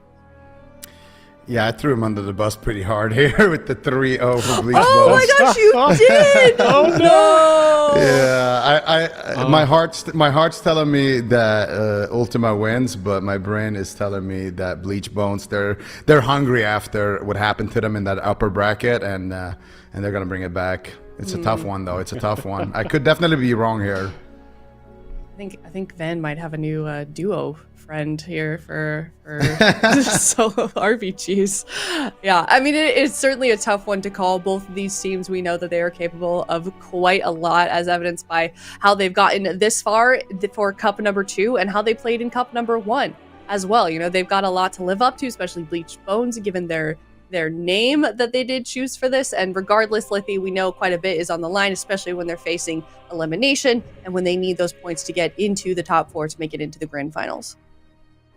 Absolutely. I mean, you're taking the words out of my mouth, right? This is lower bracket. This is the second cup already. There's only 2 more after this. So if you want to dodge this gauntlet, you better make it all the way through that lower bracket. And Bleached Bones, they've looked decent last week. Ultima also quite okay. This is the round they went out last week. And I'm pretty sure they want to improve their performance a little bit. Get some more points, but Bleached Bones are not going to make this any easier than it was before, as you can see here. And even if they do make it out, you're up against either Streamer Zone or Echo, so it's not going to get any easier. Yeah, certainly wouldn't. We've got some huge names that are in the other side of the lower bracket here. That's that next up series, the very last one of the day, Streamer Zone GG or Echo. So it's kind of weird that we're going to end the day with one of those teams not making it to Championship Sunday for the EU region. So we'll certainly be looking forward to that series, of course. But for now, we've got to get through this one. And it looks like we're a little bit crossed on the board of who exactly is going to make it out alive. And in a series like this, also, when we know just how close these two teams are and how much is on the line, that game number 1 choice, the conversations that are going on behind the scenes right now in terms of that blind play pick are extremely important. We're going to see where they landed here very, very soon as we head into game 1. Bleached Bones versus Ultima. Both these teams up against the chopping block. Who's going to get sent home? Who's going to get knocked out of the tournament first? It's game number 1. Ooh, we're getting the double dragon coming out from Ultima. Finally, we get to see Smite here on his Devastation Evoker, Cassidy on the Feral Druid, and Bleached Bones going to be running that Thunder Cleave, their kind of bread and butter main composition here. Lontarino back on the Holy Paladin, and immediately a huge opener here onto Jamie, and that's the scary moment here. The Devastation Evoker, especially in the opener, is going to do so much damage. They swap over to Lontar as well. There comes the breath coming out from Smite to try to force the bubble here. Can they get it? The Divine Protection is good here for Lontar. Cassidy now as well running down a little bit on the side of Ultima here, as Jamie had to use his Astral Shift in that exchange. Yeah, this is going to be a rough game for Blizzo if he doesn't decide to go for Cassidy, but is trying to run down Smite. Massive damage on the Evoker so far, because the Dragon mobility is just really tough to deal with, tough to keep up with for the Warrior. Lontar has very, very much his work cut out as the Eternity Surges are just hailing in on everyone here. Jamie already down to half HP. Massive heals need to come through for Lontar here. And Nethi just sitting in a very comfortable spot here. Can dip in and out of the fight. No real danger on him at the moment. But the swap over onto Smite is good. With the Earth Elemental stun followed up on the Stormbolt, Blizzo can bring in some good damage. And this Thunder comp really has been working massively for Bleached Bones. So far this season they haven't lost a single game with it. And Smite is down to 20%. Nethi in a full Repentance. This could be over already, Zico. Yeah, Smite's flying in right now, trying to stay alive. Beautiful time stop there coming out from Smite, stalling that CC chain onto Neffy. Now Jamie under heavy fire. The glare comes out for Lontar, trying to slow down the damage just for a minute here. But Jamie still down to about 50% HP. This feral damage really is tough to deal with as Jamie finally is proccing some lava bursts down to 20% HP. Jamie, the Save by the Light procs for him. Lightning Lasso coming out there as well. Lontar has so much healing ahead of him to do. He's dropping low. Jamie's dropping low, but still keeping up with the damage. It's going to be up to Blizzo here to really get that pressure onto Smite, try to stick to his target as much as possible. Beautiful quell there around the corner onto Lontar, just interrupting him. A back-to-back interrupt there as the double blue beam. Oh my goodness, Lontar almost going down there in that kick. That was beautiful double kick coming out from the Dragons, but he does manage to get that bubble off barely in time. Yeah, the follow-up Mamestone from Cassidy also on point. Lontar really being put in a vice there. And in comes the deep breath all the way around the back of the pillar. Lontar hodging Smite on arrival though. Nethy trying to get in and follow up. Blizzo trying to play defensive. Jamie getting rooted up, doing something possibly for his healer. But Lontar pops the Divine Protection. Only has a lay on hands to work with as Jamie tries to bring in the off-fields. Gets kicked off that. Cassidy feared to Nirvana on the other side of the map at the moment. Blizzo, he's popping CDs. He's looking to get aggressive here onto Smite or Nephi, whoever he can really touch, while Jamie is taking out Cassidy. So much damage on the counter pressure here by Bleached Bones, but how far is it going to go with the heroism rolling in? Nephi has to trade out the Emerald Communion, and for the moment, the game becomes a standstill. Yeah, Lontar gets off that Cheers Deliverance there behind the pillar as well, but now caught up in a bash into a sleepwalk. He has the trinket, but that's his last line of defense. Jamie now caught up in a stun, into a stun. He could go down here, but massive stone for coming out for Jamie, and that's going to slow down the damage here for just a second as Blizzo as well is starting to rot down. There's so much damage. It's such an explosive matchup. Anybody could go down. Lontar could be in trouble. Divine Protection around the corner, has the wings as well active, and he's trying to cross the map away from these lizards, but they are just chasing him down relentlessly. Look at Nethy lifting Cassidy there behind the pillar, but the swap to Nethy, big damage in this Hammer of Justice, but a nice rescue coming out there from Smite, slowing down the assault for just a second as Blizzo continues to chase Nethy here. Nethy trying to port away, but still taking so much damage. The Spirit Bloom does connect for Nethy. Nice Ursul's Vortex slowing down Blizzo for a second, but he leaps behind the target. He's just tunneling the healer, and at the same time, Lontar also dealing with the Dragon as well as Cassidy, just chasing him around the corner. Nethy still not out of the woods. Lightning Lasso connect. He could go down here. Jamie with big damage. Hodge on the trinket. Glare comes out for Lontar as well. Nethy trying to wrap around the corner, has the Obsidian Scales active, and he manages to escape for just a second, but mana is not looking good on either side, and both of these healers basically running out of cooldowns. Yeah, Wings now popped in from Lontar. He only has a sack available, and Nephi is basically out of options here, except for maybe the Dream Projectors. But how much can that really do? Maim stun here onto Lontar. After the follow-up here, Jamie down to 20%, solid inline here, but he gets a big shield, pops in the Astral Shift. Nethy down to 40% as well. The damage is hailing in on both sides. Who can get the better CC setup here? Smite gets inline, gets hexed, cross CC the Fear onto Cassidy. They swap over onto Nethy, trying to run him down, but Blizzo swaps over onto Smite. Cap Totem follows him up, interrupts his hover, but not quite enough. The Shockwave double stun, Blizzo with a big cleave, trying to take him down, but doesn't quite get the damage through. The time dilution is coming through. Nethy's last defensive out the window. Here's now the swap over into Blizzo. So much cleave damage here from the lizards. It's all raining in. Smite flies through with a deep breath. So much CC on every single person on Bleached Bones. How is Lontar keeping them alive right now? He gets a precog and gets the cast in. Jamie peels for himself with the Lightning Lasso, but Smite has the follow-up. This might be all over. The tank is empty, and the blind pick goes to Ultima. Ultima coming out of woodwork here with the double dragon comp. That was so close here for both sides. Such an explosive matchup. Nobody expected this to come out of Ultima, and they make it look so good. Lontar there with some MVP plays towards the end. Gets the fake cast, gets the precognition, gets the heals off, but it's just not enough. Running out of cooldowns so fast in this matchup, and I really like the swaps over onto Nethy, but he did such a good job just kiting around the corner and staying away from the damage. And we can see here towards the last moments, this was a nice hex there onto Smite, but he gets dispelled. Jamie gets caught up in the stun, and this is Lontar fake casting an interrupt here with the precognition in a second, and manages to almost keep Jamie alive right here. He fake casts that hammer, that flash of light right there, gets a couple of heals onto Jamie, but at this point he's so far behind. He's got no astral shift, he's got no stone bulwark totem, and I don't think he's actually playing the burrow on the side of Jamie. If he had the burrow, it could have been enough to stay alive for a little bit longer, but still both teams just working with nothing at this point, and it is going to be ULTIMA that takes it. It's one of those high-pressure games on both sides, but at the same time, I think this was almost one of the worst blind picks that Bleached Bones could have run Thunder into. Double Dragon is a almost unplayable comp for a warrior, honestly. Yeah, it's definitely a tough one here for Blizzo, just constantly getting slowed, constantly chasing these dragons with all their mobility. It's really tough for him to stick to a target, but they had some good switches kind of back and forth, but the problem is Cassidy as well is really left free in this matchup to kind of do whatever he wants, and if you leave Cassidy free, he's gonna do some work. He absolutely is, and I think that's kind of where you need to pick up the pace if you're Bleached Bones, right? Because we know they have options. You can bring in Mercy on a different pick. You can make Blizzo swap classes a little bit. Maybe the Asarogue would work. Maybe even Demon Hunter, something along the lines, right? Just get a little bit more uptime on these dragons if ULTIMA is going to stick to them, and just really put the pressure, because in terms of keeping the pressure up and putting ULTIMA on the back foot, there were more than enough moments where Bleached Bones was able to accomplish that.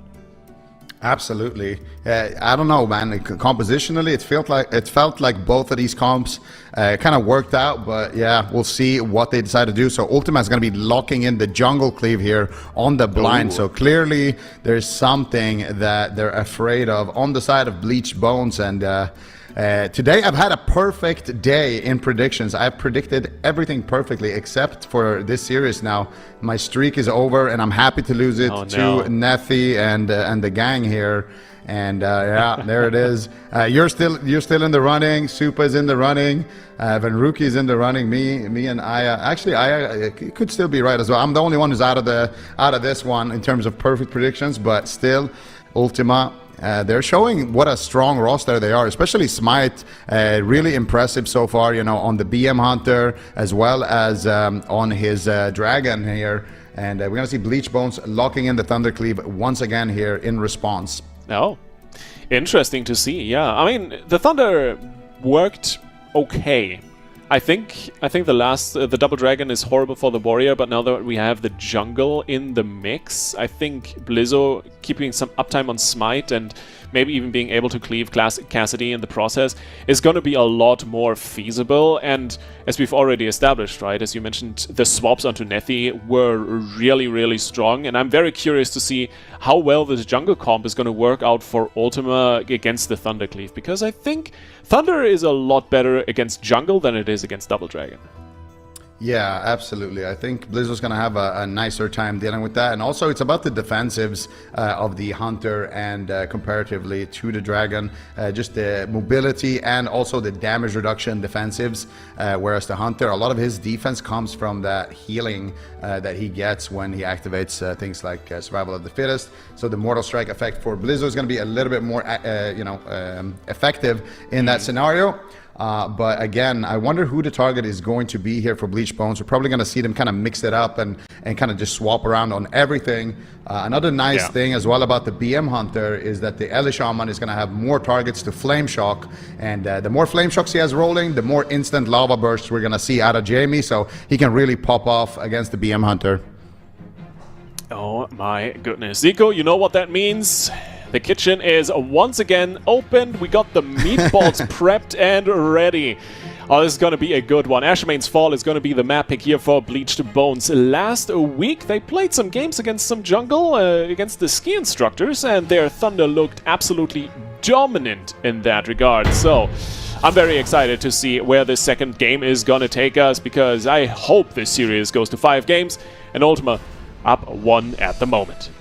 Oh, I hope so too. There's been an explosive opener already. The kitchen is open, the oven is running hot, and immediately Blizzo is trying to hunt down the healer, but Jamie gets opened on here by Cassidy, already taking some damage. Lontar pushes in for the Hammer of Justice there onto Nethi, looking for the Repentance as well, finds it actually, and now Smite looking for the crowd control, stun into trap potentially, no, scatter shot coming out instead, and into a half Smite? trap. He's It dead? actually what? What? Oh my god, Zico, the stove is burning right now. What is going on right here? 36 seconds? That's the fastest game of the season. What? We need to see that back on the replay. What just happened there? He had so many cooldowns still to respond, and it was just playing offensive, and all of a sudden, he's just gone. The kitchen is just burned up immediately here in the opener. So let's see here. So it was the Hodge rep was like kind of the CC chain that put Nethi a little bit behind here, but that's what did Jamie do? Because I've seen some big Earth Shocks come out of Jamie. I saw 2 million Earth Shock actually in the open bracket. So Jamie activates the Astral Shift here. They get the scatter shot, and they do use the Roar of Sacrifice Blade Storm as well, and he trades out Survival of the Fittest. He just dies through everything. He died through Roar of Sacrifice and Survival of the Fittest. What? Yeah, Bloodlust into triple Earth Shock, that's just, I mean, that's disgusting. We'll need to see the death recap for the actual damage values, but yeah, Smite got smitten, man. That's not good looking good. That's the thing. My goodness, look at Blizzo's damage here. 36-second game, 20 million damage. Yeah, Blizzo is definitely back here on the Warrior. I'm telling you, I'm glad Warriors is getting nerfed, man. Yeah, I think there might be some people out there who who have an issue with that comment, but we can see the def log. What actually happened here? Earthshock 848k, Slayer Strike, Earthshock, and also the time dilation was active there, so that's going to be staggering the damage and basically turning it into a big dot. And yeah, it's just, I guess, the perfect storm here, as Blizzo was blade storming when he went down there. Yeah, I mean, obviously, I don't want Warriors to get nerfed even more, but that certainly was surprising. So, series is evened out. Zico, we got a best of 3 on our hands, both teams on 1 point. We're going to Ruins of Lordaeron. Do you think Ultima is going to stick to this jungle? Because I'm not sure. I think the Double Dragon is the better pick here. Yeah, I think on the blind they want to lock in the jungle, and now we're going to see the Double Dragon. They're setting up Ruins of Lordaeron as well. I mean, this is the swing match, so Bleached Bones are going to need to win this one.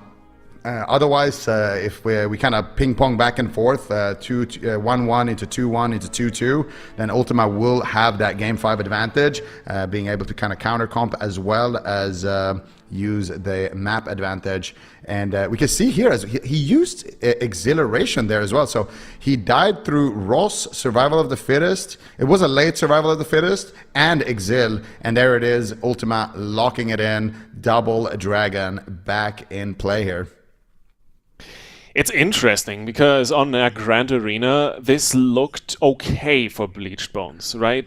Blizzo definitely making the best possible situation out of what he was dealt, but on Ruins of Lordaeron, I almost feel like the Warrior can get even more uptime.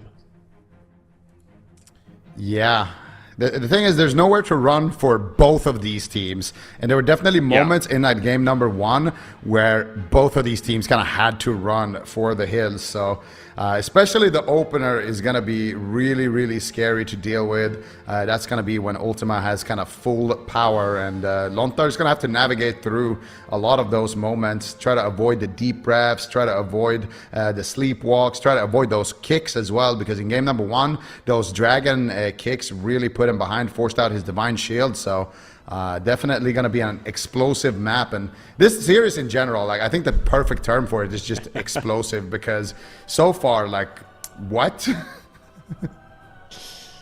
Yeah, no, I think that's a pretty good way to sum up that second map. So we'll start this over. We're going fresh. This is basically our blind pick, right? We'll prep up the map. It is one of the closer quarter ones, so very, very interesting. Of course, there's always options for ULTIMA to kind of change up their game plan as well, kind of make some adaptations in terms of who they are targeting and who they actually want to kill, instead of basically just trying to Lontar and rotate all of his CDs out. But we'll see how that all works out. We are on Lordaeron. We'll get to fight over the sarcophagus here in just a moment. 1-1. Let's see who moves up to match point. All right, let's see here. The gates are open. This is the swing match, Bleach Bones. They need this. This is a team that we've kind of expected to go really, really far. And ULTIMA, somewhat of a newcomer team, really putting them to the test here. We see an opener immediately here onto Jamie, dropping down to about 50% HP, but so far holding on to the Astral Shift, which is exactly what he wants to be doing in this situation. Here comes the deep breath, though. Here comes the damage. Is he ready? That's going to be an instantaneous Stone Bulwark, as well as the Astral Shift. They swap to Lontar as well. He's taking a lot of damage in that Rake Stun, but Lontar so far looking good with the Divine Protection. Bladestorm coming out from Blizzo, looking to cleave up Nethy potentially. Cassidy also taking a little bit of damage. He has the Incarnation active. Nethy using that Obsidian Scales into a Hammer of Justice. Jamie now into a stun as well. They're looking for the Sleepwalker potentially. No, a Cyclone, but he gets line of sighted by Lontar. Jamie and Lontar and Blizzo all rotting down right now. Lontar could be in big trouble. Catches a big heal with the Leon Hands, but now he's on Forbearance. They could take him down. They get a full Cyclone onto him. Jamie with no Astral Shift, and he is playing the Burrow this time around, so Jamie making a defensive adaptation. He might just need to go beneath the ground, but he's going to activate the Stone Form instead, caught up in a Cyclone. Lontar now forced to trade out his Trinket onto a stun. He gets stunned on his Trinket as well. They might push for the bubble. Lontar, what are you going to do? He manages to get around the corner with the Divine Protection, and I think he's going to be able to stabilize with that, but that costed him a lot of cooldowns in this opener, and Blizzo randomly is also dying here, Liffy. Yeah, it's not out of the woods yet. Blizzo is so low. Lontar needs to do so much work. The wing's not available. There's a Bob coming in. Nethy, or Smite, actually finding the Sleepwalk. The Roar is in as well for extra CC duration. Jamie has the Burrow to work with, but Blizzo is all out of CDs. There's Lontar's Bubble, and he just really needs to make something work here to top his team off. Jamie gets the full Hex in. The swap onto Nethy. The inline, the Lightning Lasso. So much damage, forcing the Time Dilation and the Emerald Communion. But can Bleached Bones stay alive? Blizzo dropping so incredibly low, trying to stick to Cassidy for the moment as Lontar is sitting in another Sleepwalk. Maybe another swap into Nessie, and Nethy could make things work here. Lontar has the wings back up. This should be more than enough to stabilize his team, and now Bleached Bones are on the march forward. If it isn't for Lontar just randomly dying out in the open. Blizzo trying to get some counter pressure here with the Bladestorm, doing a decent amount of damage there onto Nethy. Immediate gnome racial out of that root there. Nethy is taking a lot of punishment. They need the offense here on the side of Bleach Bones. Beautiful rescue there coming out with the shield, and Nethy now ducks into the air, but look at Blizzo just chasing him right on his tail. Manages to get fake casted there actually on the pummel, so Nethy should be able to stabilize with that. Chrono Flames coming out and now swap onto Lontar behind the pillar. He's got no way out. He has a Blessing of Protection if he needs it, and that's pretty much it. The last line of defense, he wants to hold it for Jamie, but he might have to use it onto himself. Hex coming out for Jamie onto Smite, but it gets dispelled immediately. Blizzo now randomly taking so much damage as well as the Cassidy gets stunned up, but he's going to Trinket out of that and keep going aggressive and just hold down W onto Lontar. There's the full Maim stun. Instantaneous Blessing of Protection. Double fear. Meanwhile, Double Fear coming out as they look to try to take Nethy down. Can they do it here on the side of Bleach Bone? This is their last ditch effort. Nethy recovers for a moment, but Blizzo now could be in huge trouble, and Bleach Bones got nothing left. Lontar just got the Tears Deliverance off. He has massive heals and the sack out rolling. They swap over onto Cassidy. No reversal available. Survival Instincts is there, but their target is Nethy. They just need to set him up properly. Another Deep Breath finds everyone on Bleached Bones. Where's the swap? Another Spirit Bloom coming through. Nethy topping the entire team as Blizzo connects. They're trying to swap over onto Smite, but look at the damage coming in from the Devastation Evoker. There is so much coming through. Blizzo is desperately trying to stay alive, trying to get the damage in. There's the Avatar. Once again, they swap over onto Nethy. This could be massive, but the Cassidy is maimed, stunning him, shutting him down on the attempt to push, and Blizzo is just crying out in the open. Cassidy down to 12%. Brings in the Survival Instincts. The Time Stop is in this as well. Nethy gets in line. Can he save his Feral Druid? Blizzo can't quite reconnect, but he's trying to once again onto Nethy. Here's the Bladestorm for massive damage, but Lontar is sitting in a full Sleepwalk. Blizzo in dangerous moments here, but for the moment, actually, everything is evening out. Lontar has a Trinket available. Blizzo has Rally. Shouldn't be going down here, Zico. Yeah, Blizzo finally making his way towards Cassidy. Cassidy still has the survival instinct despite that really close call right there. He has no trinket though. They could try to take him down in a stun. Instead, it's going to be onto Nethy. Nethy though, just running around the corner, blinking away. Blizzo getting dragged behind the pillar, realizing that he cannot chase the healer in that position. He's going to go back out into open field, but now here comes Smite. Here comes the damage. Disintegrates from double dragons, and there is the deep breath as well. Can they stay alive? Blizzo trying to just heal with the enraged region, and somehow, some way, the sacrifice connects. And Blizzo is able to stay alive, but Cassidy now is going to be taking a decent amount of damage. Here comes the Bladestone. Cassidy is getting chopped off. Oh my goodness, the damage is absolutely insane. And he's holding on to the survival instinct still, despite being on 1% twice so far in this game. Blizzo, meanwhile, caught up in the deep breath. It hits everybody on the side of Bleach. Bone Smite looking for the kill. Blizzo so low. Defensive stun coming out there onto Cassidy. He trinkets out immediately, landing a kick onto Jamie. Cassidy just kiting, trying to run away so far, but the lightning lasso is good. Nethy and Smite just lifting Cassidy away from harm's way. Beautiful Ursoc's Vortex there with the lift, and Cassidy gets a meld rake stun onto Blizzo, but Blessing of Protection coming out there as he continues to push forward. Yeah, he has Recklessness and Avatar ready. Blizzo is trying to make one last final push as Blontar is He has nothing left in the tank. Emerald Communion still available. This is looking hopeless for Bleached Bones, but we've seen miracles before. Cassidy once again getting time stopped on half HP. Great adaptation here from Nethy. Once again, the swap over onto Blizzo. Full maim stun into the DR bash. They are trying to finish him up here. Open field. Jamie is down to 20% as well. Lontar just looking at his empty mana bar, asking himself, what can I do? The answer is one last set of wings, one last push, one last attempt to turn this entire game around. It's the miracle that Bleached Bones need, but they can't connect at the moment. Once again, the dragon damage hailing in. Full maim stun on Blizzo. He is sitting on his grave. Will he be put 6 feet under, or is it Lontar first to fall? The question very much answered in this very moment as the last few lasers are coming through, and Blizzo will be going down. ULTIMA 2-1.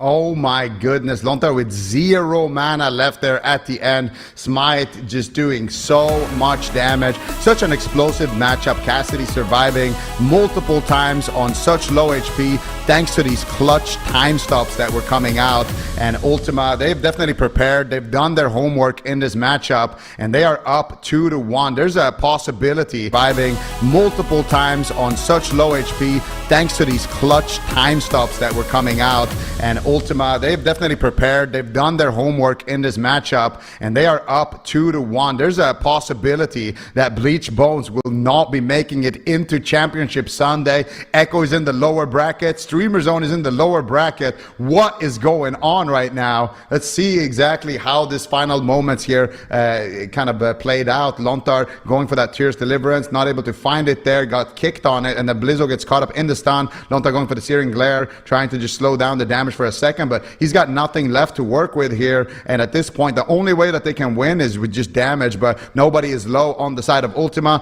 Blizzo is just sitting here in midfield trying to kind of keep himself alive with his own self-healing, but it's not going to be enough. Nethy is there as well, dishing out extra damage. Jamie's dishing out the heals, but at this point an Elish Shaman is not going to keep you alive, and the deep breath connects, and they almost get a double kill onto Lontar and Blizzo at the end of that one. Yeah. Just overwhelming pressure over the course of the game. Yes, Bleached Bones, they had some really good moments, especially those random swaps onto Cassidy or onto Smite, where they just get one shot down to like 10%, and Nethy somehow manages to recover everything. But very obviously here, 6 minutes deep, Lontar is Nethy still sitting on big cooldowns and mana. Well, at the very end here, not anymore, but until it was important, he had gas left in the tank, and that's the only thing that matters here. If Lontar had gotten an opportunity to like drink just a little bit or play a little bit more mana sustained over the course of this match, I think this might have had a different end, but the map just not offering itself to that scenario, I think. Yeah, that's a really, really tough one. And also for Blizzo, every time he got somebody low, there's just these kind of really annoying situations that he had to deal with. The rescue coming out from Smite onto the target that Blizzo is hitting, and then also dropping out those Ursul's Vortex, like when Cassidy's low. You just have like this little dragon just lifting up the bear and bringing him to safety, and then dropping the Ursul's Vortex to keep Blizzo pinned for just a second so he can't just instantly leap after them. But we are locking in the Rogue Lock Paladin here on the side of Bleached Bones. Ultima going to be rocking the double dragon here on the blind. So I assume this is the matchup that they wanted to avoid, but I actually don't mind this too much because at least they're forcing this to happen on hook point. So they don't have to play kind of the jungle into Thunder on hook point, and instead they're opting for this matchup. So Ultima, you know, with the pick disadvantage this time around, I feel like I actually made a really good choice here. I like this. I mean, I think it's a good attempt into the comp. I'm not quite sure how well it is actually going to do into Rogue Warlock, or actually how well Rogue Warlock is also going to do into Double Dragon, right? I think this is one of those matches that can go either way.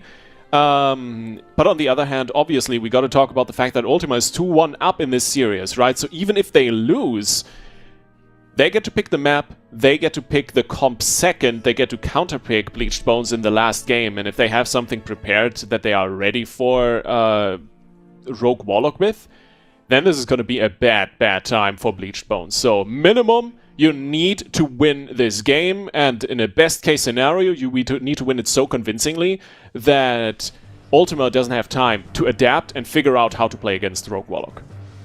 They're going to need to beat jungle with the Rogue Warlock as well if they win this. So it's going to be a tall order here for Bleached Bones to kind of claw their way back into this. Backs are against the wall. They could be eliminated here already today on Friday, which is not something that most of us expected. Bleached Bones being you know, kind of a household name. A lot of these players are just you know, used to competing on the largest stage. Lontar won AWC last season, so this is you know, a very decorated team, and they find themselves in this situation. The double dragon coming out from left field. Mercy is going to be the target of choice here for Ultima as Cassidy immediately opens up onto him, and now here comes Mercy. He gets a big row of dots immediately onto the Feral Druid. Blizzo looking for the Garrote Kidney here onto Smite as well. Lontar's going to be the target though. Takes a lot of damage. He can't greet it. It's match point. Lontar going to trade out the Divine Protection and go around the corner here with the wings. Should be enough defense, but so far good opening pressure. But meanwhile, the Rogue Lock Rot is going to start settling in here very shortly. Yeah, especially because Mercy can position himself freely here. Beautiful gateway. He gets hodged on the jump. Cassidy in so much danger right now. Nethy trying to get in there to help his druid, but it's working only to an extent. Blizzo taking some damage here in the background, trying to set up some CC. Finding himself in a lot of trouble. So much damage. Pops in the evasion, but Lontar trying to keep him alive somehow. No sec available. The wings also on cooldown right now. He's trying to reposition Cassidy in the meantime down to 20%. There's so much damage on every side here. Ultima almost going down in this situation, but so is Blizzo getting away with his life on his tongue in the most literal sense, it seems like, as Smite gets Garrote silenced up, the vanish from Blizzo coming through. They're trying to reset, they're trying to kind of set up again to get some sort of go, and as Cassidy is just completely dying.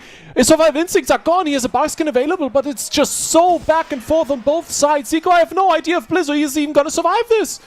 Yeah, I don't know. Lontar doesn't probably even know at this point. Blizzo gets caught up behind the pillar, but meanwhile Smite is running down. This could be a cross kill. Bob comes out onto stun. Lontar with the Divine Shield onto Cyclone, and now Blizzo pushing forward. This game is going to be ending very shortly. Nice counterspell coming out from Mercy here onto Cassidy. Cassidy with nothing left. Full fear onto Nethy. He trinkets out instantaneously. Rewind coming out there for Nethy should be enough to stabilize Cassidy as he makes one final push. Blizzo with no cooldowns left. If they can land anything onto Lontar, there's the sleepwalk. Cassidy though gets feared by Mercy. Mercy's running down. Blizzard's running down. Defensive smoke bomb. I don't think it's going to be enough. The gouge comes out. Shadow step defensive. Chief Death procs for Blizzo as he miraculously stays alive. Mercy as well. Still low, but Lontar manages to recover his team one final time as Bleached Bones are just seconds away from being eliminated. Smite looking for the sleepwalk. Gets interrupted by Blizzo. The last Blessing of Protection comes out. They need pressure. They need to end the game right now. They need to get crowd control onto Nethy, and that is the only saving grace. He doesn't have a trinket. There's the Hammer of Justice justice onto Nethy. Smite shuts it down though with a big deep breath. There's the full sleepwalk. Lontar trinkets out. Sacrifice. Is it going to be enough? Blizzle so low, rotting down to the sacrifice as well on the side of Lontar. Cassidy's rotting.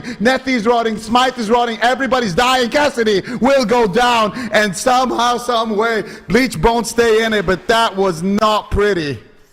Oh my god, what did we just watch? Mercy still taking a massive amounts of damage, but as Smite falls, this is officially evened out. What a game, what a series we're watching here. Zico, you're kicking it into overdrive here. What is going on? I don't know what's going on. I'll tell you what's going on. Drive overload. They're kicking into overdrive up there in the top bracket. They're just thankful that they don't have to deal with the shenanigans going down here in the lower bracket. But look at Blizzle, man. This defensive smoke bomb play right before this, when he's cheat death procced, the shadow step and the kiting, manages to stay alive, gets a defensive kidney shot there onto Smite. They have the damage there at the end with the execute from the assassination rogue, but my goodness, this could not have been any closer. And this was Bleach Bones map and counter pick, and all of a sudden we're going into game 5. Like, what do you even do at this point if you're Bleach Bones? Like, do you lock in this comp again? Do you play Thunder again? Like, what do you do here? I honestly can't tell you. This was such a chaos. I couldn't even tell you where this game went wrong for either team. It felt like Ultima was in charge until a very specific point where they overwhelmed Cassidy and he lost the majority of his cooldowns. Nethy had to toss in everything and the kitchen sink afterwards. And from there on out, it was just this ever-present kill pressure. And somehow it worked out and Cassidy died here in the end. It's not a game I would like to make a prediction off of, because I don't think this was a clean game. This was a messy as heck, but very entertaining. Oh yeah, it was definitely entertaining. I mean, for us, for Nethy, I don't think that was too entertaining. Look at his healing, 1 mil HPS, not enough to keep his team alive. I mean, we haven't even gotten to dampening yet. Like, everyone is just dying left, right, and center since minute 1. And yeah, this is just a crazy series right now. Mercy manages to keep his team in the fight. Blizzle, honestly, if he got a bad cheat death there, he would have just been over. So I mean, he got a good cheat death, and he can thank the stars for that one. But I don't know. Yeah. I really don't know here for Bleach Bones. This could be the last we see of them in this tournament, unless they find something. I mean, they have Jamie BM Hunter. They have some other options as well that we haven't seen. Like, do you just abandon this, or like, what do you do at this point? Dalaran Sewers going to be the final battlefield in this slugfest in the lower bracket. Oh my god. And it's such a good map pick for Ultima as well, right? We saw Nethy pull some crazy plays, I think, against Phoenix Reborn already on this map. It's just such a rough time to maneuver against something like the Dragon, something, yeah, like the jungle even as well.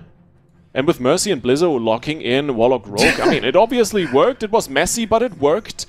So why not have it work again, right? I would almost expect Ultima to stick to Double Dragon here, especially because of the mobility. But jungle also just works on this map. I'm so torn, Zico. I can't decide.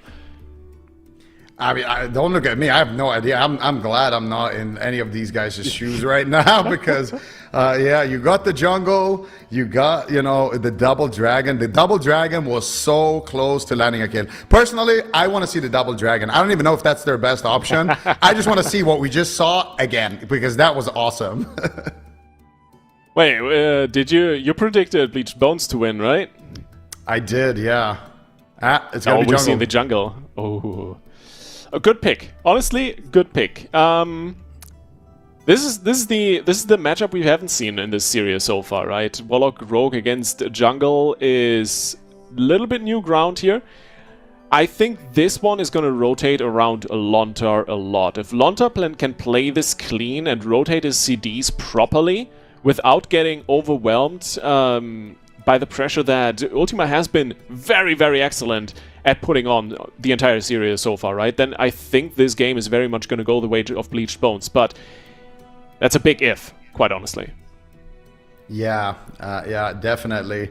And I mean, you got to give credit to Smite as well. This guy is just jumping effortlessly between the BM Hunter, between the Evoker. But at the same time, the last time he played Hunter, it was probably the shortest game. I think the shortest game of the season, honestly, 36 seconds short. So on the side of Bleached Bones, maybe they can exploit that, try to punish Smite a little bit. But at the same time, Bleached Bones, man, they got their work cut out for them. Lontar, he healed like an absolute machine in that last game, and he's going to need to do it again because, let's be honest, it's not going to get any less healing intense for him. Now we're adding in the Mortal Strike into the mix. We're adding in the traps into the mix. We're adding in all that Hunter Burst into the mix. I'm happy. I'm not in Lontar's shoes right now because he's definitely, he's going to be losing some hair follicles for sure on this one. Oh, absolutely. It's gonna be rough for him. But I do like the chances for Mercy here because in the series against Phoenix Reborn earlier, we saw once Mercy was unable to connect to the healer, like Bleached Bones started struggling like crazy. Against Ultima with Nethy needs to be in the fray on this dragon. So Mercy has uptime, and that might be just what they need. It's match point for both teams as we head into Dalaran Arena. Let's see who stays in the tournament, stays in the lower bracket, and who gets to face the Megalodon of either Echo or Streamer Zone. Let's kick it off here. Rake stun onto Lontar and Mercy. Big cross CC. Zico, this is heating up very quickly. Yeah, things are already heating up. Triple Garrots coming out. Lontar is going to trinket the first Diamond Ice Trap instantaneously. He does not want to be messing around right now. Mercy teleporting away from the zoo. And here comes Nethy. Fake casts a kick as well. Gets a precognition. Looking for some damage into the fray. And already everybody is rotting down here on both sides. Lontar trades out the sacrifice in that exchange. Already used his wings as well. Blizzo already taking a decent amount of damage, but manages to recover. Lontar sitting through a full Cyclone with no trinket. This could be a dangerous situation for Mercy. He's going to respect it and instantly trade the unending resolve. He gets a full fear onto Nethy. Nethy wants to sit through that CC chain, but Smite needs to be careful. Smite's going to trinket out of a stun, use the exil heal. Mercy as well, rotting down. He's got no unending resolve. Big damage connecting here. Lontar looking for the Hammer of Justice, trying to get aggressive. Mercy with a nice fake cast there, gets a precognition, and now Lontar potentially in crowd control. No, nice Hammer of Justice onto Cassidy as he is overextended. Mercy's going to relay his gateway as both of these teams gets a moment to breathe here. Exactly. 2 trinkets available here for Ultima on Nethy and Cassidy. It's not looking as good on Bleached Bones. Only Blizzo has that available, including the cloak. So overall, maybe with a push onto Cassidy, this is going to work. Shadow Step Garrot onto from Blizzo here on Cassidy. The full kidney shot follow-up. And Smite repositioning, but the damage on Cassidy is massive. The rot coming in on Nethy as well. So much damage onto Mercy. The swap is in. The wave stun. 5%. The smoke bomb coming through. Somehow Lontar finds the heals with the bubble stabilizing his team, but the turnaround damage is there. Ultima struggling to stay alive as Nethy is keeping everyone healthy. The gateway out. Bleached Bones on the run. Lontar gets to stabilize. Cassidy on 20% might be overextended. 0 defensives left. 5 seconds onto the buckskin, but Mercy is sending him home. Can they take it? Can they turn it around? No way. For the kill, and Bleached Bones take this serious. No way! Mercy was 1% HP. Lontar instantly bubbles the freezing trap, manages to get the blessing of protection, the defensive / offensive smoke bomb coming out from Blizzo. Absolute MVP. I really hope we see that on the replay because that was the moment. Mercy got bopped, and just that 1 or 2 extra seconds of denying the purges from the Hunter with the smoke bomb is enough to allow Lontar to just pick up Mercy to somewhat stable HP. Then they get the Soul Burn Gateway right here. Look at this. Boom, bubble, bop, and then just that 1 second where Smite has to move in to purge that bop is enough time for Lontar to get another global off, and then here the Soul Burn Gateway comes out. They both immediately evacuate the situation, and then here comes Cassidy, pushes in, getting very aggressive, but he has to respect the execute from the Assassination Rogue, so he goes back into bear form, and unfortunately here, Nethy is spell locked, so he can't use the Emerald Communion until it's too late. The spell lock from Mercy is absolutely disgusting, and they managed to stay alive in the tournament. My goodness, what a series. I think this has to be one of my favorite series in the AWC that I've gotten to cast so far. This was so much action, so many clutch plays and microsecond decisions. And especially, I think the kick here at the end from Mercy. Nethi coming in, trying to get the deep breath, and Mercy, the dream breath, and Mercy kicks him on it, while basically being murdered and trying to take down Cassidy at the same time. Absolutely incredible all the way through.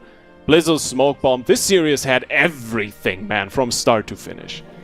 Yeah, that was disgusting. I want to see that kick again. So they kick a Dream Breath right there, and then I think the spell lock on the Dream Breath is what seals the deal for Ultima here. We're going to see it in just a moment. Right there, that was so quick by Mercy. Such a level-headed play right there. Yeah, because if he locks that green school, that's the same one as the Emerald Communion. And a little bit of a misplay, honestly, there from Neth. He should have just sent the Emerald Communion and pushed for the win. But it's easy for us to say when we have everything playing back 5 times in slow motion. It's a little bit different when your whole team is rotting down and the enemy players are all dying, and you have to kind of decide if you want to hold it for later or if you want to greed it. And of course, this push here could have easily just been the game as well for Ultima. What an entertaining team. I really loved what they were able to do this weekend, but Bleach Bones, they're going to stay alive, but I mean, this lower bracket is not looking any easier. We got Echo in here. We got Streamer Zone in here.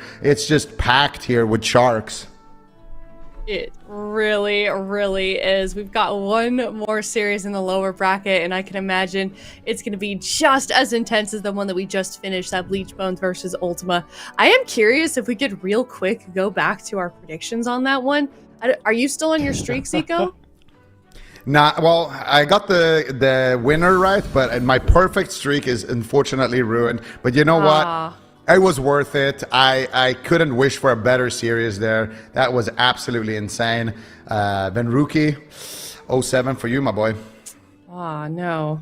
Well, we got a real shark now showing up on broadcast just to demonstrate how scary this lower bracket is looking. It's very, very tough here. Is it? Oh, no. Oh, well, I do. I have a dog, but Lithy has an actual shark, which is what I was referring to. But yeah, no, it's tough. It's tough for sure. The lower bracket looking very spoopy, and just in time for October as well. We can take a look at the lower bracket right now. Bleach Bones, of course, they're waiting on an opponent for this upcoming series here. StreamerZone.gg versus Echo. Echo, they got dropped down to the lower bracket early on by Phoenix Reborn in those offline games on Wednesday. Now they're fighting it down there. They beat 07 3-0 earlier on today. And now they're up against this jungle team, Zico, and I'm really curious to see what StreamerZone.gg has in store for Echo this time around. I mean, it's going to come down to their Feral Mage Paladin, I think, because they look decent on that. Like, I really love that they have the Tessia pickup. Tessia is just such a phenomenal mage. He's so underrated. He's like one of those guys where he's not like a big streamer. He's not, you know, like always on the flashiest teams, but the people who are kind of deep in the EU scene, they know how good this guy is. So I hope we get to see some more big ice walls coming out of this guy, and I hope we get to see the Feral Mage Paladin again, that we did see Echo kind of struggle with a little bit against Drive Overload. They were able to win that, but it was definitely not convincing. So I think if Streamer Zone can pull that out, they're going to have a decent shot here. But at the same time, Echo, they are in the lower bracket, but they are such a tough team. You know, you can beat them once, but that second time, they're going to really just power up and give it their all. So it's going to be a really entertaining match for sure. Yeah, I think so as well. So stick around for that. That's going to be our last series of the day. Before we do head to that, we're going to play one more round of Guess the Spell. No, do as well as we do, because we're really good at this one. Right, guys? So far, I've had a good day. You have had a good day. That wasn't even meant to be sarcastic for you. Okay, you lock your target, something shadows for 5 seconds. Something that has range, requires level 40. This seems like a counter spell or like a spell lock maybe. I don't know. We need the alternatives. There's I'm not sure. This is gonna be a tough one. This is a hard one, man. What? Spell lock, shadowy duel, shadow bite. What is shadow bite? Shadow bite. Isn't that? I think that's the DK pet interrupt. Isn't it the Warlock, like Fell Hunter damage thing? Those are two very I different don't know. things. Maybe that's Maybe. it isn't classic. I don't know. I'm a classic Andy. Shadowy Duel. That's a talent though. Would they hide the fact that it's a talent from us? They I would. don't Yes. Oh, they absolutely 100%. I don't think it's Shadowy Duel. I want to say this is really hard. I want to say Spelllock, honestly. I'm feeling Spelllock. But going wait, with- it says something with 2 yards. I think Spelllock is longer range. I feel like Warlocks kick me from Narnia.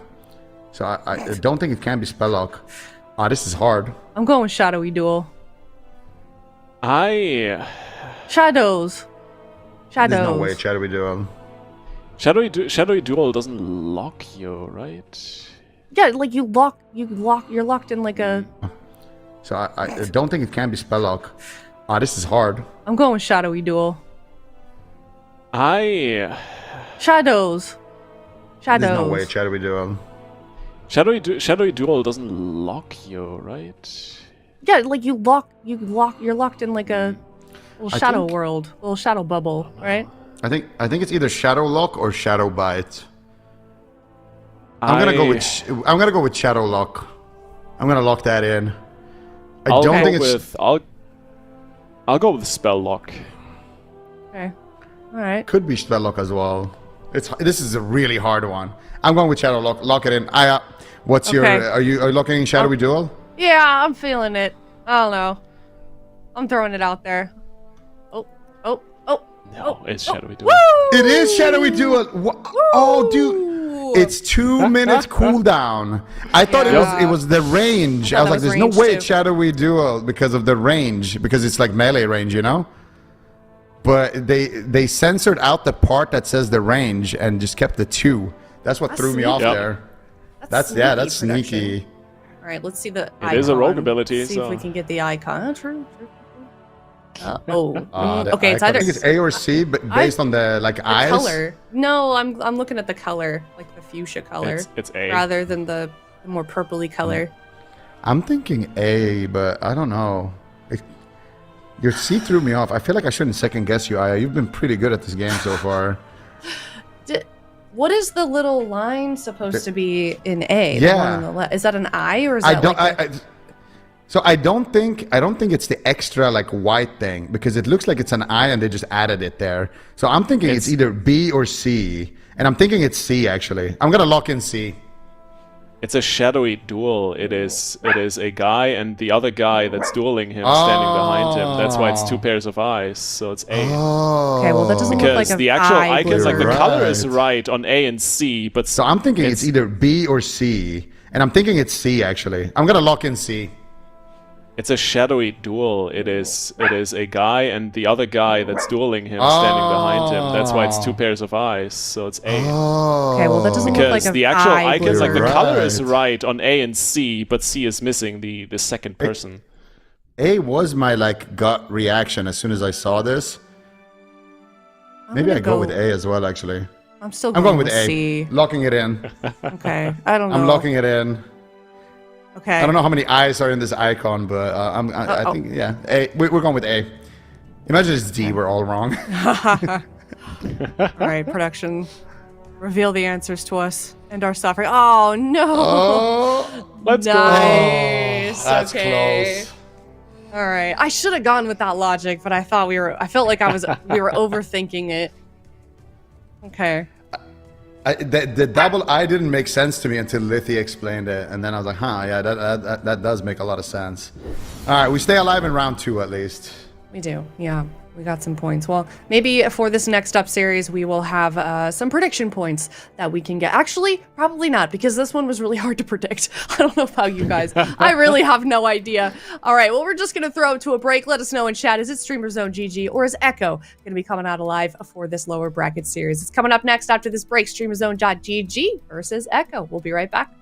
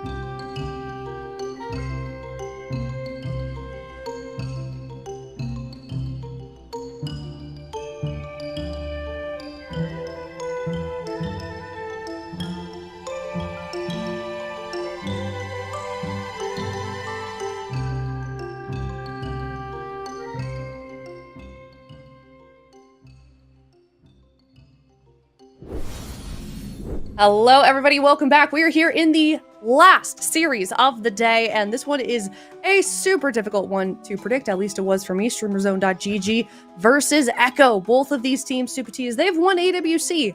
They have had tremendous seasons, and now they're meeting each other in the lower bracket. Of course, Echo, number one, currently in the standings, having won that first cup. What's it going to take for StreamerZone.gg to overtake them?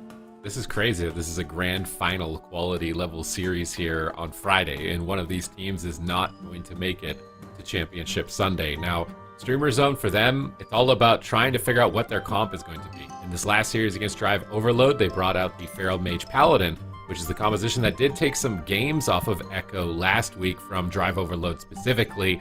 However, it seemed like they've got a couple of moves to iron out with this composition. Particularly, we saw a lot of usage of the Ice Wall to line of sight enemy attackers and try and isolate targets and burst them down. That is something that definitely could be employed here in this series against Echo, but I think it's just general synergy building because Relza has been playing Priest in most competitive play, so now he's stepping out of that comfort zone onto the Paladin. Tessia needs to be integrated into the roster as well, because typically this team is playing Feral Hunter and Priest every single round. So if Streamer Zone can get this composition online and get their plays together, then they are definitely going to be in a strong position in order to take down Echo.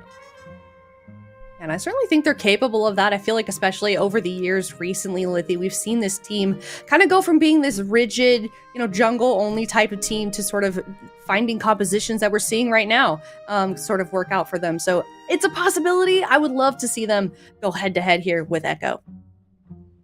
Absolutely, especially because considering that the Feral Mage, especially in NA, has been very, very successful. Last weekend, famously, the Power Toads kind of reverse sweeping Welcome to the Zhang there on the Rogue Warlock, and I feel like it's almost a little bit of a better version of Rogue Mage in this current meta, just because the consistent pressure is a little bit higher. Yes, you still need to outplay these setups, especially that an experienced RMP team like Echo is going to throw at you, but in the series against 07, we already saw, once Echo gets under fire, once especially Meh gets pressured a little bit more, things are going to get a little bit dicey for Echo, and they really need to pull out all the stops. They need to be locked in, especially for this series. Most definitely do. We've got the predictions lined up here. I saw a couple of them during break from chat, but let's see if we agree. Is it going to be? Oh my god! What is happening right now? Okay. Oh my. Combo breaker, Lithy. Wow. Oh no. Hey. Okay. We're all on the same page. Are we going to all be wrong, or are we going to all be right? Probably. Yeah. Can we change my prediction to 3-0? Not allowed to. Why? 3-0 Streamer Zone? No, 3-0 Echo. Trying to get one extra Echo. perfect point. Wow, you don't think they have a chance at all, Lithy? No, I think they have a chance, but I also think Echo... There's series that Echo takes serious, and there's series that Echo doesn't take as serious. So, on one hand, this was way too much of the use of the word serious in this scenario from my end, but also I do feel like Echo is ready and locked in for this one, and they're not going to show any weakness. Okay. Hopefully Streamer Zone is just as prepared. I mean, they definitely don't want to get knocked out this early. They're a team that is capable of so much. Both of these teams have quite a lot to prove. They also want those points to make it into the top four. Echo pretty safe right now. Streamer Zone, not so much. So we'll see if maybe they want it just a little bit more and if that makes a difference. We're heading into game number 1, StreamerZone.gg versus Echo.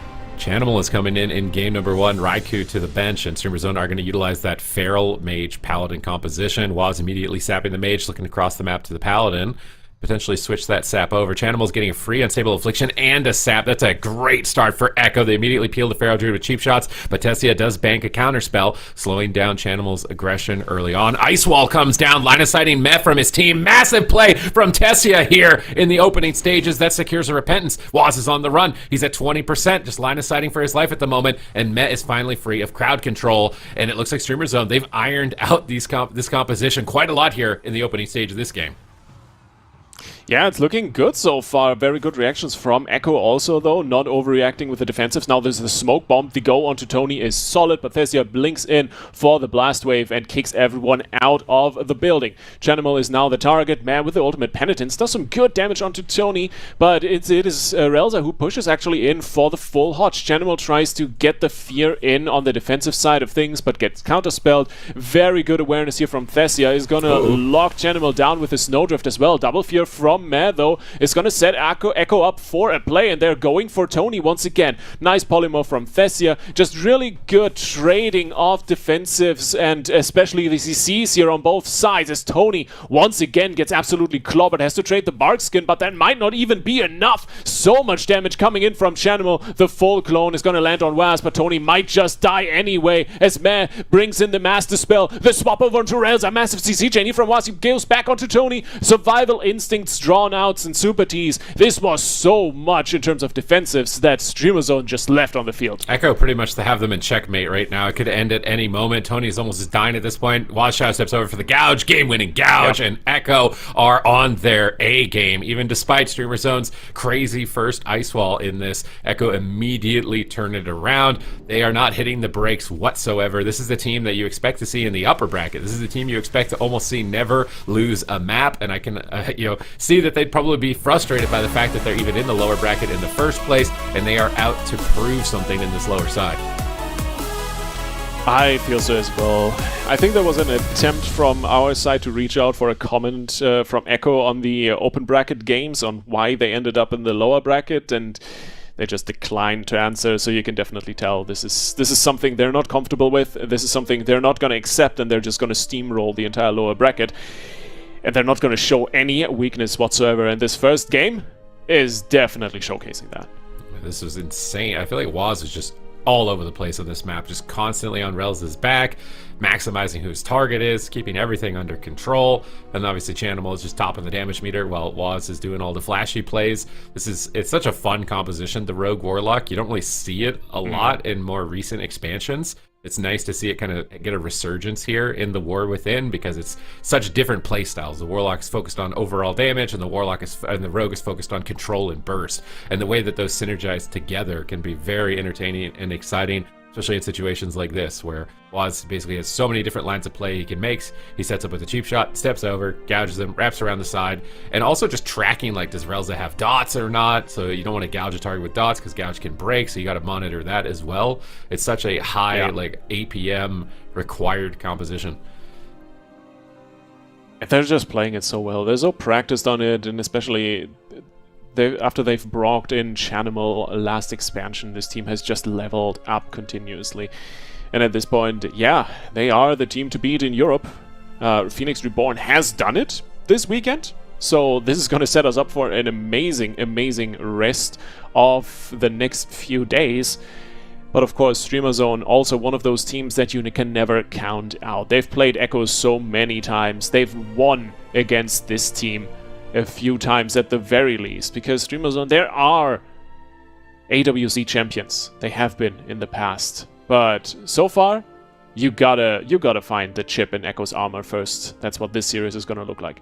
Yeah, I think for them, it's just growing into this new composition, incorporating their fourth member, kind of getting out of that jungle, or maybe they'll play jungle into the Warlock. The Beastmastery jungles have looked pretty decent into a lot of these Warlock teams. So I wouldn't entirely be surprised to see Streamer Zone change composition here if they want to try and keep this a little bit close. If they're worried that the Feral Mage just isn't polished enough, because in all reality, that game was really fast relative to the other games that we've seen from them, right? We've seen like 8-minute games from them in the upper bracket. So yeah, they're not comfortable with it. They want to try and get the edge here if they can with the Beast Mastery Hunter into the Warlock.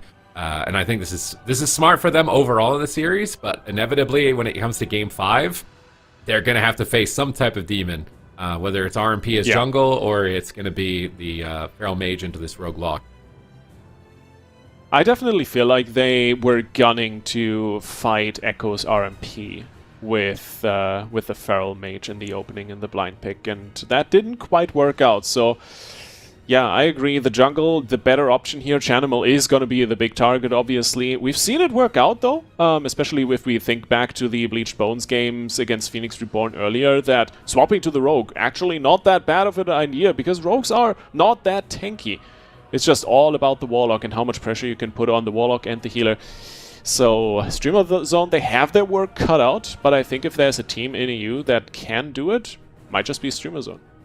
I'll see if they can scratch the behemoths that are Echo here, or are they just going to go out of this 0-3, bringing in Casu and Tony. This is, I think, wise on their part. Play mains into mains. Also, it's kind of a bit of a respect thing, especially when you're facing a team like Echo, going like, you know, almost full ult kind of in a way, because that's a comp we've really rarely seen from them.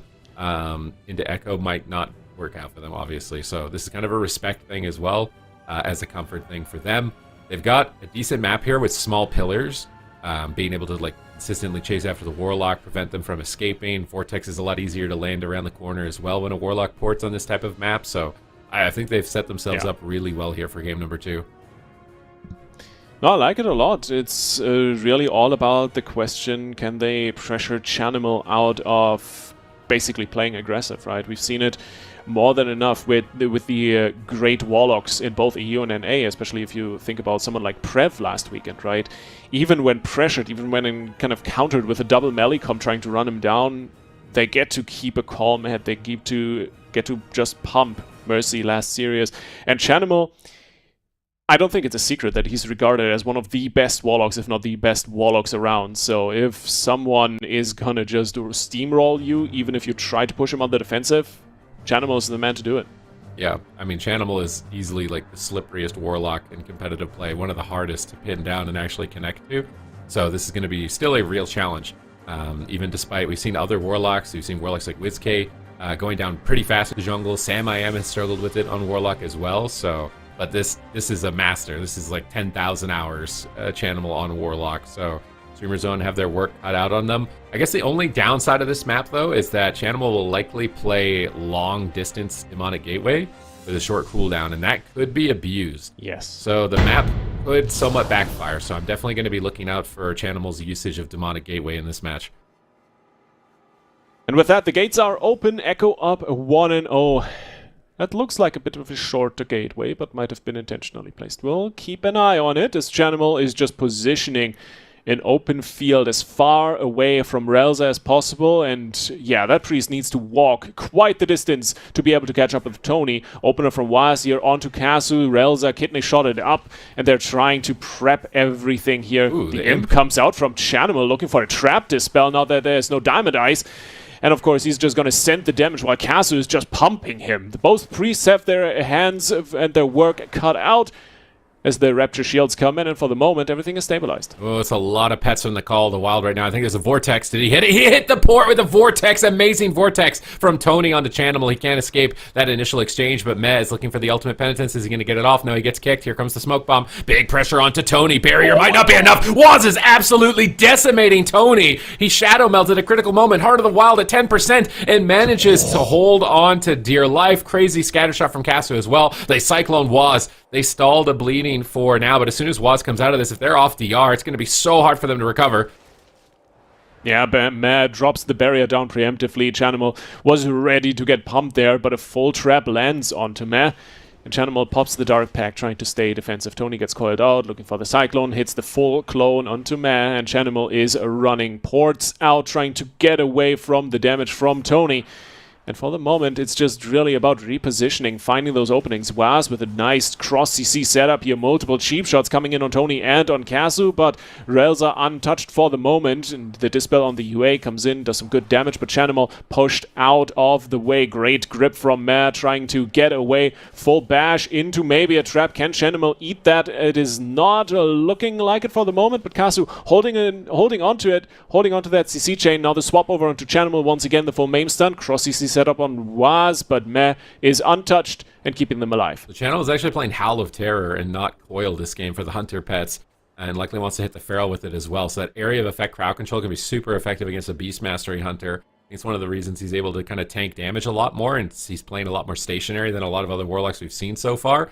Waz caught in a vortex in a root right now. He's trying to chase down Tony. It's Tony versus Waz on that pillar right now. Who's going to get the stun first is the question. Casu is still hammering away on Chanimal and trying to chip and get some pressure. Here comes the stun. Where's the trap? Is he running Imp Dispel? Likely trying to cover it with that Mark of the Wild and Root, but they get lucky. Doesn't matter. Waz is just dead anyways. What an insane swap. It's not stopping. The damage is not stopping. Casu is absolutely annihilating Waz right here at the 3-minute mark. This is crazy damage. He almost dies through Chi Death. They get Cloak of Shadows. They get Mez Trinket. They get everything from Echo, and Streamer Zone are back in the game. What a push once again. Crazy damage out of nowhere, but they can't relax just yet. Tony needs to be careful. Good swap. Nice double fear from Meh. Waz looks for the CC onto Relza. Finds the cheap shot into the gouge. The trinket not quite used yet, and Tony just pulling as far back from Chanimal as possible. Casu popping in the second wall as well, and for the moment, Streamer Zone on the run, trying to reset. But this is also giving Echo a moment to breathe and a moment to re-establish themselves as Casu is down to half. Sacrificial Roar traded out, and Relza is losing the mana game. Gets a bit of a drink in, but a massive dispel. He's silenced. Casu might just go down. The turtle comes out at 5%, clutching it out and keeping him alive, but Tony might not be as lucky, Super. Oh, full fear on Relza. Tony's in trouble. He pre-bear forms. They get pain suppression. Will of Forsaken was available. Relza breaks the fear with it. Big Rapture Power with shields. Relza is trading everything to try and recover his team right now and turn it around for a big swing. But Waz has Trinket Evasion. Chanimal still has Unending Resolve. He's still got his Portal. There's a lot actually for them still to work through. They're falling behind on mana, and they need to get lucky landing these traps. They're using Hunter's Mark, and they're using Entangling Roots to try and RNG the Dispel from the Imp, because the Imp only removes one magic effect at a time, but he's been getting really unlucky covering it. The traps have been removed, and now Kidney Shot is onto Relza. He has to paint up right away. They use Survival the Fittest as well. It's a double wall, and he's still just dying. Met is laying in with that penance. Waz Shadow steps over. Is this lights out for Casu? It's a Shadowy Duel. Cloak of Shadows all in, and it's not enough. Relza blocks the kill with the Void Shift. He's going to be put into a gouge. They swap back to Tony. Tony sees it coming. He pre-bears the bomb. If he was not in bear form right now, he would 100% be dead.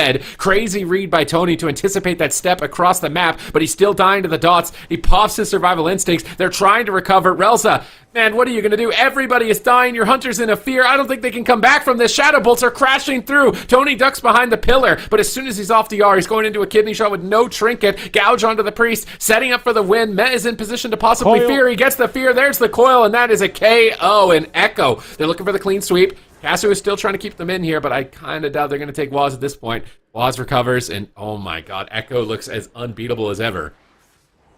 Oh, I wouldn't call that unbeatable. Those were some incredibly clutch plays, like a millisecond and a breath on that keyboard, so the key goes down a little bit later, and Waz is dead in that scenario. Absolutely crazy matchup between the two, but obviously Echo moving up to match point. If you don't knock them out on the chances that you have, they're going to recover. They're going to take you out, and they're not going to let you get back to any good position ever again. Oh my god, this is an insane game here, but you can see the comfort for Streamer Zone. They lasted way longer in this series, a lot more punches back as well in terms of pressure. Mana was really close, so maybe it's a case of like right now their best option is going to be jungle, and then work for week 3 on getting that Feral Mage Paladin, at least in this type of matchup against Echo. That is such a monster of a team. Because they look way more impressive on this. Also, it's interesting, is he going to run Diamond Dice next time? Or maybe, I mean, if they get lucky with the Dispels on the Imp, I think the regular trap is better. But I think they just got really unlucky. Chanimal got like 2 traps in a row through multiple debuff covers. So it's like he won a 1 in 3 roll basically twice. If he doesn't win that, it might be completely different in terms of overall pressure. So maybe you do actually just go for the dice roll.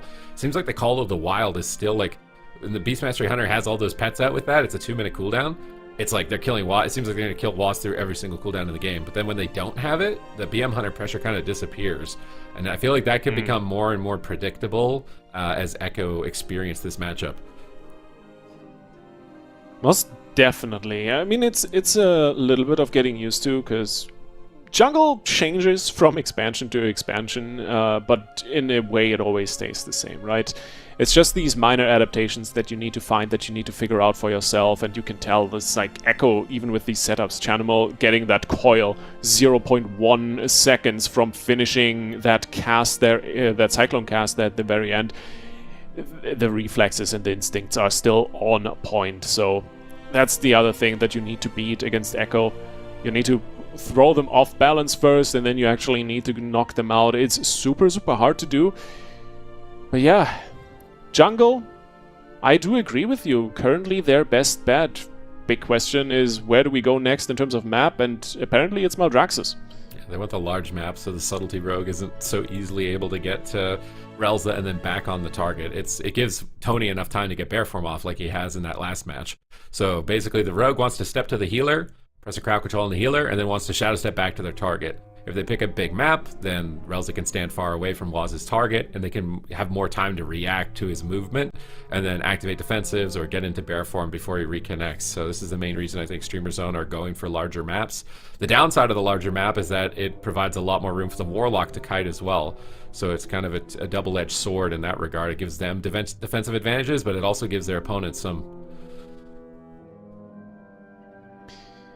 We shall see where the whole thing goes.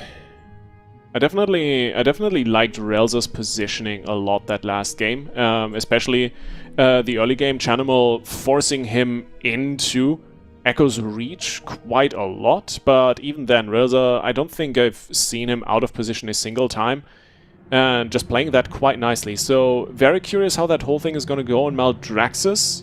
Yes, the map favoring Streamer Zone to an extent, but at the same time, I don't think it's a kind of clear-cut knockout. This is favoring us so much more than you guys map. No, I think it's still evenly matched. I think for the jungle, they're trying to maybe even live the dampening, just putting the unanimous predictions up here for the 3-1. Looking like the 3-0 is probably more likely, but maybe not. I feel like they got close on Waz, but cheat death. There's so many cooldowns they have to get through. I think the thing that's kind of blowing confidence out of my sails at the moment is that they didn't really get anything from Chanimal. They had that one insane swap to Waz, but they never really made Chanimal. I was never worried for Chanimals to go down, and if that's the case, I don't know how they can win this matchup. They need more pressure on Chanimal. We'll see. We're on next match point. The gates are already open. Maz sitting in a full trap right off the bat, and a rake stun onto Chanimal. He pods out, binding shot on the stubble DR. Not really keeping him down for long. Dark Pact is going to stabilize him more than enough. Gets inlined for a second by Tony, but Relza gets a fear onto Waz. Immediate dispel from Meh, and Waz is looking for the cross CC while Kasu is running away in fear. Big swap onto Tony. Good damage, but how far can they actually go in this early game as Relza pops in the big shields, so does Meh. Oh, Chanimal baits Tony back behind the pillar, clutches out a coil and almost kills him by himself. Blind on Relza has to use his trinket. He's into a gouge now on his trinket. Looks like he was dotted or he deathed it. He managed to break that. They grip Waz in the bash. He's not going to be a target. Tony is chasing down Chanimal.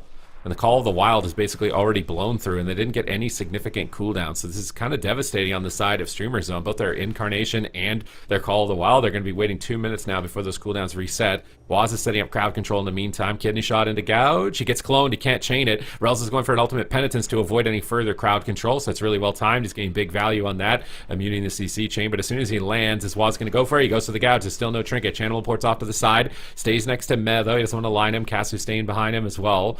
And it looks like they're just trying to push them down at this point with pressure because they have no CC. Meh fakes a kick. Meh is actually getting aggressive, possibly. He's going for Mind Blast. He's trying to cross into center field for a fear, but it's going to be a bit of a mind game between the priests as far as fading or deathing it if he goes for that. He gets Scorpion Stung. He can't cross the map. Good interception from Kasu to deny Meh's aggression. Relza is looking for a mind control. That hits Waz. He's out of line of sight of the Purge. Really good mind control from Relza, getting some value there. Chanimal going to pour it away in the meantime. Pressure is mounting. It seems like they're not slowing Chanimal's damage down, though, and he's continuing to ramp and build a lead for his team.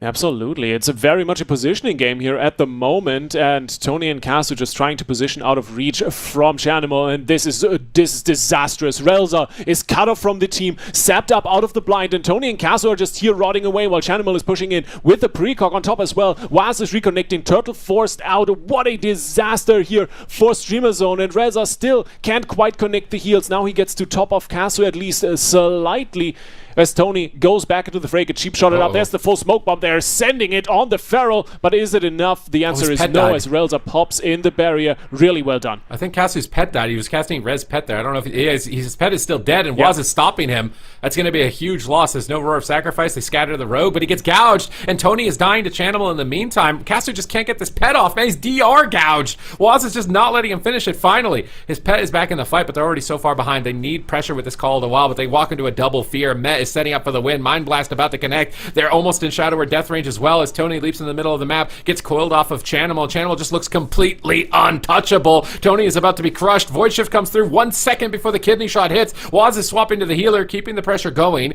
Relza pops that power infusion. They're trying to go for the Call of the Wild. It's a Hail Mary at Waz. Can they drop him? Tony's falling first to Chanimal. Chanimal is just absolutely smashing them on the DPS meter. He's doubling the next member, Tony. It's a massive margin, and I don't know how they're going to close that gap.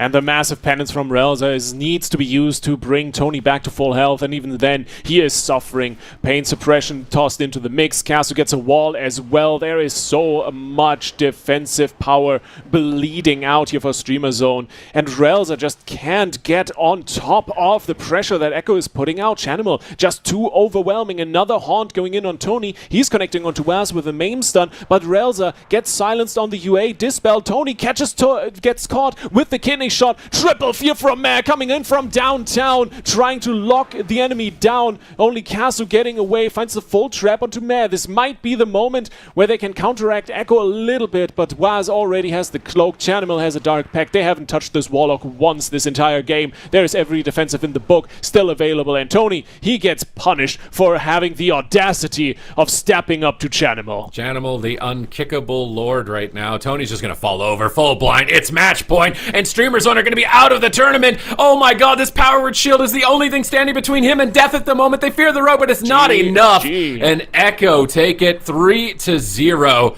They want that revenge match against Phoenix Reborn. What a performance. I mean, I mentioned at the start, right? I don't think Echo is gonna leave anything on the table. Any doubts are dispelled. These guys look incredible, especially that third game, the positioning from the entire Echo team, just locking out Relza out of playing the game for the better part of 30 seconds. That just single-handedly won them the game. This is such a good game for Chanimal. He's just faking every single interrupt, and then that forces Tony to run away. If he's interrupted, then it's Tony pushing Chanimal back. So everything is coming off of that play from Chanimal. He's just avoiding interrupts at critical moments, and as a result, able to mount up a huge amount of damage throughout this game until they can eventually overwhelm a target. So he's looking real good on that Warlock. It's nice to see them play him as well. I feel like oftentimes they're relying on that RMP, but there are going to be instances where they're going to need him, and he looks ready to go if those instances are required. A wild moment to finish this game as well. Such a nail biter. I thought that maybe for a second Tony would survive in these final moments of the game when this powered shield comes at the end of the blind. I think the blind broke to some AoE there, it looks like. And then he gets a powered shield off as a result, and it's like maybe, but no. It is not. Chanimal's just free casting, doing too much damage, even though the rogue's interfere, and they're able to close it out. And especially with the power infusion from as well, never really an opportunity for Streamer Zone to hinder Chanimal from free casting and just doing all the damage he wants. And just look at the meters. I mean, the meters never are 100% accurate, right? But he's basically doing more damage than the entire team of Streamer Zone combined. The GOAT. Indeed, and Echo once again proving why they never belonged down here in the first place. They are battling it out in the lower bracket, but it's not quite the end of their journey also. Unfortunately, that is the end for Streamer Zone GG. We kind of talked a little bit, Supatees, about what they could maybe build on as they head into, maybe next weekend. Now that they've got a whole week ahead of them, and we saw another series against Echo. Is there anything else you'd like to add to that? Anything you think that they have as a takeaway from this series? The takeaway is that Chanimal looks unbeatable. I don't think they got an unending resolve from him the entire series. Like that's almost like getting 3-stocked in like Super Smash Brothers or something. Like they didn't get an unending resolve from him the entire game, the entire series. So I don't think the jungle's going to work for them, which means they need to integrate Tessia more, I think, into the roster for next week. Yeah. And I feel like with Tessia, they also have a really, really good player on their roster that is exactly kind of filling the gaps that they might need in a scenario like this, right? He has the experience, he knows Mage like few others, and might just bring in that extra little spice and that switch up that Streamer Zone needs. Yeah, certainly a lot of questions for Streamer Zone GG, but we know that they are an incredible team, and unfortunately when you're up against somebody like Chan, you can you can maybe look like not such an incredible team. So Echo are going to be walking away with that 3-0, and they're going to be very happy with that, of course, because they are still now number 1 in standings, but we'll keep everybody in check after the rest of this weekend and kind of where everybody ends up in terms of those points for the top 4, because of course it's very important. And we're almost halfway through the season 1 for EU. Of course, today we were in the EU region, and tomorrow we're going to go into North America. But first, let's take a look at the bracket and where we ended up here for EU. Bleached Bones versus Echo. That's going to be that lower round that we will see on Championship Sunday, Super T's. I mean, this entire lower bracket could almost all be like grand finals quality as it's moving forward. So I think the competition has definitely leveled up a lot.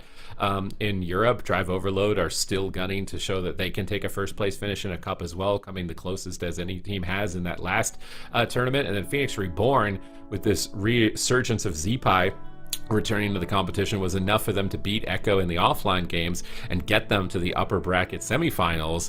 But now they got to fight Drive Overload. Drive Overload plays very different compositions than the ones they've met so far. Yeah, very, very much so. So, I mean, no matter who you are, it's going to be tough in that lower bracket. And it's been like that since the beginning of the weekend as well. Of course, that upper bracket game, very much looking forward to that as well. We're seeing some patterns emerge here, Lithy. We're seeing some returning rosters from Cup number 1.